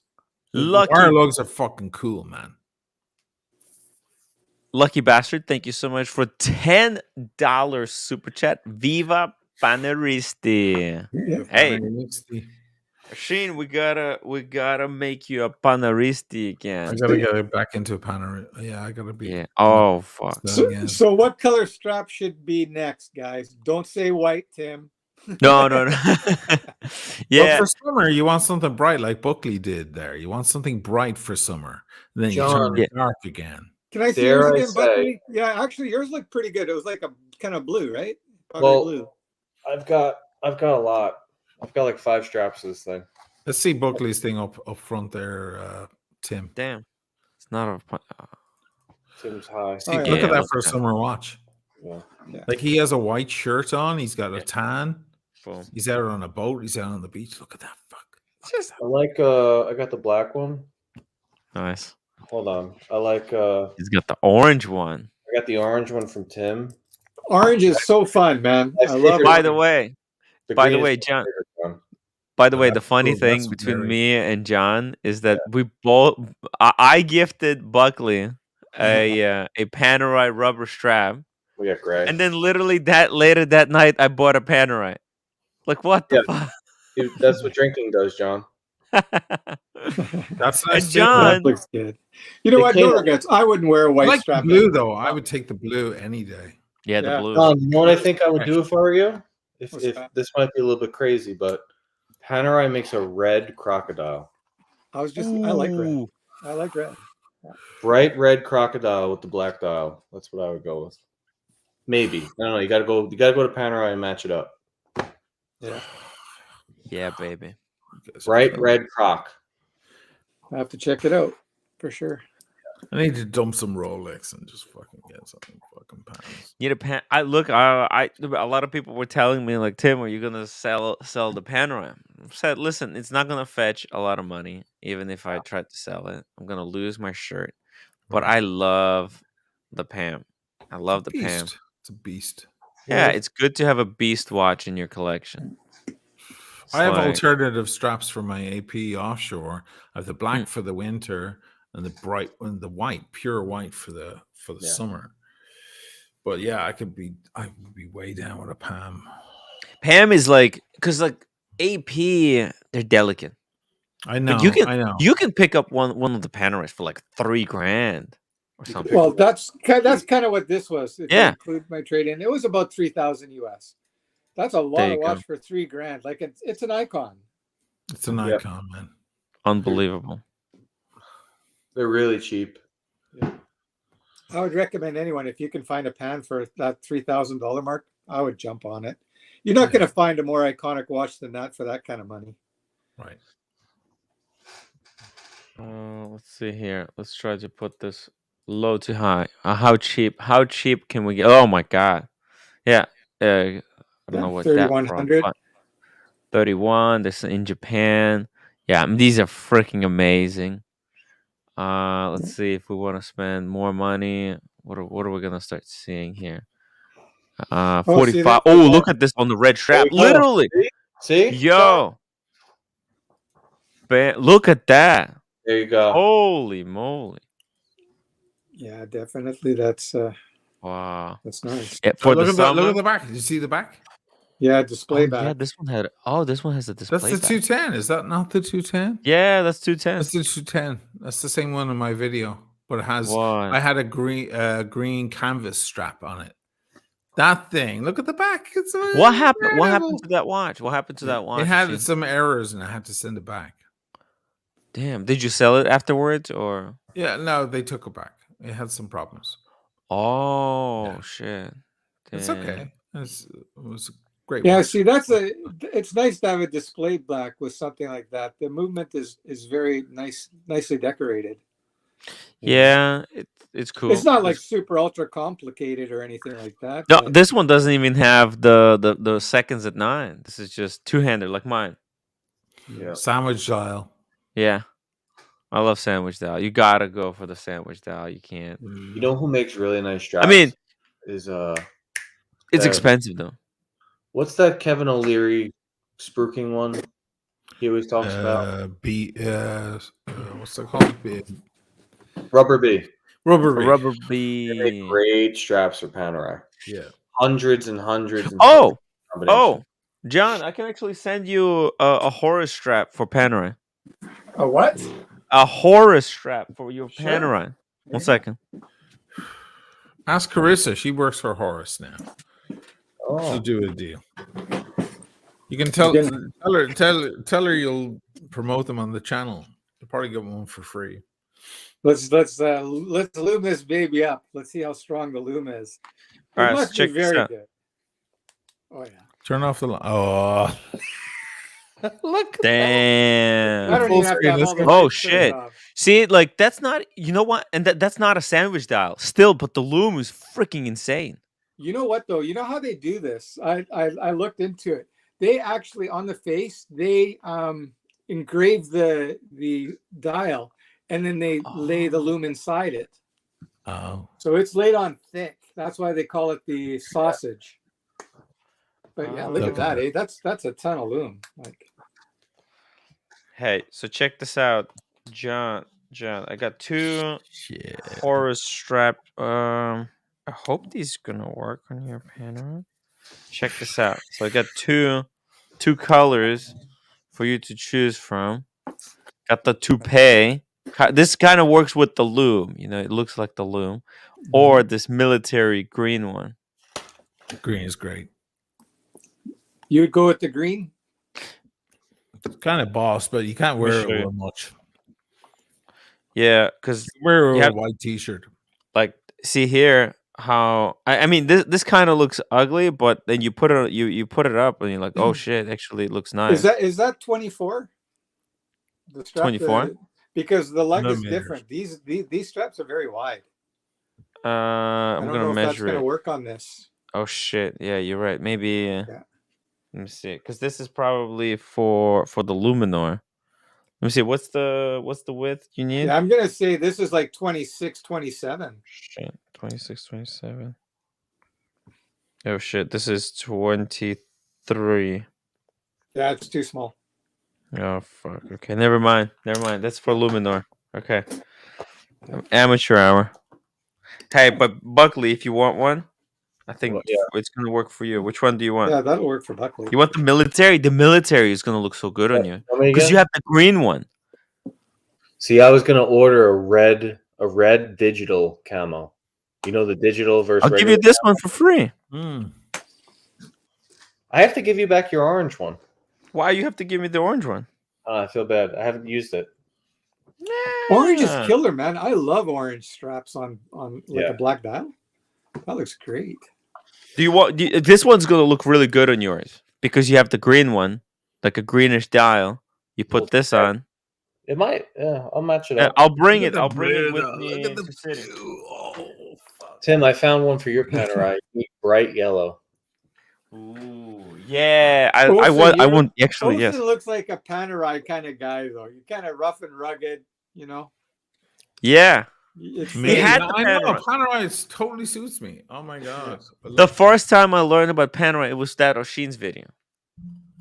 Yeah. Panerai is fucking man's watch, man. Fuck, beastly. Hey, the boy is the fucking frogman diving, you know, on a torpedo. John, I'll show you this. You'll appreciate this. I haven't talked about this in a long time. You know why I bought this watch? Besides a slight discount they offered me. Oh, 1 of 1. I don't know if you'll be able to see it. 1 second, I'll put it. I see the Luminor. Oh, look at the light. The light. Bring it close. No, it's not enough detail. I can read the Panerai. This gray box, we want that to open up. I can't.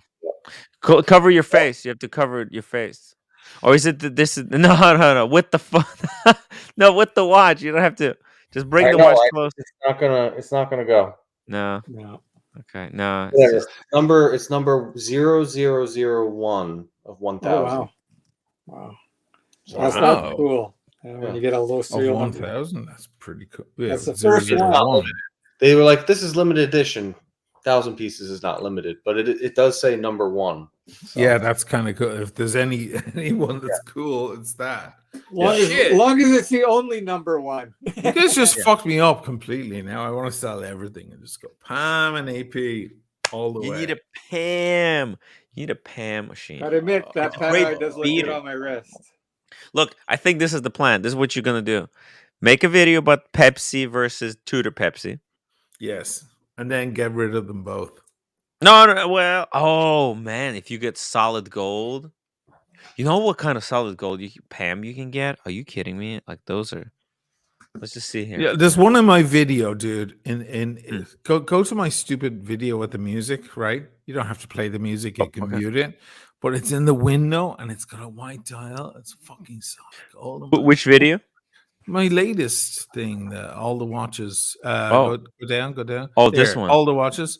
Right. Yes. Mute it so you don't get. Yeah, you're fine. So shoot ahead because it's all me on the train. Go about halfway.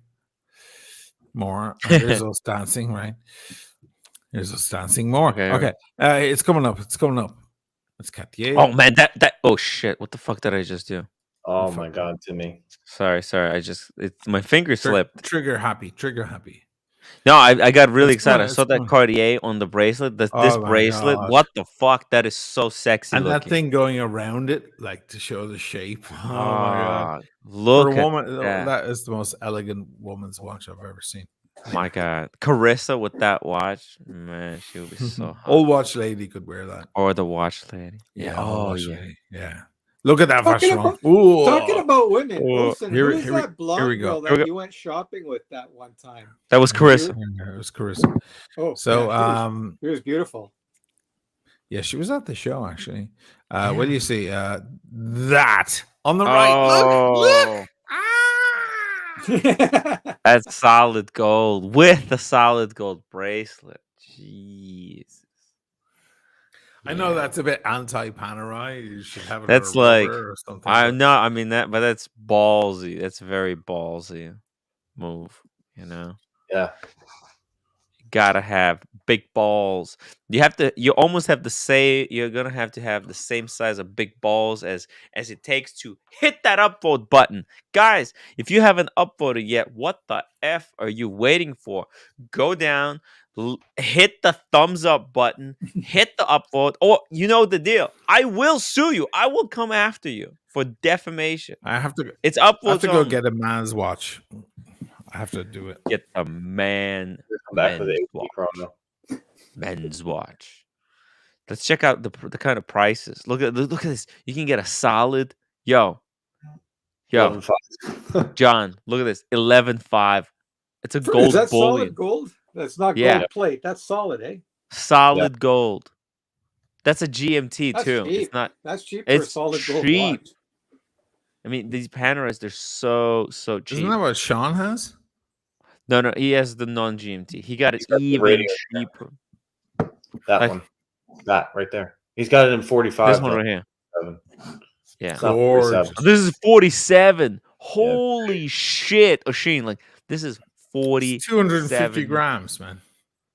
God damn, this thing is going to be so insane. I'm going to put on a man's watch now, look. Let's see. I have a girl's watch on. Now I'm gonna put on. There's my girl's watch. There's one. Look at that beast. Right. There's my summer watch. I can put blue a strap on that thing. Yeah. But I have I have the white original from AP.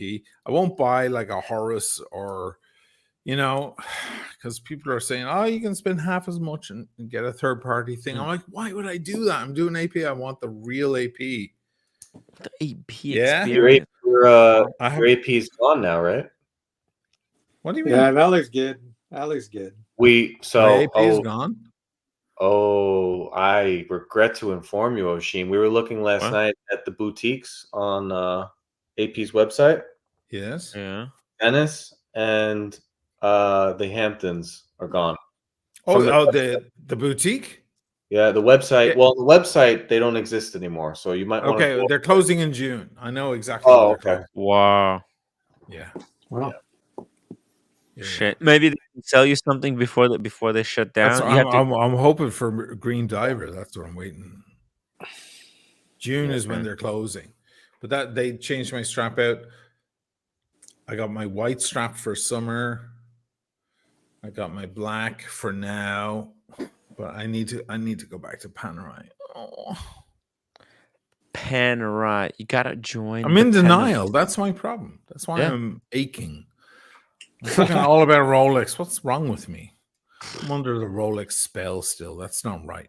I'm in the AP. Rolex is so been there, done that, boring. Yeah, totally. You know what?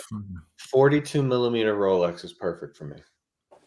I love my my Explorer. Yeah. Look at this. I have my Sea Dweller. Sky Dweller, Sea Dweller, Yachtmaster. Yeah. Right. I mean, Shane, how is this not an incredible watch? I mean, look at this. Submersible? Yeah. That's the submersible in solid rose gold on that rubber strap. That's king. Look at this thing. It's got the carbon bezel, titanium case back. Fuck. Limited to 500. 215. Man. Sexy. Yeah. So sexy. I mean, you could probably, man, and right now, man, Panerai, they're not doing well, so you can really, really get them cheap. Yeah. My God. Oh, that's the same one? What the fuck? That's the same one for 19. What the hell? So I'm saying, I mean, they're so cheap. There's so many incredible Panerais. Buckley, how long have you had your Panerai for? Since last June, almost a year. Yeah. So you're gonna keep it now? Yeah, come on. I mean, I'm just saying it looks good on you, man. That first time it's gone on. It's been a long time since I've worn it. You know why? Because John, I'll tell you what's even more dangerous if you go this route. This thing has taken that spot. Peter. Can you put it on your wrist so you can see? I'll put it on the other one. I'll put my one on. And that's a 42? Yeah. Do you have the 226 or 216? Yeah. Wow. I don't know, whatever the newer one is. 226. Yeah. So they're very, very similar in size. Honestly, I think the Panerai looks better. Looks better. I would agree. Yeah, it fills up your wrist a little bit more. Yeah, because it's 44. And you will forever regret selling it. The one of one. You know. Yeah. You got to keep that, Buckley. I honestly wouldn't be selling the Pan. Yeah. By the way, here you go. Do you guys want to see it? How it looks on my wrist? It also looks really nice. 216 or it's 226. I can tell. 2-1. 2-1. This is the old one. The old one. Obviously, I can't tell. Shit. Yeah. Wow. Yeah, this is the old one. Well, it's the 42 mil, but the old 42 mil old. Yeah. Same as mine. Yeah. We have similar sized wrists, I think. Maybe mine's a bit bigger than yours. No, I think my wrist is like it's thin, but it's flat. Yeah. Oh, thin and flat. That's a sub. I love the Submariner. Man, this watch wears so nice. Sub looks great on you, man. Yeah. It's just I don't know. You There's still have your Kermit? Yes, I do. Yes, I do. No, as soon as I get a little bit of freedom, because I'm gonna finish up the Australia film, then I start filming my state of the collection.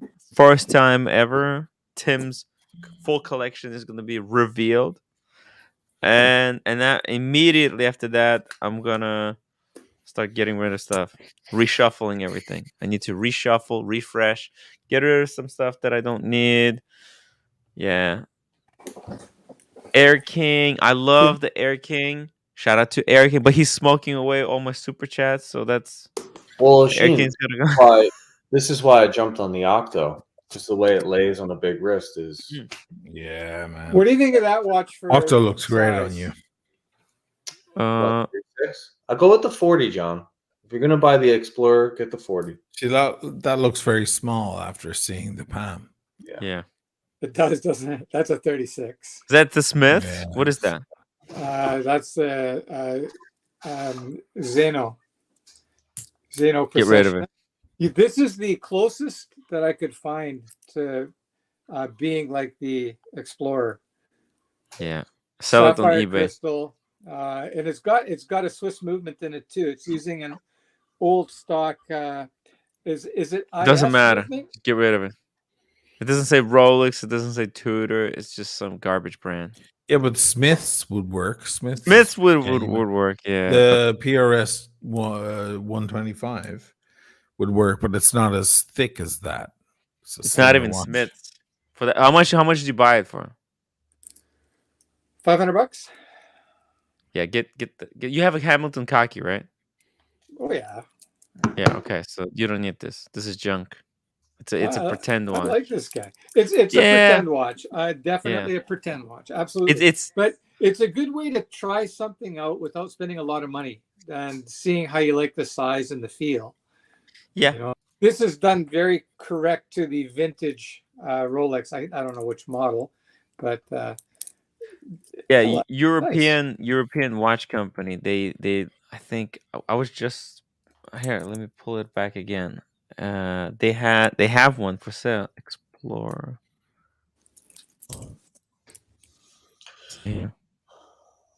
Yeah. Boom! Right there. Look at this. 19.3. That's what you want. That's what you want. Get the new 40, fresh off the press. Yeah, I'm. You know what? I think I'm cavitating towards the larger size now. Originally, I thought I wanted the 36, but I don't know. No, it doesn't look right on you. You might like it, but it doesn't look good. Yeah. Take it from us. John, do you want to see what a 36? You want to see what a 36 looks like on me? You want to laugh? Oh my god! This will be funny for everybody. Although Casey Jones and Giorgio the chef will say it looks good. I think they're on meth. I think I have a 36 something here I can put on.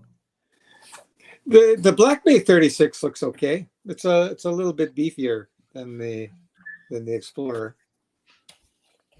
Unbelievable. Peter Knight, Tim Wright, do you watch TJC Shopping UK? I don't understand this guy. But yeah, this 1016 is so sexy. I just love. There's just something so romantic about. Perfect about it. Yeah. Yeah. Look at the patina. How everything. Small though. You ready for this? Here we go. Oh my. But it's a bracelet. It's more like a bracelet than the watch. That's why. Nice, that's why I would buy the Day Date 40 because it wouldn't matter. With a Day Date 40 or a Day Date 36, it doesn't matter. But when you get like a GMT, But this looks ridiculous. Come on, guys. Oh man, it's like you can put 3 of those heads. Look at this. It would look okay under a cuff though, like that exposed fully. Yeah, it doesn't look right. But oh my god! I have a 36 here from a brand that sent me watches that I'm not going to review. I'm going to send them back. Presidios, whatever. What the hell? They sent me a 41. These guys, I get watches all the time. Presidios. Yeah. But they sent me this, a 40 or 41 and a 36 version. I want to see a 36. Actually, I want to see this watch. Joke. Yeah, there's a bullet in the back of one of them. What? Yeah, there's a bullet in the back of the 36. Oh shit, that's kind of cool. Yeah. What? It's like a military thing. I was supposed to do a review, and I actually quite like the watches. And then I popped the question. I said, so what's your budget?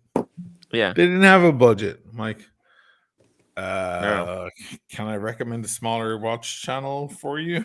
I mean, I'd like your watches, but I couldn't do it for fucking free. I mean, you're gonna spend the whole week to make it. I mean, I don't do things by half, right? Yeah. So it's like if it was hands on the desk, who cares? There's a 36 of me. Holy fuck, that looks ridiculous. Looks like a girl's watch. Yeah. Damn. That's But 36, eh? Machine. Your wrist just swallows that. Look, this is what I'm talking about. This is how a watch should fit. Giorgio. Yeah, It looks I like fine. the look of this on my wrist. I think that looks fine. John B. You know, I don't know. It's just a matter of philosophy, whatever you want to call it, perspective. Yeah. I don't like the way it looks. No, AP Royal Oak offshore babies. Now we're talking. Boom, boom, Now boom. we're cooking with gas. Now we're cooking with gas. That's nice. Yeah, you know what? It's so weird. After putting the Panerai on, everything looks kind of puny. Everything it doesn't look fucking right anymore. Yeah. It's ruined me. God damn it. It's still gonna happen, man. God damn it. That was my plan. That was my plan all along, John, to get you into nice watches and start getting rid of the garbage. The garbage. You have enough garbage. Now it's time to get some variety. You can get 4 or 5 like amazing pieces. Just to give them a little shout out, because I won't be doing it. I won't be doing a review. Presidio. They're actually great. They're beautiful watches. Sorry, guys, they don't have the money. It's amazing. I mean, if you're gonna start a watch brand, you gotta have the money. Watches are not for poor people. So what the hell? If they can't, a little bit of budget. Yeah. Rob Morrison, $5 super chat. On the other hand, if you like the 1016, you'll never like the ugly numerals on the new Explorer. Yeah, they may be. I mean, I wish that the Rolex would go back to painted lume like that. Yes, I agree.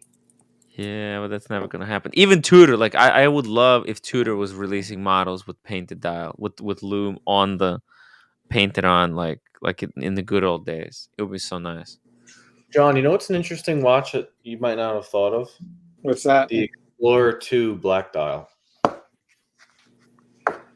Yeah. Oh yeah, that would be it. You know what though? Like I really like having that date in the Cyclops, and that silver dial just does it for me. It's like, I know Ocean's the same. He feels the same way. There's just something magical about it. You know? Well, you have on the Explorer 2, not the Explorer 1. But the Explorer 2 has no date, does it? No. Yes, it does. It does have a date, yeah. The Explorer 2 black dial. Show them, Tim. Oh, I did not know that. I could see you wearing that and looking good. Especially the new one. The new one looks so nice. It has its audience as well. Like, its devotees. Yeah. They've come forward since I made that video with the white one. They feel very strongly about it. No, you know what? That's very nice, but I just like that smooth bezel. Okay. Look at that. It's something about that. Like, I'd be even tempted just by the Oh, it's got the smooth bezel. It's got the smooth bezel because it's Explorer 2.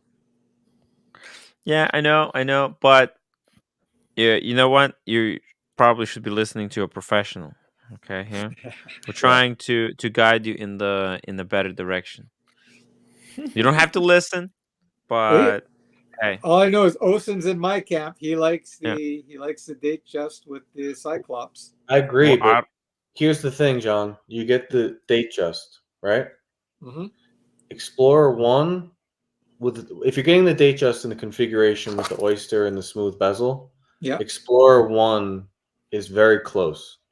So if I were you, I'd get the Explorer 2 because you get the GMT, and then you could have your date just. Very different watches. But an Explorer 1, black dial, smooth oyster, too similar. You can't. I don't think you could do both in the collection unless you put it on Jubilee. If you put your date just on Jubilee, way better. But on that configure that you have up there, Tim, can you move the is that a white or a silver dial? White. Can you move that into there? Let's see what it looks like with that. It's this exact watch we were showing. Right here. He's got it right on his wrist. Yeah. You know what?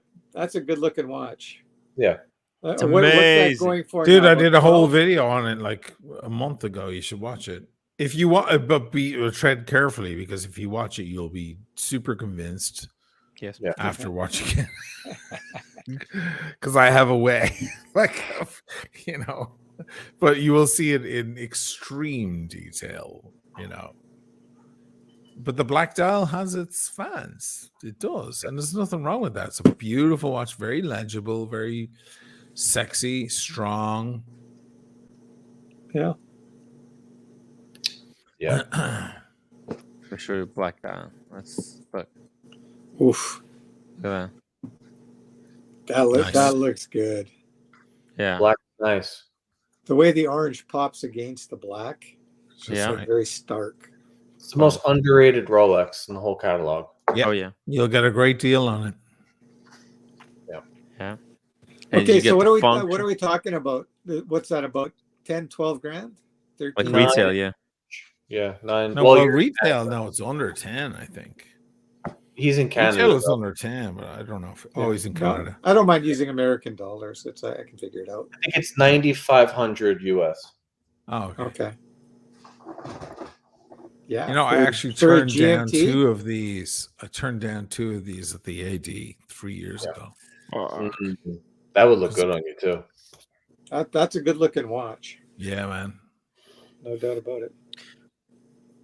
What's he doing? He's I think he's comparing the old one with the new one. The new one, all right. Because a lot of people want the black sub. Everyone wants a black sub, but honestly, I'd rather have that. Yeah. Oh. Can't argue. That's a beautiful watch. What can I say? See, the old one had these black painted bottoms of the hands. You see the hands, they look like they're floating because they're painted black. Right. Halfway down the hands. See, I even like the way they got the Explorer 2 written there in that. Oh, the new one doesn't. I never noticed that. Yeah. Tim, I love you, man. I just learned something totally new. The hands pop so much more. Like they're on fire. Now between the white one, the polar ones, which one is better, the 226 or the 216? You know, the crazy for me, the new one I like the black one more. The old one I like the white one more. Why? Because the old one, white one, the hour markers, they're shiny. Let me show you. They're so shiny. They're full of life. And the new one is extremely sporty. They're no longer shiny. They're like matte black.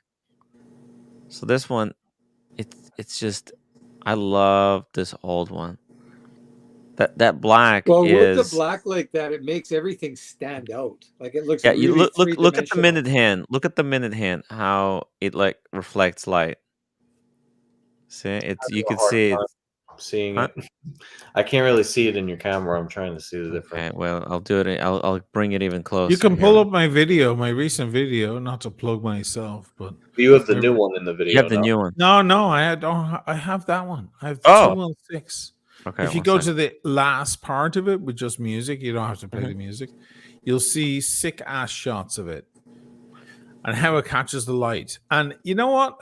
I'll say about this watch? It's big, it's wide on the wrist, but it ain't thick. Because I have my Sea Dweller 43 thin. And it's a fucking thick ass bitch. That's what bothers me about the Sea Dweller. You lose the Rolex elegance because of the thickness. Right.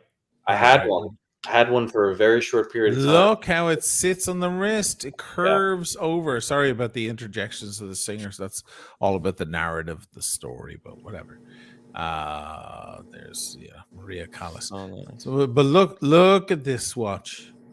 Yeah. Oh jeez. Look at the way it sits. It hangs gorgeous. Oh, never mind me. I'm smoking. Look at that. Yeah. Great watch. Yeah. The last true Rolex, guys. And it didn't get adulterated. Did you notice that? Everybody was expecting a two-tone or a yeah. They were expecting some sort of adulteration of that model, and it didn't get messed up.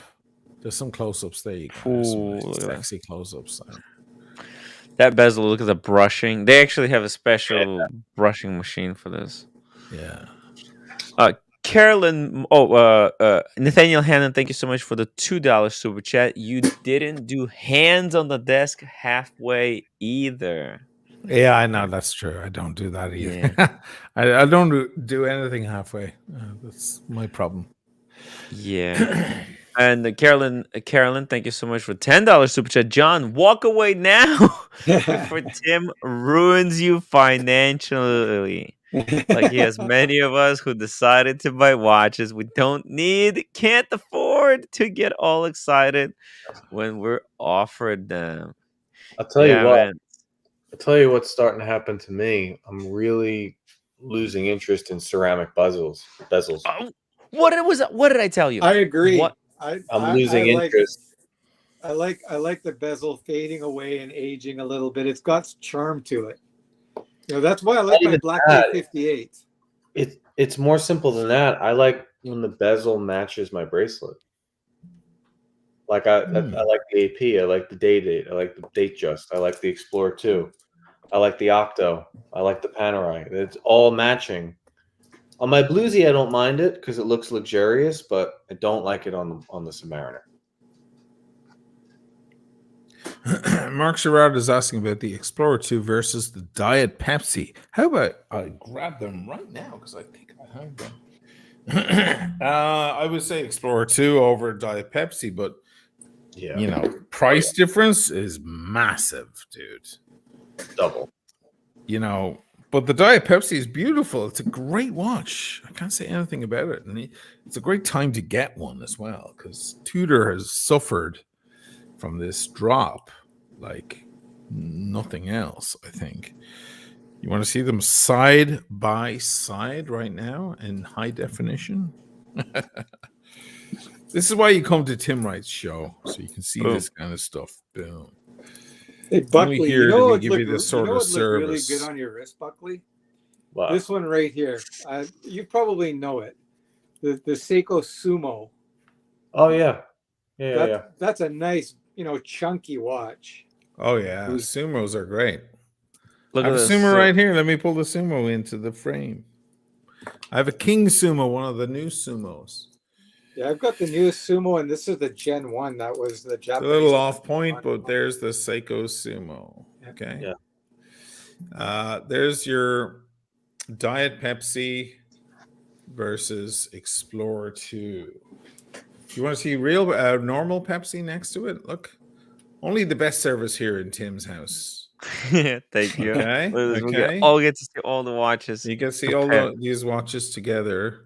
Damn. I'm making a mess of this. Sorry.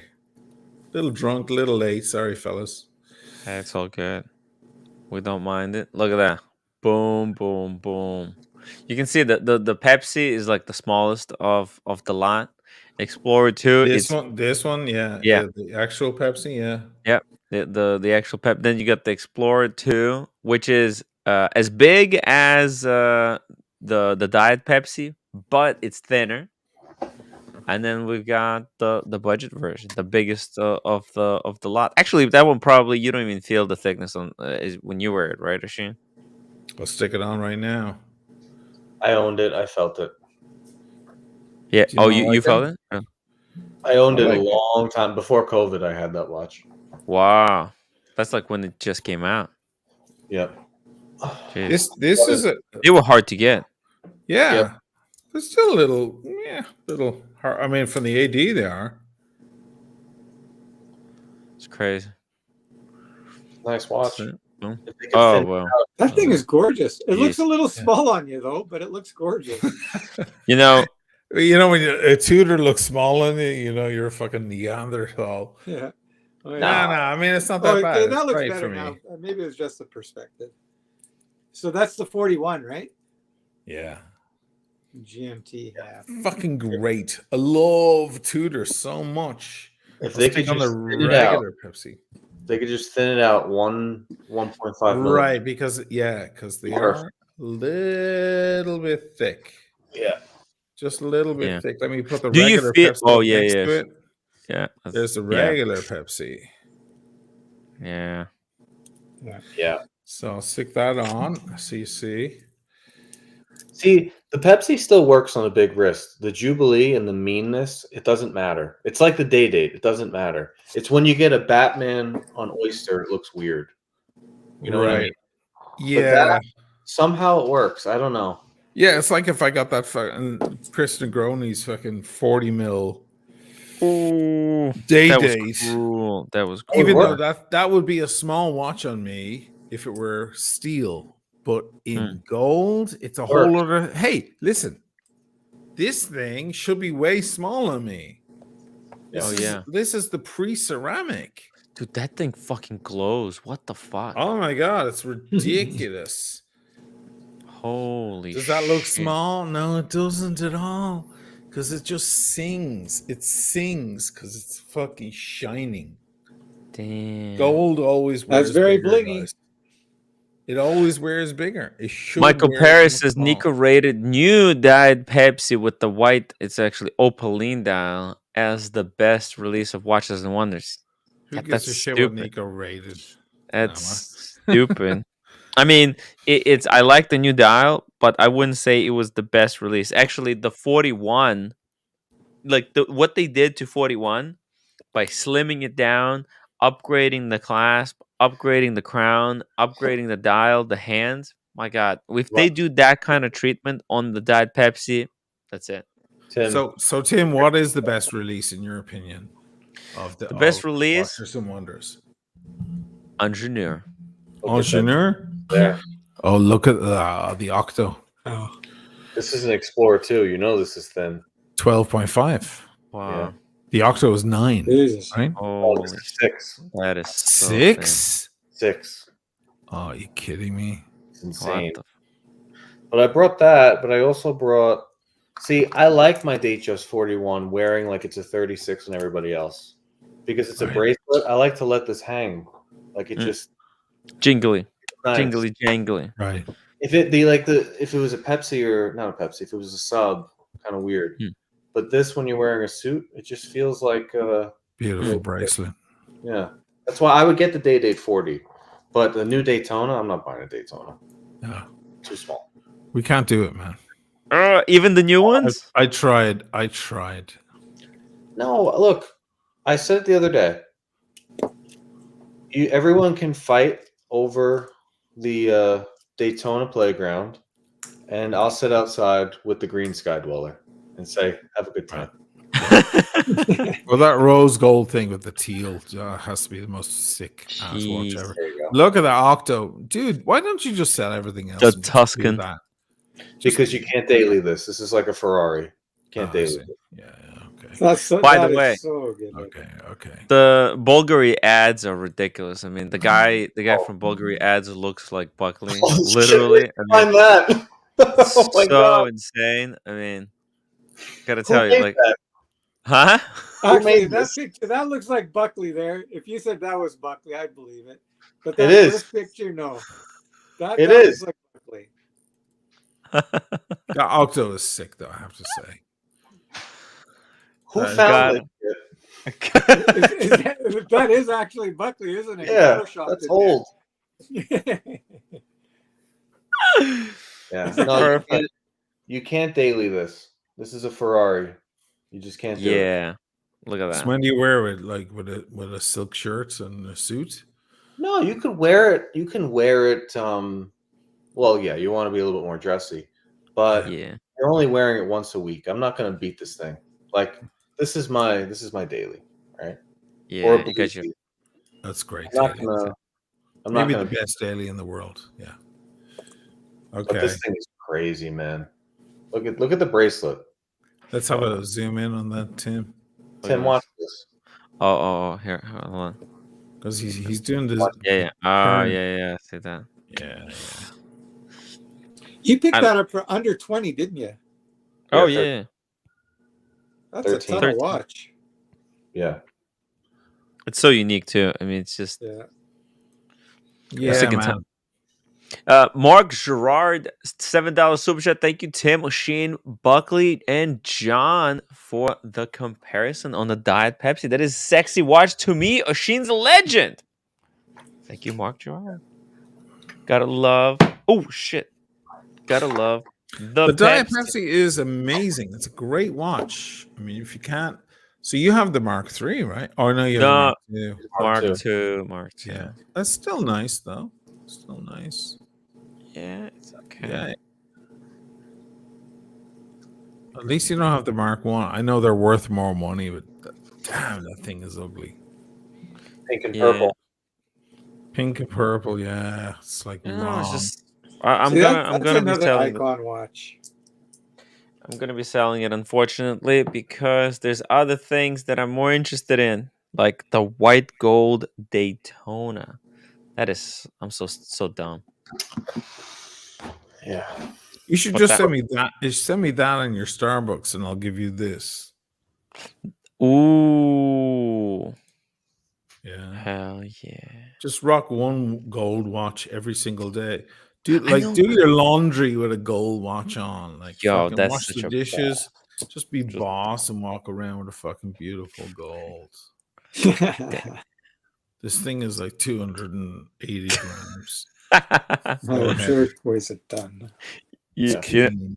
You know what I want to do with the white gold Daytona is flex it on Lolex, because he's got the steel blacked out one. I'm like, yeah, Lolex, check it out. By the way, here's the white dial, the new Pepsi. You're right. It's not as white as that. That photo is a little deceiving. It's a bit more ivory. That's a bit more what it looks like.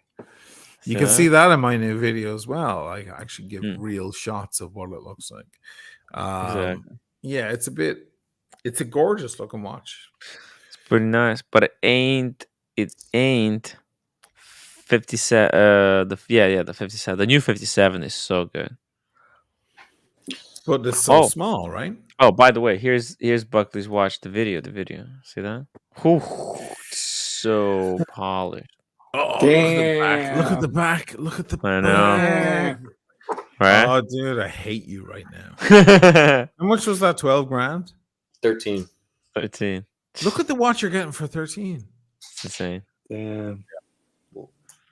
I mean, it's just. Are they in-house movements in the? Oh yeah. Yeah, that's all in-house. Oh yeah. That's impressive, man. That's a nice looking movement. Yeah. Actually, I think if I had that watch, I'd just wear it upside down.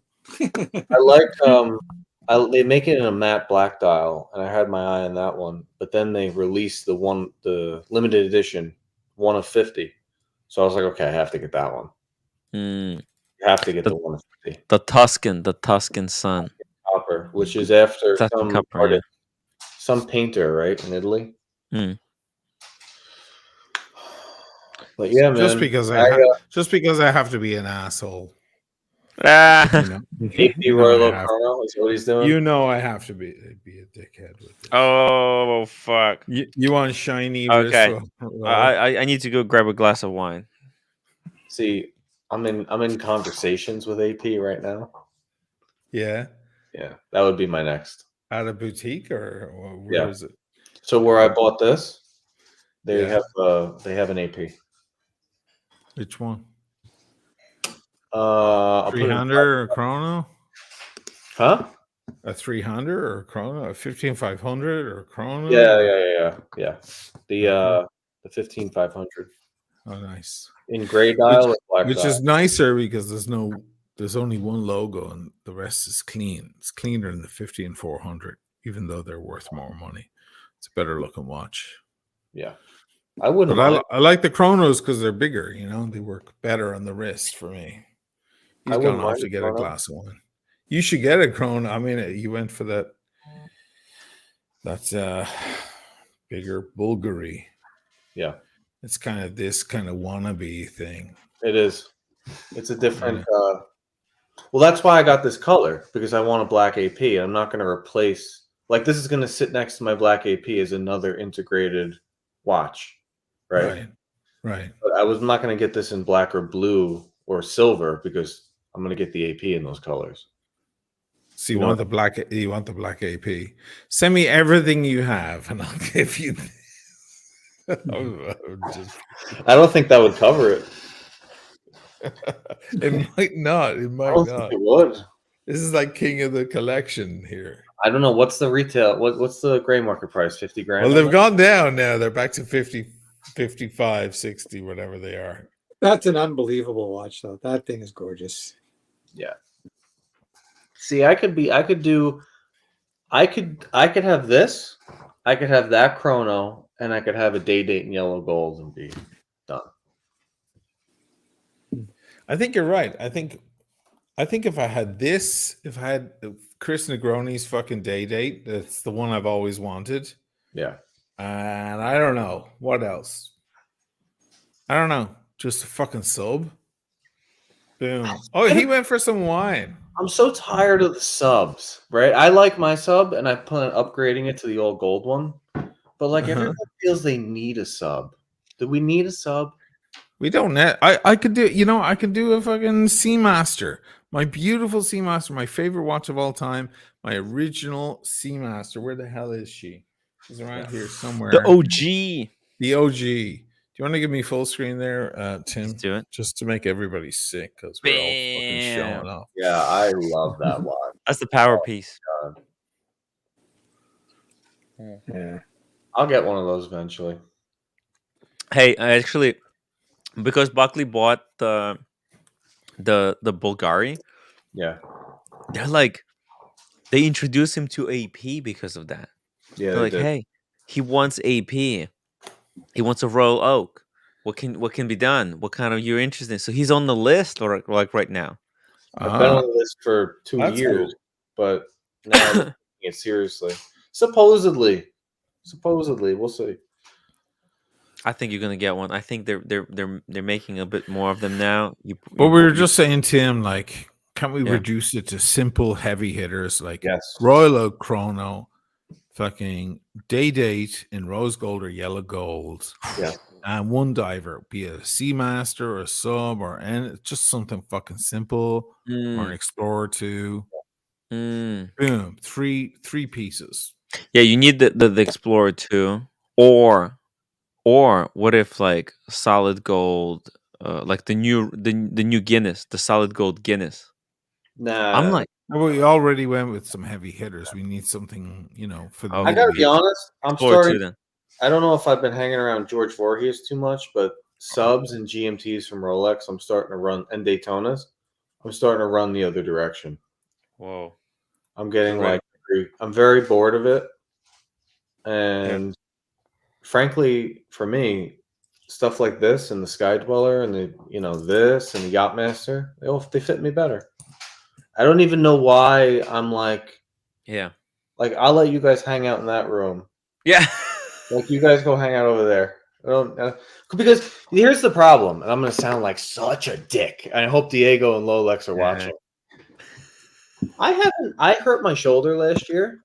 Yeah. I haven't really been doing anything. I've been like running here and there, a little bit of push-ups and pull-ups. Yeah. Nothing, right? I started lifting weights the other day. Guys, it's over. All right? There's no it's done. Like the forearms are going to grow. The wrists are growing. The day gotta watch that. Like, dude, look at this. Look at this. Yeah. I've got the same forearm issue every time I'm lifting because I've been lifting recently. It's the same exact thing. It's like I'm not gonna hang out with you guys no more. No, that's not where I belong. This is your one. Oh, that's beautiful. This is the everyday. Yeah. This is my first. And like everything, the only watch it's the watch that started it all. That started it all. Look at it. Damn. What's wrong with that? And then a Speedy in steel with steel bezel. Boom. Cool. Oh, that's nice. That's nice. You got two Omegas, a Seamaster and the Speedmaster. Is that Sapphire or Hesselite? Way to do it. This is Hesselite, but I have a few Speedies. I have only one Seamaster left. I've gone through a bunch of them, trying to look for the perfect one. I always keep coming back to this one. It's the first one I got. No papers, no nothing. Yeah. Look at it on the wrist. Because the bracelet doesn't taper. It wears a lot bigger. That's just so slim. It's 12 mils. So she's beautiful and elegant. James Bond, man. Can't go wrong. Yeah, that's Actually, that was my first luxury watch, but I didn't have this for a lot of people. It was, yeah, and I picked mine back up brand new from my AD for, I think it was around $2,000. Wow. It wasn't horribly expensive. No. Oh, that thing. Oh, kill me. Kill me. There you go. That's the end of the rainbow right there. Especially for big wrist fellas, that is it. That's what I'm saying. You know what? I'm gonna go to war. I'm going to war. I'm going to war with people like Q, and I'm going to war with these other guys that they're buying our Sky Dwellers, Oshin. They got a 6.5-inch wrist. Give them back. Give them back. We'll trade you. Okay. If I see anytime I see lugs hanging off a wrist, you're getting it's so called annoying. Out. It's so annoying. Okay? It's like go you've back got a little to the Daytona Club. All right. Casey Jones, Brooklyn, $2 super chat. So Buckley, welcome to the board of Rolex Club. He's got his popcorn ready. Listen, I'm just tired of the lugmen. Let's call them the lugmen. Yeah, the lugman is hanging off their fucking wrist, and then there's the other guys who have huge, like 9-inch fat wrists. Nothing wrong with that. I'm not fat shaming. I'm just saying, like, dude, just do Panerai. Please, just go Panerai. Like, it's embarrassing. Just go Panerai. Like, it's okay. You know, you're a bigger boy. That's nothing fine. wrong with Panerai. You know? Amazing brand. Please go Panerai or AP. Tim, pull up my vid there and shoot through the bits. You see that thing, how it actually looks? It's not even funny. Different vid, the previous one. It's not even funny. That thing in the display. Well, no, you're in the wrong video, man. You're in the Panerai video. Oh, wait. Don't get them all excited. They love this video. You're in the wrong video. I know, but this video is just so nice. You love that shit. The good old days. That video. Yeah, the good old days. That's still a very popular video because it's tongue in cheek and everybody knows that shit. It's music and stuff. So cool. The dark side of Panerai. There's the seagulls. 100 meters. No, but the recent video where I'm at the show, like I got some nice footage with if you skip ahead a little, that's your footage, by the way. I stole. I'm sorry about that. That's fine. I don't. Fine with it. There's the engineer, and I couldn't give a flying fuck about it. Sorry. You didn't like the engineer? I didn't give. Did you touch it? Did you touch it? No. No, it's too small for you. But yeah, you didn't touch it. It's a watch you need to touch. Okay, fair enough. You've gone back. You need to go forward. Okay. You'll see an actual shot of the Sky Dwellers with real light, because nobody has any. There's real light. There, look, that's how it looks. Look at it. Oh. I know it's very fleeting. I'm sorry. Yeah, there, look, that's it. That's how the watch looks. That is so nice. Look at that thing. That blue, that tealy blue, with the rose. Jesus Christ Almighty! Exactly. Thank you. Oh my God, Boston Collector, keep your goddamn mitts off. This is not for you. Yeah. All right. This is not for you. All right, this is for us. This is for us, big fellas. Okay. Look at that fucking king piece. Look at the blue. Look at the blue. There's no blue in the collection that looks like that blue. Yeah. No, they don't have one. Next is the green. You see it, the green, which is nice. It's a beautiful green. The green is okay. Yeah. It's a nice green. Do I go back to it? Oh, maybe it was before. No, it was before. It was before because I went to Daytona's. But no, it was before, man. Anyway, there's those blue that thing's things. Insane. The titanium, Yachtmaster 42. Yeah, sexy watch. Hmm. Yeah. but not as flashy as a Yachtmaster. There's the Guinnesses. I love the Guinness Explorer. Oh man, where's the fucking green? I must be after. Maybe it's after. There's the man. I regret not getting a shot, not getting a picture of this day date, the day dates. I fucked up. 36s, yeah. What did I move on? How did I miss? No, I didn't miss it. How is that not in the video? What the fuck? What's wrong with me? Anyway, there's a new address.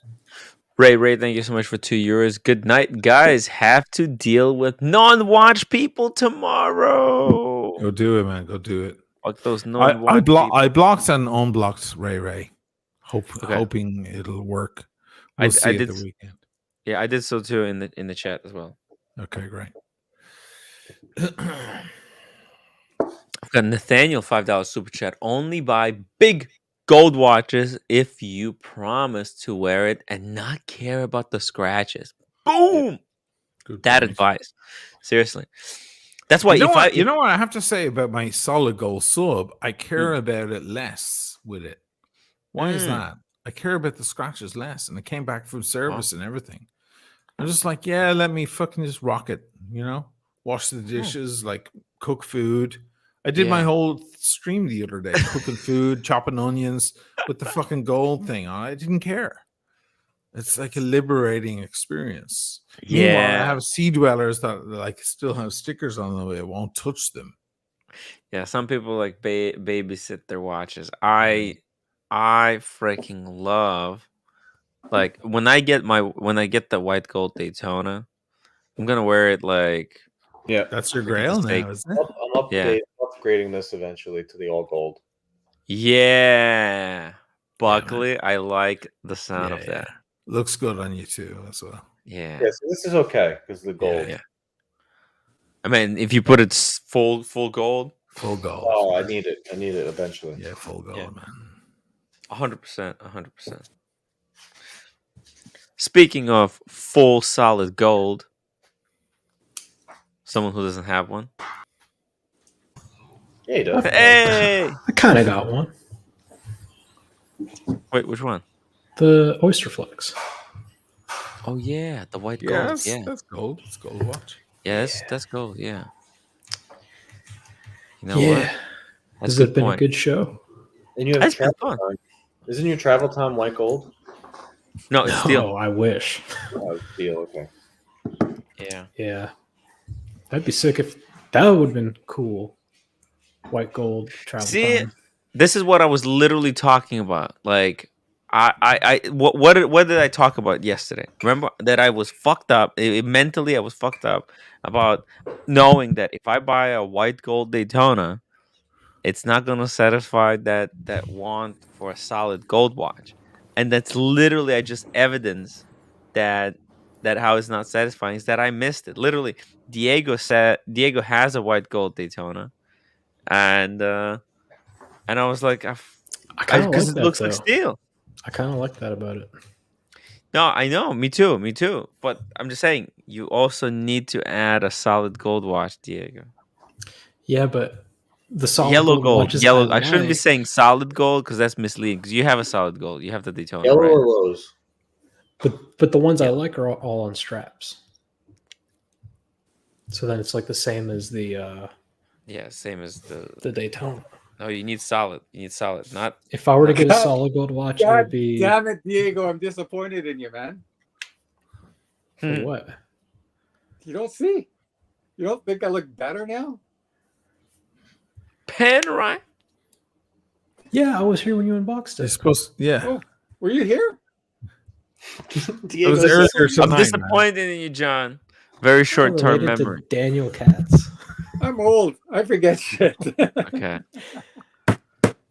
I was going to say, if I would get solid gold, it would be the 40 mil bluesy. Or maybe a 40 with the gold writing. Yeah. Or maybe a day date. Yeah. Day date 40 or 36? Gentleman size. Yeah. This fucking guy. Oh, he's got small wrists. That's Well, but him and Lolex have been calling it gentleman size. That's their new shtick. Oh, I see. Trying to make it stick. I see. What happened to the lady size? Let's call it 36 lady size. When I had the Explorer 1, they all called it the lady size. Now that I don't have it, and they want to get a 36 day date, now they're like, oh, it's actually a gentleman size. Get the fuck out of here. Diego, did you help Carolyn with a new watch? Yeah, I did. You may. Oh, what? Yeah, because you're a really good source for that shit, for the details. Wait, Carolyn's got another watch? Yeah. I think. Yeah, we have to keep it a secret. Hey, Carolyn is coming to dinner, right? Oh, actually, let me text her. Yeah, she was very patient, and I kind of felt like a dick because it was taking a while. But Cars bought a watch too. One finally popped up. Really? That's great. Carolyn, come do an unboxing. Will you do it? Let's see it, Carolyn. I miss Carolyn. She didn't go to Watches and Wonders. She was supposed to. She whips out a rainbow Daytona. Yeah. No, I didn't help her with that. I wonder what's going to happen. And they said pick. I wonder what's going to happen with George Varghese and his. He said he likes the new ones better than the rainbow. The red baguette bezel ones. Yeah. You know what we learned at looking at the three together is there's only one to get, the one with the baguette indices. The rose gold. Because the other ones have the square set diamonds. Who's that each? Yeah. Do we have some lug hanging there? The lug police are going to come after you. No, that's the new 44 millimeter GMT. He's unbelievable. I love him. I love Meech. He's out of control. But yeah, man. Oh, okay. Oh, sorry, I'm just sending details to some people. Carolyn Martin, thank you so much for your $5 super chat. Diego, thank you for helping me with the new watch. Let's keep it a secret from the community. Sounds good. And Nathaniel Hannon, $2. Rolex white gold does not look like steel in the light. Yeah, it's got that totally yellowish hue. The platinum is different too. Like they have a different luster. The photographs you can never pick it up, but when you see them in the flesh, it's different. If only we knew somebody with a platinum Daytona. Yeah, we'll never know any one of those people. No one who has one. Hey guys, I gotta run. Sorry. Take care. Congratulations again, man. Seriously. Yeah, no, thank you guys. It was kind of nice to be able to share that with you guys. You know, it's cool, man. Yeah. It is. I really appreciate you taking my advice and and getting a real watch finally. Jesus, fuck off. Okay, guys, take care. Bye-bye. See ya. Bye. Hey, that was pretty cool. That was very, very cool. Georgia the Chef, $2. They discontinued all the good dials from Day 36. Did they really? Huh. Oh. Let's take a look. I didn't notice that. Oh, it's arriving Friday. There we go. Oh, she can do an unboxing on Friday. Oh man, what the hell could it be? Is it something? Has she ever done an unboxing? Carolyn? On Tim's show? I can see it right now. She sent me photos. I won't say a word. I will say she picked the right person to find one for her as well. I will say if she ever sells that Coke of hers, I got first dibs. 'Cause that thing was insane. That thing puts mine to shame. Dude, this still has the sticker on the back and everything. Wow. Yeah. Good job. Tim, so are you going to go for yellow gold Daytona? What? Say it again. Are you going for yellow gold Daytona? Well, I was thinking like, well, no, I want the white gold one. But I think like, look, if they came to me and said we can't do the white gold, would you take the yellow gold. I think actually I might. Like if my hand is forced, I think I You're would going for settle. the you're going Actually, for the would be black dial better. one? Yeah, white gold, black dial. It's the No, best. the yellow gold. Which one? Oh, the yellow gold. Yeah, black dial one with yellow rings. White gold, black dial is better. But if you're gonna go all gold, don't you want to go like bracelet gold? Day, man. Yeah. Don't you want the full no. gold I'm saying all around like your wrist? definitely white gold is better, but I don't know. Like it would save me from getting a day. That could like I just be like, you know what, guys? Everyone's got their flex solid gold piece. I got mine. There you go. It'll save me hundreds of So thousands of you don't dollars. want the Pikachu then? I would also take Pikachu. I would take Pikachu or the black dial. There's a number of yellow gold ones that I would take. I don't know. I was like, just going for a full gold piece. I don't think that one of the oyster flex, they're beautiful pieces, but they don't scratch that itch. No. I wouldn't do the oyster flex. Solid gold with the bracelet. Oh, with the bracelet. Okay. Yeah. Oh yeah, then stunning. Yeah, amazing. Yeah, because I like the oyster flex, but I like it on the Yachtmaster. I really like it on the Yachtmaster. I like the Yachtmaster 42 white gold. Yeah, it's beautiful. That's a sick piece. Yeah, they made it full bracelet. Be killer. No, I don't know because the oyster flex with the black on black dial that they have. Mm-hmm. If you had that black on black dial with a bracelet, I don't know if it would work. In yellow gold, it would. I don't know about white gold. I have to picture it. I'd have to see it. By the way, can anybody pull up Anthony Farrer's Instagram? Apparently, something interesting there is going on. I'm blocked. He blocked me, so I can't. I don't know. He's probably blocked me too. I don't know. I don't follow him. I don't remember my Instagram password, so I can't log on my computer. Oh, damn it. Here we are, Anthony Farrer. Follow. He's 56,000 followers. That's not many. Look, I'm more than that. Jesus. What am I looking for? His latest post? No, story. Stories. It's regarding Richard Mille. Road to $1 million bankroll. Yeah. What the fuck I'm looking at? No. Something This about already happened to him. That happened a while ago. No, but another one. No. Now there's 100K reward.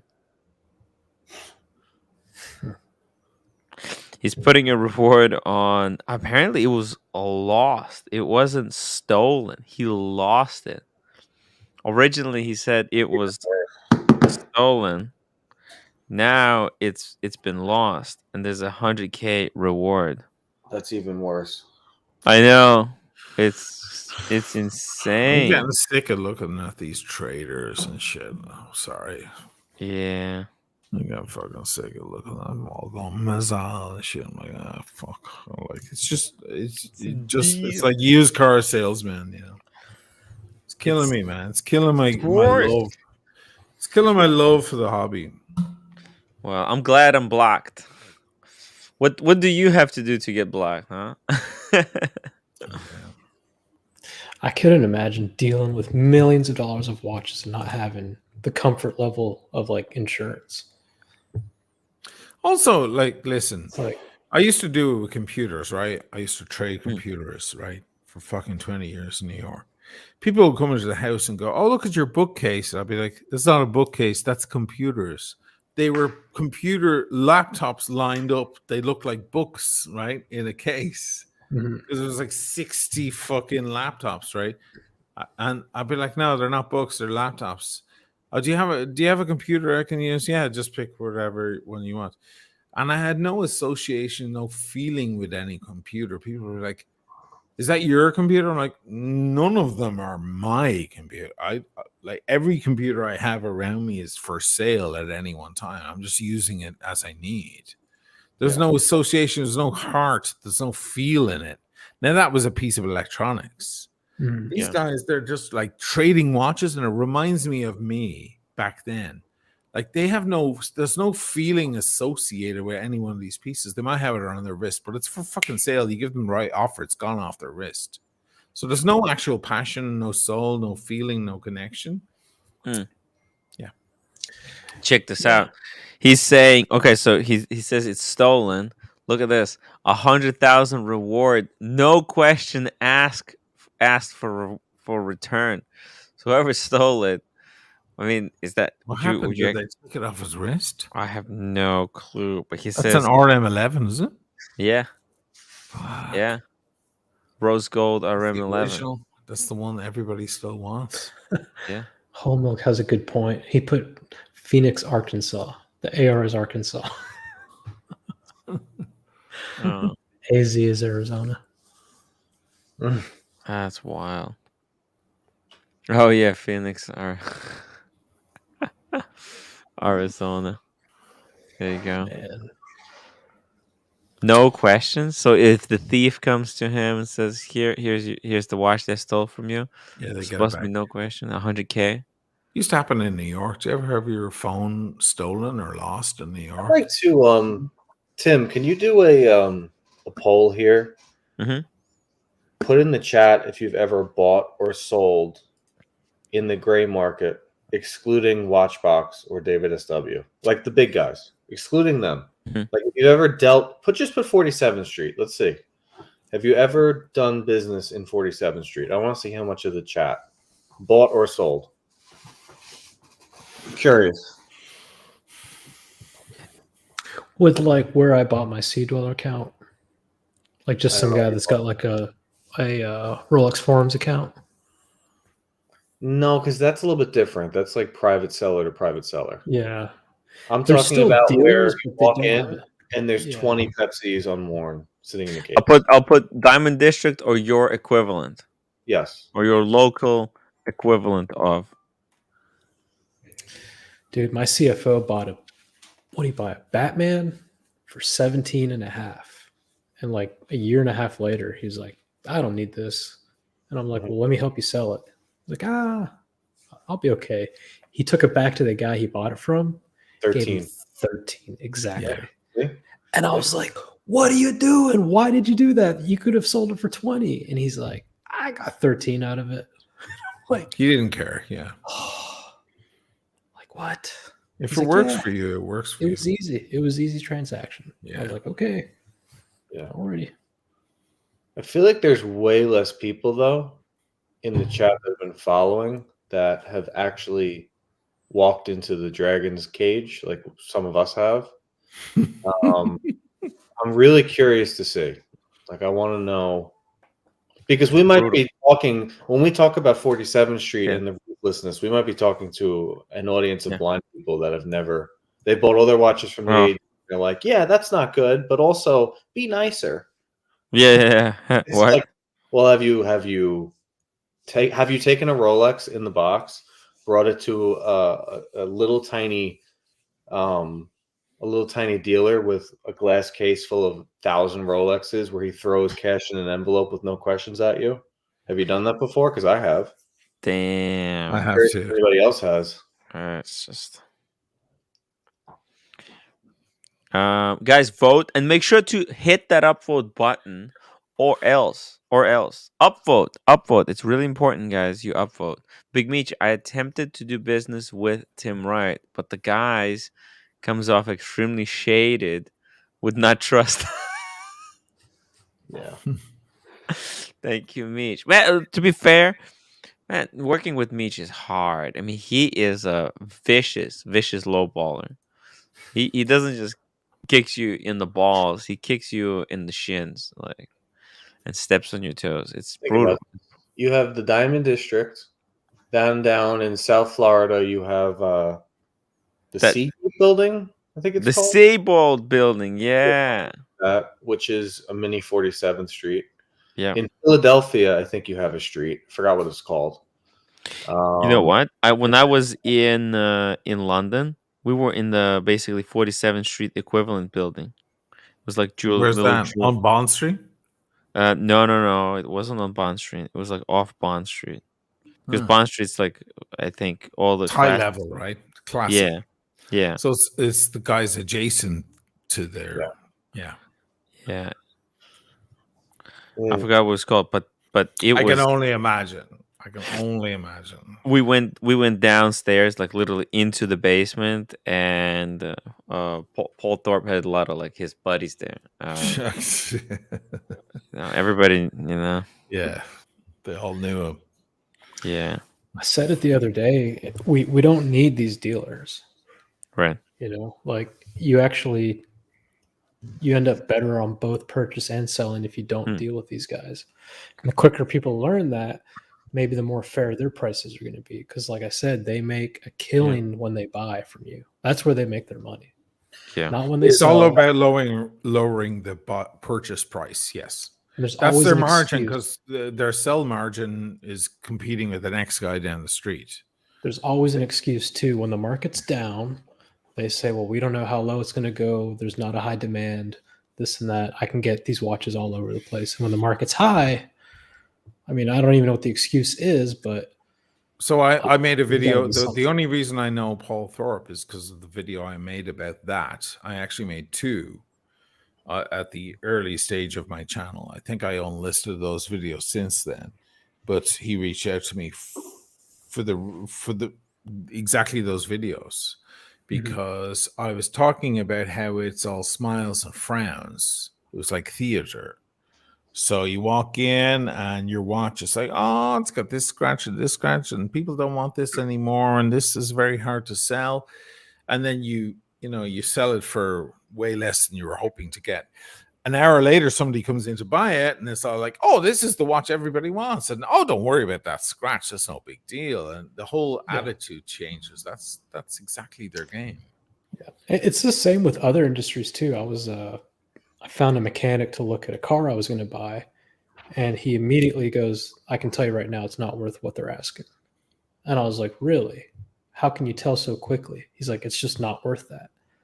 And so then my mind started going into how the watch dealers operate, right? Like they don't have to see the box papers to know what they would pay for a watch. And I said, Are you saying it's not worth what a classic car dealer would pay me for the car? Like, are you saying that's what the price should be? And he's like, yeah. And I'm like, okay, well, we're not dealing in that world. I'm not a dealer. I can't buy it at a dealer price. Right. And he's like, okay, well then the price is right. And I'm like, exactly. So now can we get back onto, the issues with it? So this happens everywhere. You got to remember though, with the gray market guys, especially 47th Street, one thing they offer is everything's off the books. So if you're not trying to have a large amount get wired into your bank account, deal with the IRS or deal with any of that, sometimes it's a lot easier to get $15,000 in cash and never bring that to Chase Bank. Most gray market dealers will do that. Yeah. They'll do cash. But then what do you do have with to the be cash? 47. What do you do with that cash though? You spend it. You deposit it slowly into your bank, or you spend it on other things. Yeah. We're not talking about an FP Journe. We're talking about a Submariner. You just stick it in the drawer, and across 2-3 months, 10 grand's gone, right? So that's a very attractive thing because, I mean, the IRS isn't really questioning how you pay your credit card bill, right? If you pay the credit card bill, then you take the watch, you go trade it for 12-13 grand, you keep it in cash. That's why they don't have you sign the book.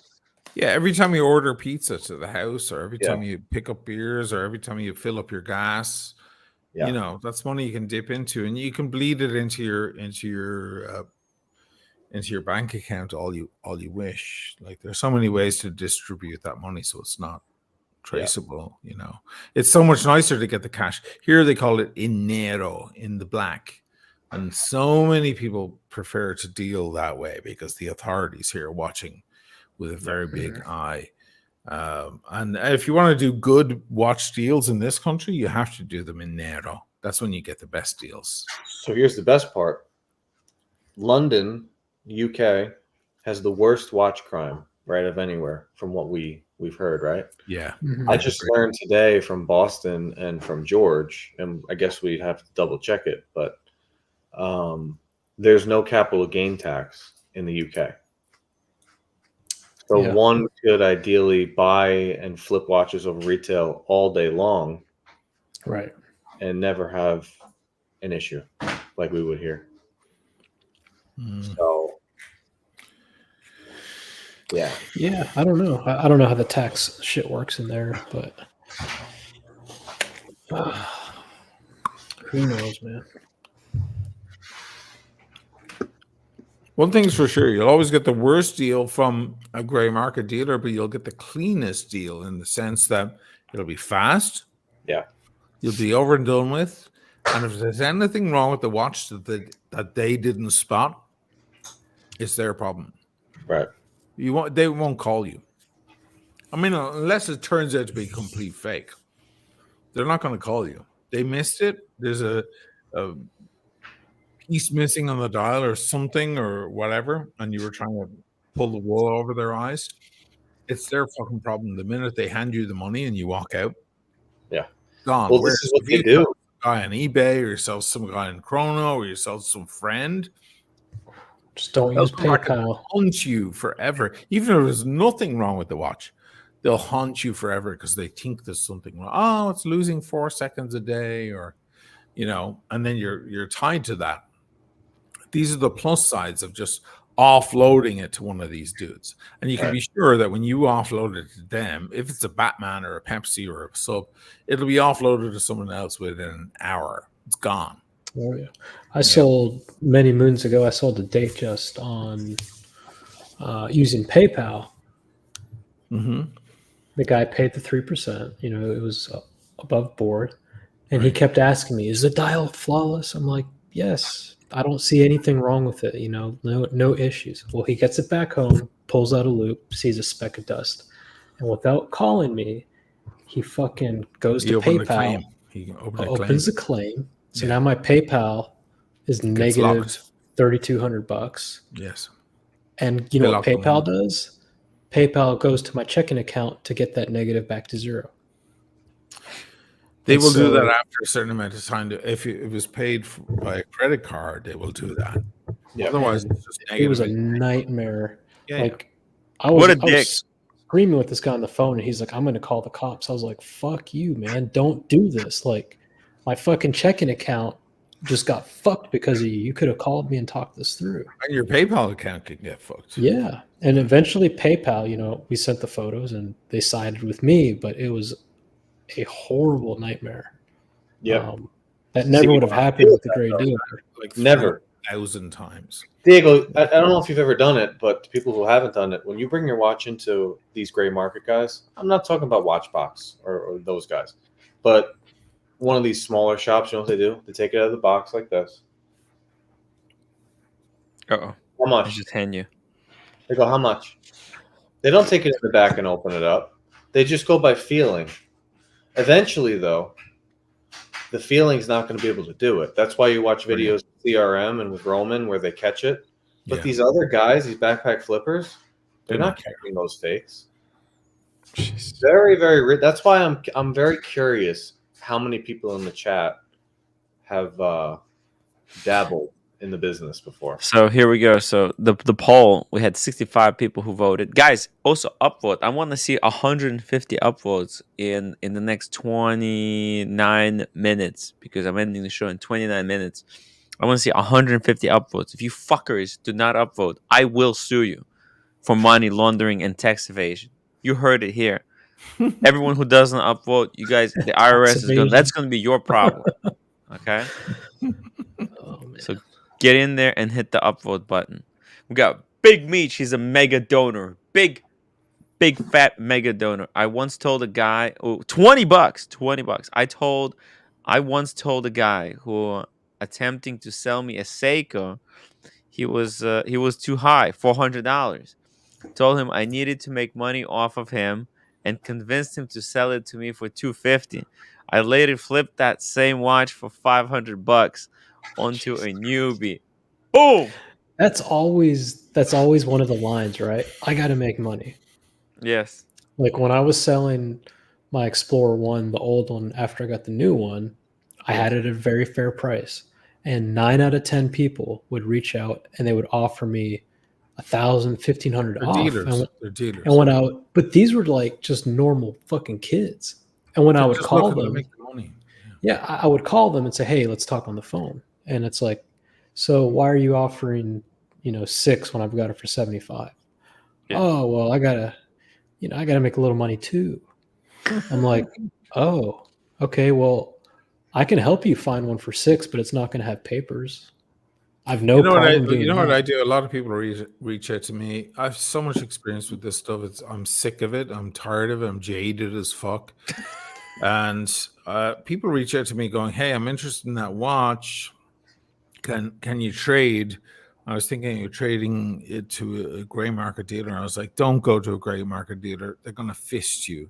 I would rather, just so I sleep at night, give you the price of the watch that you deserve." I've done that with several of my watches, just because I'm like, that watch is worth that much, but you won't get that from a gray market dealer.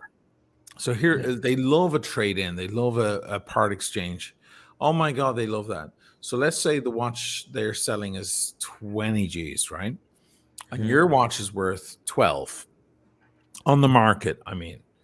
Yes. So if you were to walk in with cash for a 20G watch, you can ask them, you can offer them 18 or 18.5, and they might just take it. But if you go in and trade it, you trade another watch, they want their full 20. Now, they're not going to come down to 18 as you would give them cash. There's no deal on their price. Yes. Now, your watch is worth on the market 12. So you think there's an $8,000 difference. It's not going to work that way. They're going to offer you 7 or 8 if you're lucky or something. And they'll take it in. You'll take the other one for 20 or pay them the difference. Then they'll sell your watch at a profit. In the end, all told, they'll get 23, 24 for their original watch, all told. And I always say to these guys, like, don't do that. I'll give you the price of your watch. I've done it. I've done it with a Black Bay Pro. I've done it with the Tudor Panda. I can't tell you how many times people have reached out to me. I was like, please don't do that. I would rather you not be fisted. I'll give you the full price. I'll give you this. Let's look at the prices on Chrono 24 and split them down, and then I'll give you that and send me the difference. I'll tell the story again really quick. Before I got the Daytona from the AD, I wanted it so bad that Roman and Adrian on one of their episodes, they're like, white gold Panda Daytona, 40 G's. That's what we paid. So I'm like, wow, 40,000. Well, I can trade my Submariner. I can trade my Coke, my Explorer 2. I really want that Daytona. Yeah. And I'm going to put up 10 grand or 7 or 6 grand, right? Right. They offered, at the end of the day, they had to source the Daytona, and they could only source one for 56, and they were going to offer me like, I think, 24 for my 3 watches. Yeah, it's what the. And I was like, whoa! Are you guys smoking cocaine here? I told you guys. But I got so excited because in my mind the deal made sense. Right? You're trying 3 watches plus 7 grand. Fucking let's do this. It all shit. makes sense. No, but it's not going to work that way. I told you guys that when I was in a situation with Pride and Opinion in Belfast, I was talking to Nico's cohort there, and I was like, "Hey, how about I send you this fucking incredibly expensive watch that's worth so much now? Where is it gone? Whatever, that fucking Chrono thing that was worth over 100 grand at the time." And then I owe you guys whatever I owed them at the time. I think it was 15 or 17 or something. And you guys sent me a couple of pieces and some cash, and we're all fucking good, right? Well, you think they worked it. I also offered them a brand new 41 mil sub with stickers on, which at the time on the market was nearly 18. This was the height of the spike. It was at nearly 18,000. And I was like, how about you give me like 16.5 for it? Make some money, make yourself $1,000 on it. And they came back on, I don't know where you're getting your prices. Yeah. And that's why I told you guys, like, I Your had website? dirt. Yeah, I know, it was fucking crazy, right? So, like, I don't know the prices. So, with the chrono, with the AP, I had Dirk, my guy from Eyebashers, call in and ask about how much, because the offer they made was it was down in the low 60s. At the time, that thing was on chrono was at 112, 105, right? And and they were like, yeah, but it's not going for that, and we need to make our money. I was like, why don't you fucking just take the watch and clear our fucking debt? I don't understand why you wouldn't just facilitate the situation. But I had Dirk call as a third party guy from New York. Hey, I'm interested in buying a black dial Royal Oak chronograph from AP. How much do you want? And they said 110,000. Wow. Yeah. Hey, man. These guys, they think that they're so important that their one phone call is worth $30,000. Get 40,000. You should have done you should have merged phone insane. calls. You should have been on the line with him. I know, right? I should have and then put you it say, in and said, okay, so if you want 110 for that, how about you take 90 for mine, make 20 grand, and take the 17 or 15, whatever, and make a $5,000 profit, and we're done. And then I don't get phone calls at 3 a.m. from your lunatic fucking mate. Right. But no. And that's madness, my friends. Like, it's madness. Anyway. It's sickening. Yeah. It's seriously sickening. I mean, it's 40 grand and I want 40. Really? They want to make $40,000. So, like that very first video where Paul reached out to me, and this going back 3 years almost. I was like, this is how it works. It's all tears and oh no, the market isn't what it used to be when you're selling to them, and when you're buying from them, oh, the market's all coming back and it's all strong. It's the Academy Awards should have its own. No, you know what it is when the market is strong. Speaking of Academy Awards, I can get it for cheaper from the group chats. Nathaniel, yeah, Nathaniel. You know what I mean? When your sub is worth 18, they'll tell you, well, I can buy it for 14. Right. So why would I offer you anything more? I'll give you 13. Yeah. That's the excuse I was trying to remember. There's always an excuse. Oh my god, my favorite one actually is I've already got one of those. Oh. It's like you offer them a Batman or a Pepsi. I've already got one of those. I'm like, okay, cool. Like you've already got a chocolate cake. You know what's better than one chocolate cake? 2 chocolate cakes. Shut the fuck up and take the fucking watch. I don't care if you have one already. You're in a watch trading business. What are you? Are you quitting next month? You've already got one. It doesn't matter if you've got one. Once you sell that, you're without one, and you'll need. If the market's going up, buy another one and get equity on it. The whole market. By the time you sell it, everyone is making so much money.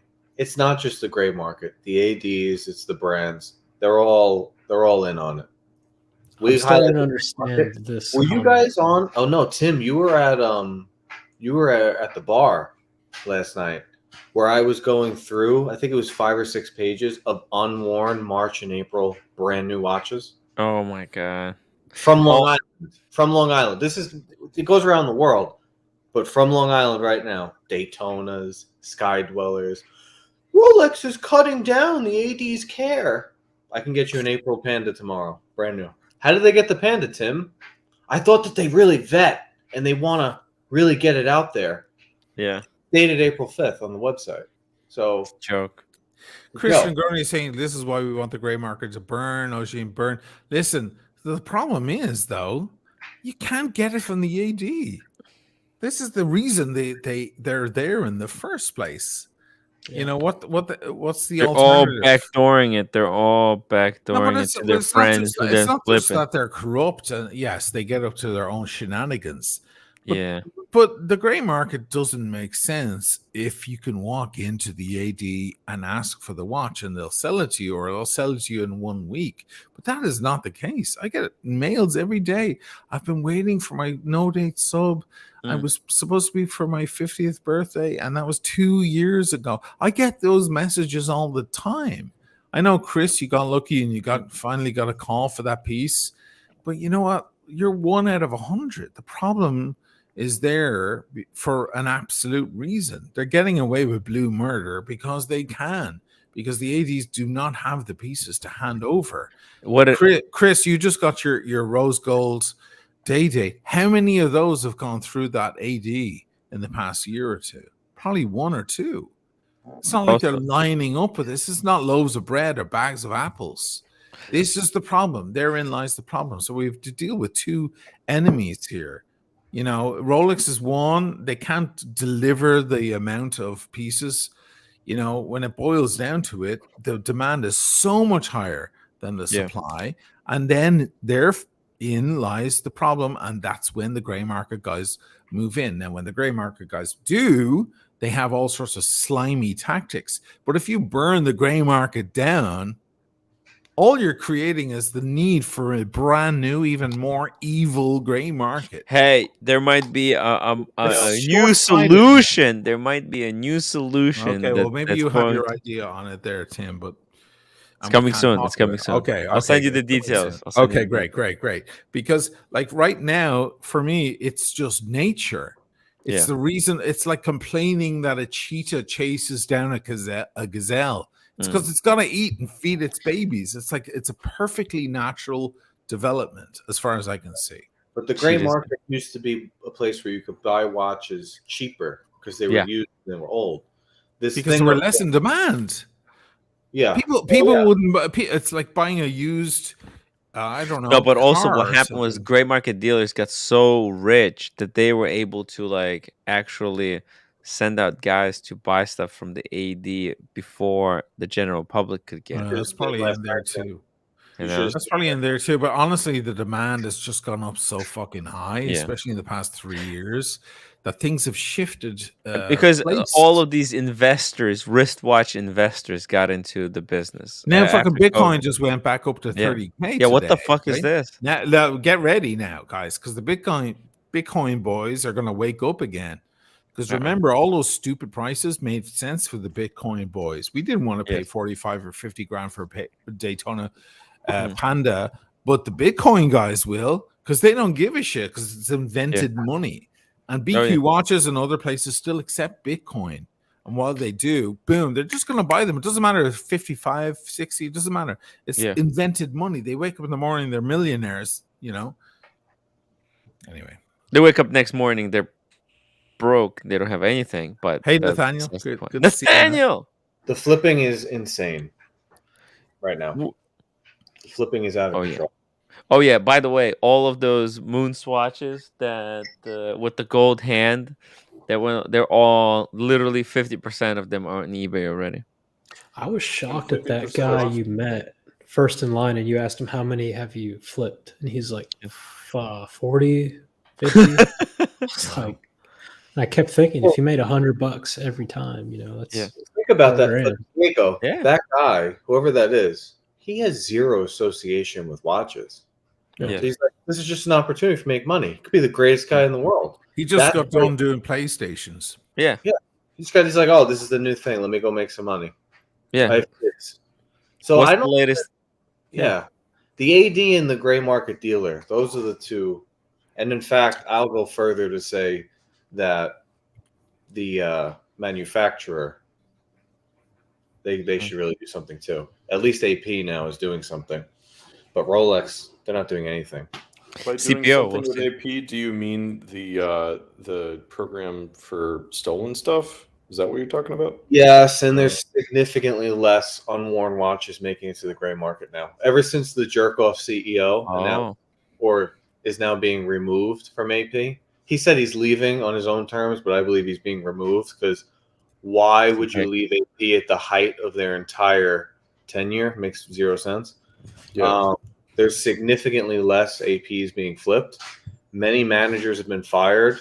They've removed boutiques that are not AP owned, right?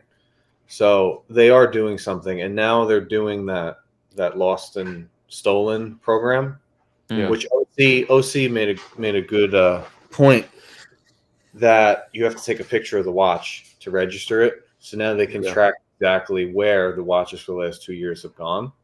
Yeah, but Rolex is not doing anything. Not doing anything. Patek's not doing anything. Yeah, they might. I never even thought about that as a watch tracking stratagem, but yeah, that absolutely would do the trick. I assume you've got to submit your serial number as well as the photo of the watch. And so the photo now of the papers I had to do with this. This is from 2006. So now O'Sheen goes on and registers his Royal Oak that he bought whenever. Pretend you bought it last month and it's a 2022. Well, now AP knows. How did O'Sheen O'Malley get the watch we sold to Tim Wright? How'd that happen? How did this work out? How'd that happen? Why is he registering it? Yeah, right. It's genius. You're in trouble. Yeah, it's genius. But Rolex, Roman Sharp and them have made comments in the past about like when a really rare Patek comes through, the seller would say, "Hey, like you can't show my papers. What happens if they send it in for service?" And the buyers, they kind of coach the buyers like, "Hey, if this watch needs a service, come to us Send first. it to us." Yeah, come to us first. We'll figure it out. Yeah.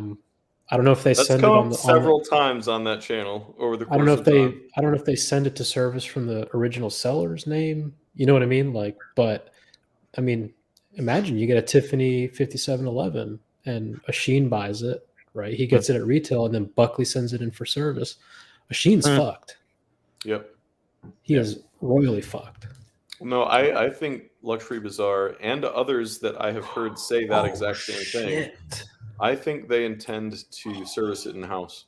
I don't think they intend to set it off to AP or PP or wherever. Wow. Yeah, of course. Oh, by the way, Drew, congratulations! Said he's got the call for the no date sub that he waited 14 months for. That's incredible. That's good. We were just talking about like what he should get while he's waiting for his Submariner. Well, now he and then doesn't bam, have to. 14 months. Tim, all right. Can we pull up 5811s and see how those are doing? Sure. On where? Chrono 24? Yeah. 5811? No, Diego. What? No way. Not me. Oh, okay. I was gonna say, get out of here. No way. What's the retail? The retail is 80,000. Holy shit. Okay. Why? I got my answer.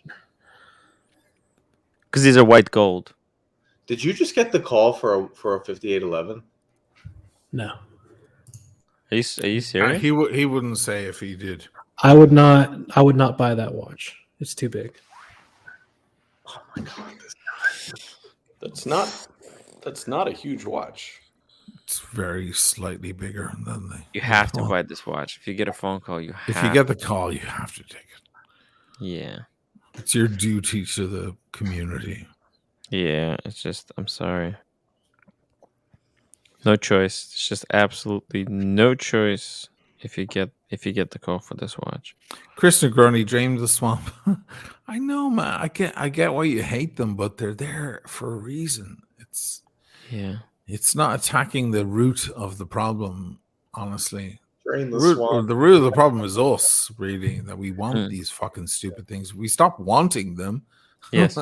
All of a sudden, we would see these people showing up at our doorstep going, have you seen a new 5811? Can we interest you in it? It's actually so nice. 5811 is listed at 41 millimeters. Is that inaccurate? Yeah. Is it bigger than 41 millimeters? It's bigger than the old model. It's slightly bigger. It's a small. And the way the bracelet works, it's almost like the bigger Royal Oaks. Like if you don't got the wrist width, it won't sit on your wrist properly. Yeah. Okay. Can I have your allocation? It's not mine. Oh, somebody got an allocation? The guy wanted a 5990, and then they asked him, well, what do you think about this? What the fuck? Yeah.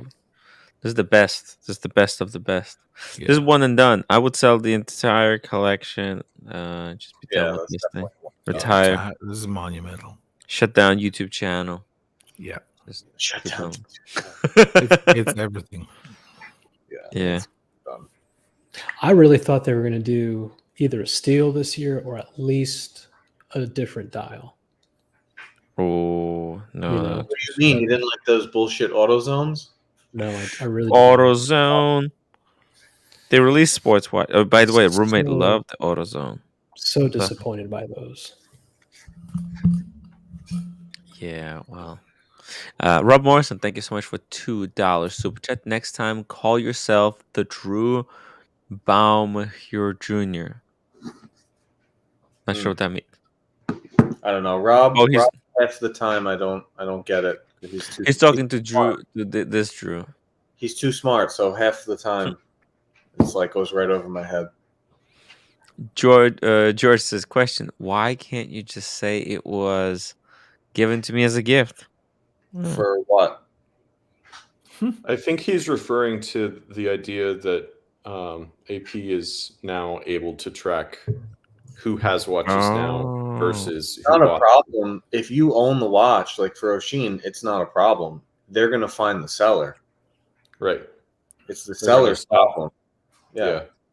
So it has, George, he just got an AP. He's fine. They don't care. Yeah. But it's pretty genius. I hope that it sets a precedent for the rest of them. And they have a tendency to all follow suit. I don't know about Rolex. That's different. But, when you're dealing with watches of this magnitude, this price range, this is like deeds on a home or something, Yeah, or it's like, more than a lot of people's down payments. Yeah, this is more than a nice boat or a decent car. The funny thing though, the funny thing is if you were to go to a financial advisor and you said, I have $70,000 and I can turn it into $150,000 tomorrow. And I'll pay my capital gains. Should I do it? They'd be like, yes. And can you help me do that too? If you're buying as a collector and you don't plan to sell, it's difficult. Like you said, it's a down payment. It's a fucking 3 years worth of vacations for your family that you're sacrificing instead to have a watch. Right. And I think you really got to be at a really special level to where you can do that and still, fulfill the rest of your life and not have to sacrifice your family's happiness. But if you're flipping, who cares what the price is if you've got the credit card limit? Yeah. If you think about the volume, crazy. I mean, Rolex makes and sells so many more watches than AP does. If they implemented a similar kind of program, it would be a much, much larger database, and you would have a much more comprehensive picture of where all of those watches are flowing. So I would love it if they did. Nathaniel, I can show you where they're going. Give me 1 minute. I'll show you real quick where they're going. What is this, Tim? The back was very interesting. This is some interesting brand. What the hell? Tim, do you care if I share my screen so I can manufactured in Manhattan. Oh, I like that micro rotor. Let me show Nathaniel where Long Island we have 3 ADs. Let me show Nathaniel where the watches are going really quick. I like that watch. Make it bigger. Command plus. Where? Press Command plus or Control plus to make it bigger. Buckley's got like a 42-inch monitor. Holy shit. Yeah. All right. Didn't work, Tim. Hold Control. Well, I'm going to click on some of them. So or Command. Is this collectors? That's collectors, right? Yeah. So I've made it. All of these watches are brand new. Okay. So, you want a brand new Panda from March? Maybe this is too old for you. Maybe this is March is too old. Tell you what we can do, guys. If that one is too old for you, we can get you one from April. No problem. Oh my god! Here we go. Collectors are crazy, man. That place is nuts. And what are they selling for? Presumably, they're not just getting their stock from Long Island, though. No, they probably are because we have 47th Street in New York City. So those people are not coming out here for the most part. I mean, of course, some of them are going to come, but most of New York City flippers are just going to 47th Street. Okay, I'm not saying you're wrong, but surely, just like David SW, they will have you send in the watch from a distance, right? Oh yeah. Well, the issue with that is David SW is wiring the money. Yeah. So you could do it that way, but it's a lot easier to just deal in cash, right? But you're right. Right. But I'm saying this dealer, just like David SW, They they're take gonna the buy wire. watches the same way, right? Well, they're buying. You can walk into David SW and sell them your watch, yes. Or you could walk into these people and sell them your watch, yes. Yes. Or I can mail my watch to David SW and they'll send me money. Or I can mail my watch to these people and they'll send me money. Most of the flipping market is not getting mailed around. It's walking in for cash sight unseen because it's way cleaner. Yeah, it's also really. I mean, sending large sums of money, it's hassle. So, it's headache. what do you guys want? Do you want an April Batman, brand new? What do you want? Do you want a sky, blue sky? Those are hard. How about a new April Explorer 2 Polar? And I should mention we're on page 1 of 5, so maybe page 1 doesn't do it for you. These are all the months of what? Look, these are super hard to get. Why don't we get a 2023 Sprite? Sure. Right? Brand new. Wow. No problem. You know, Dirk from the Eyebashers. Yeah. His father-in-law went out to these guys. They have a few places. Yeah. Out of Long Island, and he was looking at Planet Ocean, I think. It was like 4,200, 4,300. Yeah. And he met the guy, and it was like a shitty little apartment. They went upstairs, and it was a scruffy apartment with boxes all over the floor. They were stepping over boxes. It wasn't even a store. And the guy eventually found the watch. He goes, "Oh yeah, this is it." Picked it up off the floor. He goes, "This is it." I'm not surprised. And he says, "I'll give you 3,000 cash for it." And he goes, "Fine." Wow. Look, how about we get a Negroni? This is officially now the Negroni. The Negroni. I love how Jeff and Eddie had it first, but it's the Negroni. Yeah. Yeah, because Negroni is going to take decent photographs of it, so yeah, he deserves well, also that. Negroni rolls off the tongue better than Jeff. The Jeff, yeah. I didn't realize Negroni was such a baller. To just like, what the fuck? Yeah, he that was a complete fucking curveball, but the guy's already taken sick ass shots of it, so it's like it's killing. Yeah. Doesn't Vacheron take your firstborn for a blue dial and you need to buy watches? Well, how did this wind up here? If they're watching so close. People selling their soul. People gambling. Yeah, it's impossible to get. And they're vetting.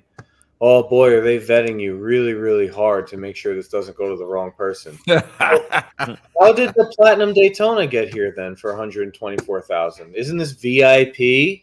Whoa. Right? Isn't that VIP? I think what Buckley's referring is that it's not necessarily. Well, let me ask you this: do you think there are still the flippers getting to the tops of the lists and then they're immediately flipping it, or do you think all it takes is money? Perhaps all it takes is money. These guys are getting watches a different way? No, from the. I mean, look. Of course you can. Of course you can do the back door, but there are people that go to 10 ADs. And get on the list for 10 Submariners, and they get 10 of them. Because here's where the narrative for me kind of folds. Let's go back to that Platona. And let's just say that was Q's Platona that he got. Yeah. He paid, I don't know, 70 and they gave him 100 and they're selling for 120. Q made 30 grand. But we know how much Q has had to spend just to get a white gold Aquanaut. We're talking a lot of money. That 30 grand he made on the Platona, he's still way below zero. So Diego, that's what I'm telling you. I'm telling you that's how much money and how much history the flippers have. Exactly. That's what people don't want to hear. They don't want to hear what's the point if they're still in the negative?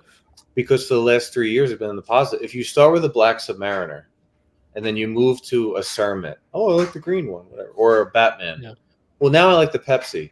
You could literally buy all 4 of those within 2 years. Then you have any Sky Dweller. Then you have any Daytona. Then you have a bunch of precious metal. So we're thinking of like the OCs, because OC really hasn't bought too much shit. He's bought a Bucra here and there. Yeah. He bought a Tudor.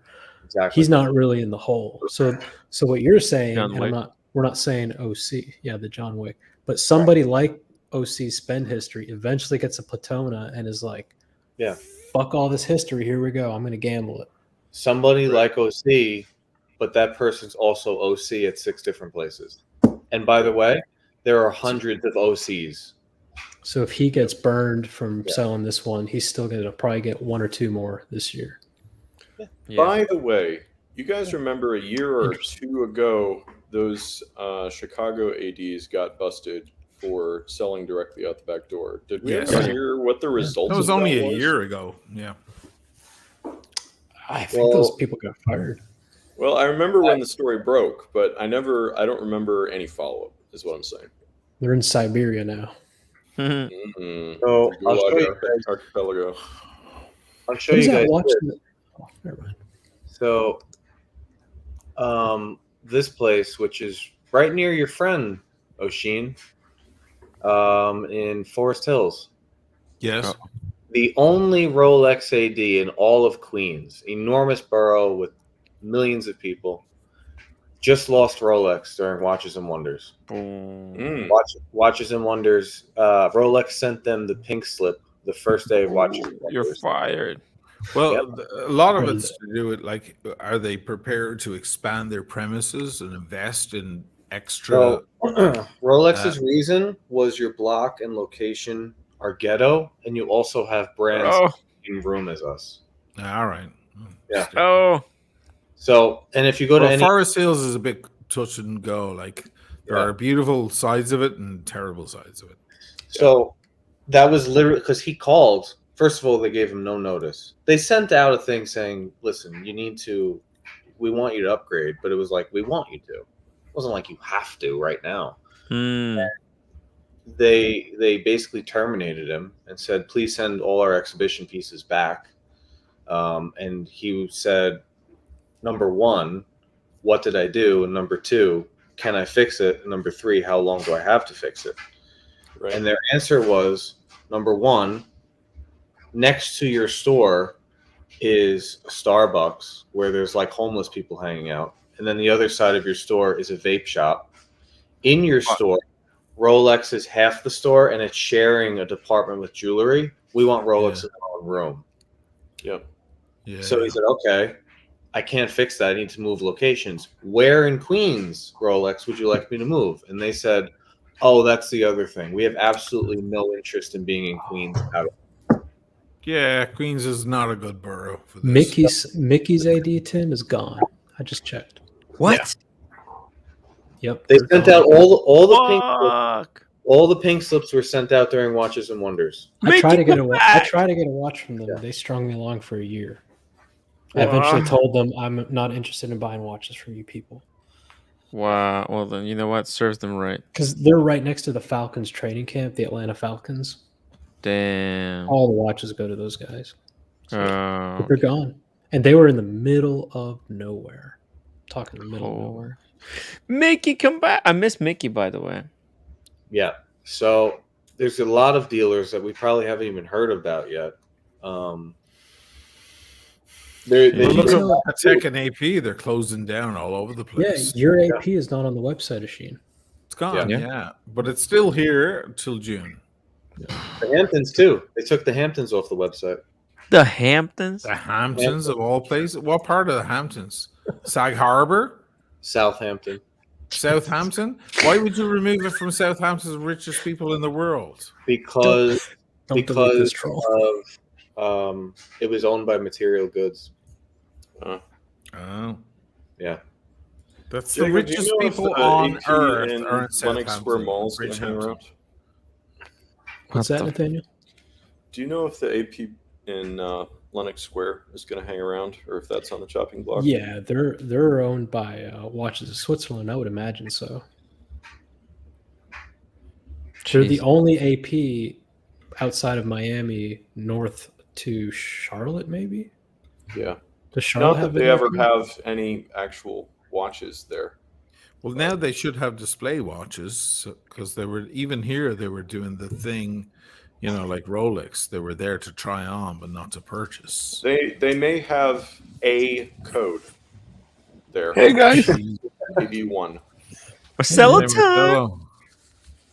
Yeah, I just came to the shop to organize some shit, like making some. I love how he never goes there to work. He's like, yeah, I just came here to, make a coffee or fuck around for a little bit. Then I'm gonna go play tennis. Yeah, it's my shop. Who give a shit? You know, I do whatever I want, right? Marcelo told me once he created his shop not to work. Literally, it's designed so he doesn't have to work.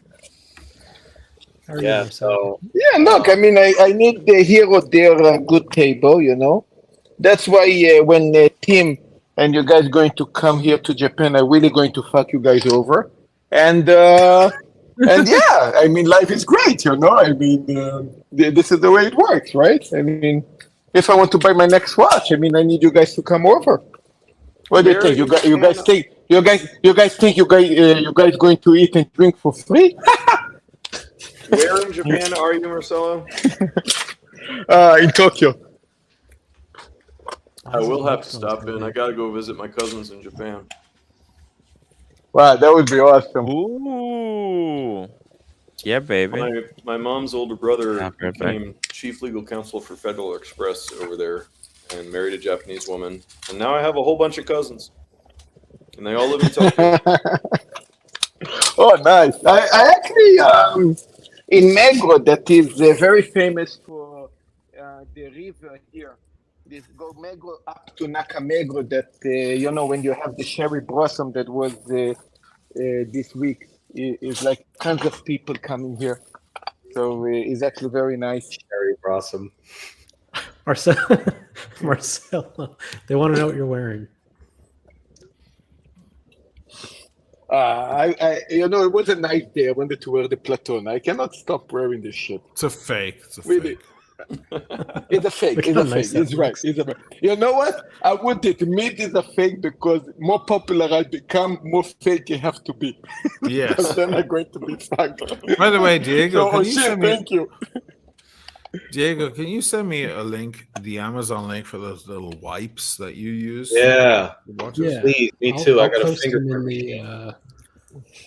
go to Amazon. I need to buy like 200 of those things. Yeah, they come in boxes of, I think it's 222 or some shit. Perfect. I just bought 2. Yeah.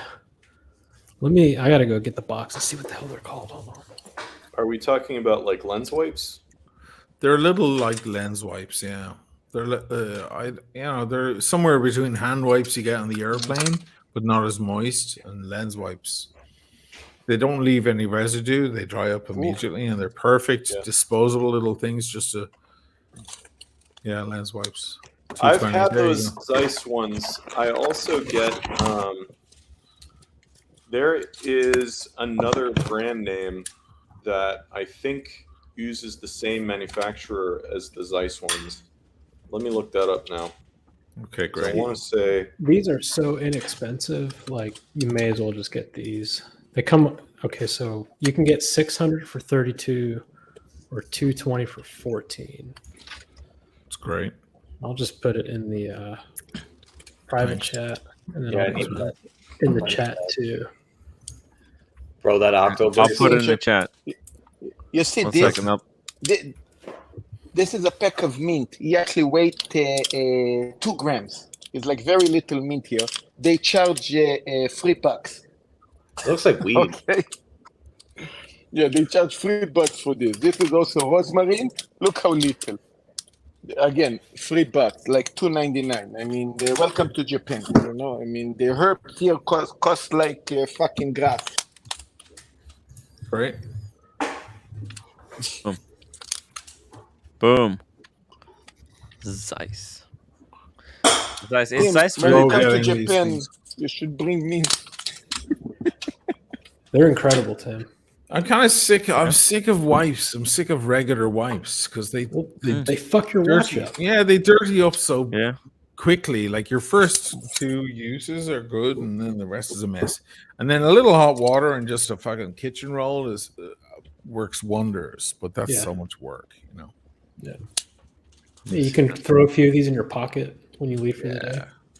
And your watch looks so much better when it's shined up like that.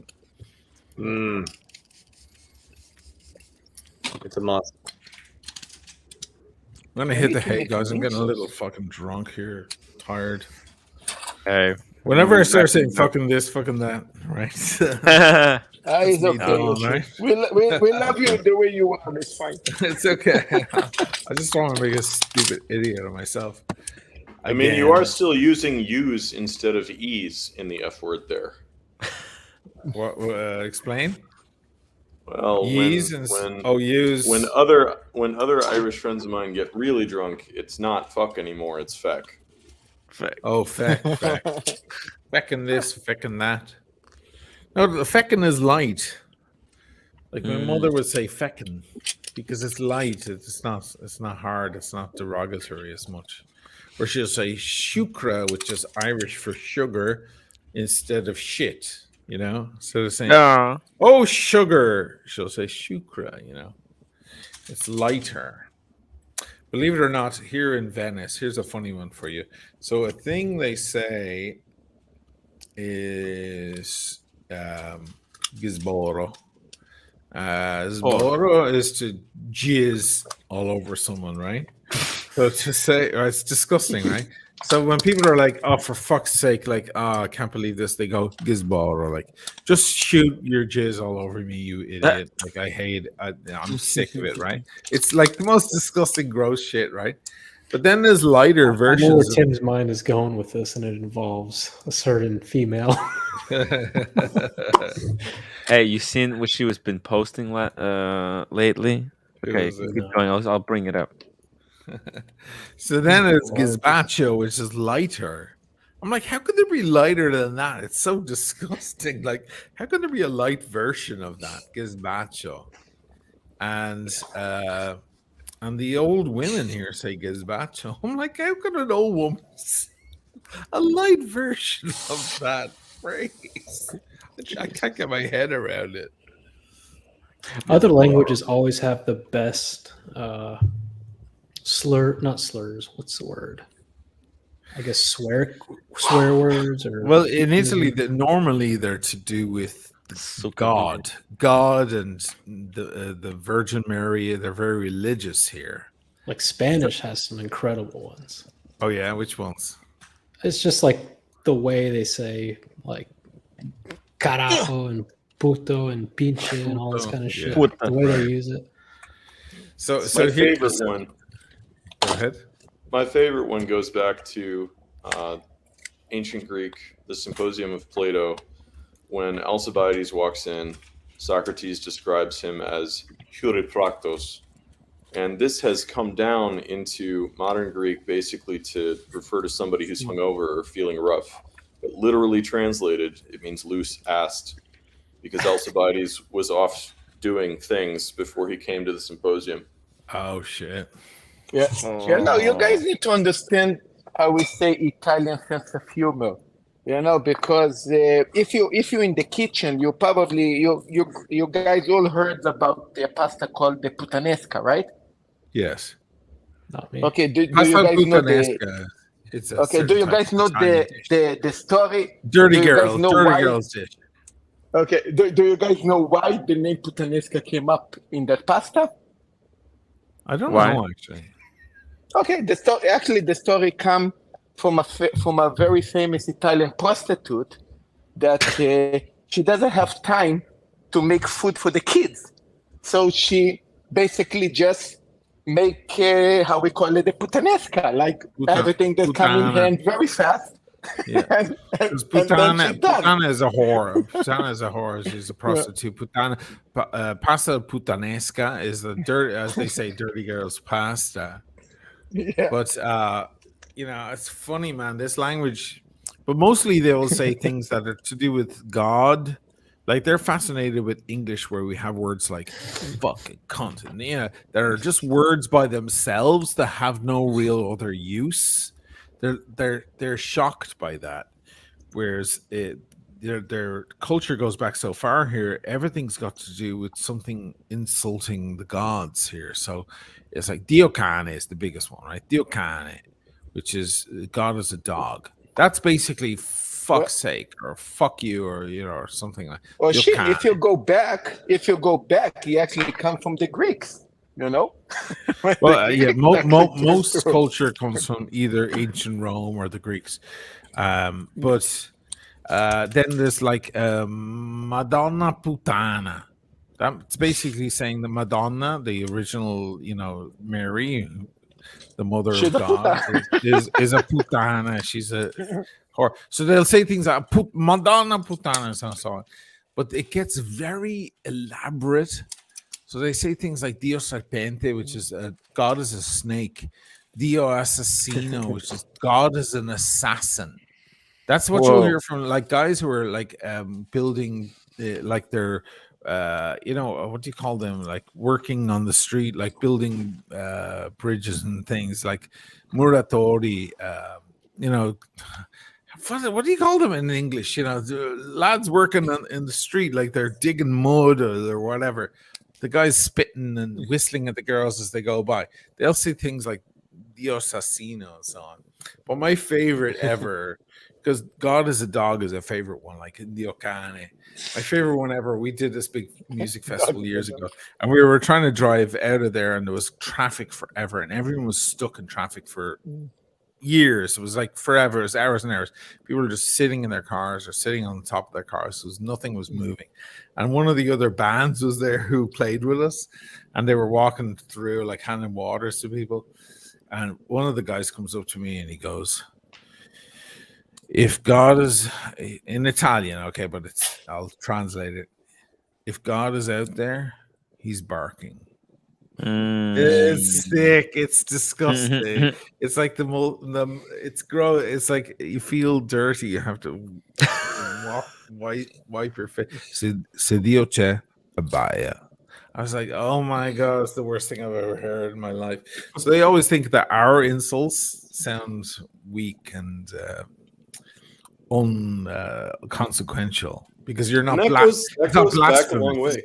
That goes back a long way. I mean, if you look at next time you go to Rome, go to Castel San Angelo, and there's a bridge across the river leading up to the front gates of the Castel. It used to be Hadrian's mausoleum, then it got turned into a fortress for the popes.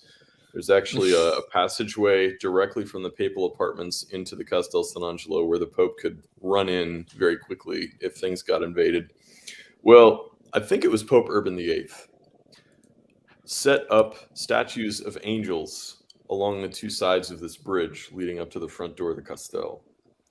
And various of the angels are holding gambling equipment. Oh. So dice or whatever. And a number of the inscriptions on the base of these angel statues are talking about how you are gambling with your soul. If you are trying to get into Castel San Angelo, and that's the same kind of deal. Wow. It's all about blasphemy. Into your personal, yeah. Blasphemy was were the first swear words, but then we figured out words like cunt. Whatever. It's all. We are all cunts. We are all cunts. We're all cunts. I still don't get why that word has such a strong. The first why people care in Ireland. In Ireland, we don't really care that much. Cunt is the same as saying anything else. It's not even that strong. You'll hear people, all sorts of people say cunt. But when we first came to America, we were warned not to say cunt because it's super offensive in America. Like cunt is so much worse than motherfucker. Motherfuckers should be the worst one in the world, but like cunt is somehow stronger than anything else. And we went out, we did our first showcase in front of Sony Records and Epic Records and Atlantic Records, all these record companies. We went up on stage in New York City and our singer said, how you doing? We're Mr. North from Dublin, Ireland. We hear the word cunt is bad here, so we won't be making that mistake. They probably loved you for it, though. Well, with record companies in the room, there's no applause. Mind you, we did milk the shit out of that when we went on tour. Because we go up on stage, it's just a free applause. Unfortunately, we're guilty of that shit. They paid in to see Van Halen or some bigger band, but they have to watch 45 minutes of us. And they're like not in the mood, and you have to win them over, you know. And normally we did, but at first they're like they just don't want you in the fucking room, so you have to do something. And God bless the Americans, they love the Irish so much, man. All you have to do is say, we're Mr. North from Dublin, Ireland, and we're going to play 45 minutes. And then all of a sudden you get a free applause because you're from Dublin. I don't know why. Like, we didn't do anything, but, you know, it was like a free... It was, we took advantage of that, unfortunately. We had to, you know. Anyway, lads, I'm going to fucking split off to bed. Hey. We're gonna wrap it up. We're gonna wrap it because I gotta wake up early tomorrow. I'm going to the city. We're gonna be doing. Thanks, Blondie. Well, you call me a cunt maybe 4,000 times, so I think 1 versus 4,000 ways. It's all good. It's her favorite word, so I figured I was just, you know. There's nothing more fun than, you know, than seeing you guys fighting. It's so amazing. Blondie, she's the best. She's the best. By the way, we're gonna see Blondie tomorrow. She's coming. She's coming to the city, guys. Thank you so much for watching. Make sure you hit that upload button. We need 7 more uploads. Don't be freaking late. Oh, by the way, Oshin, to answer your question. Oh no, it was Buckley. How many have you done business in the Diamond District or your local equivalent of? 22% have done business, you know, at Diamond District, and then 78 in every day. Wow. Yeah, that's amazing. I didn't expect 22%. Right? There you go. Guys, upvote. Make sure you leave me a comment after the stream is over. Leave some timestamps. Yeah, I really like when people leave timestamps because the live streams are so long, 6 hours long. But if you see something funny, something make you chuckle, or etc., just put a timestamp when it happened. All right, guys. I love you all. And I'll see you tomorrow. See you tomorrow from New York City.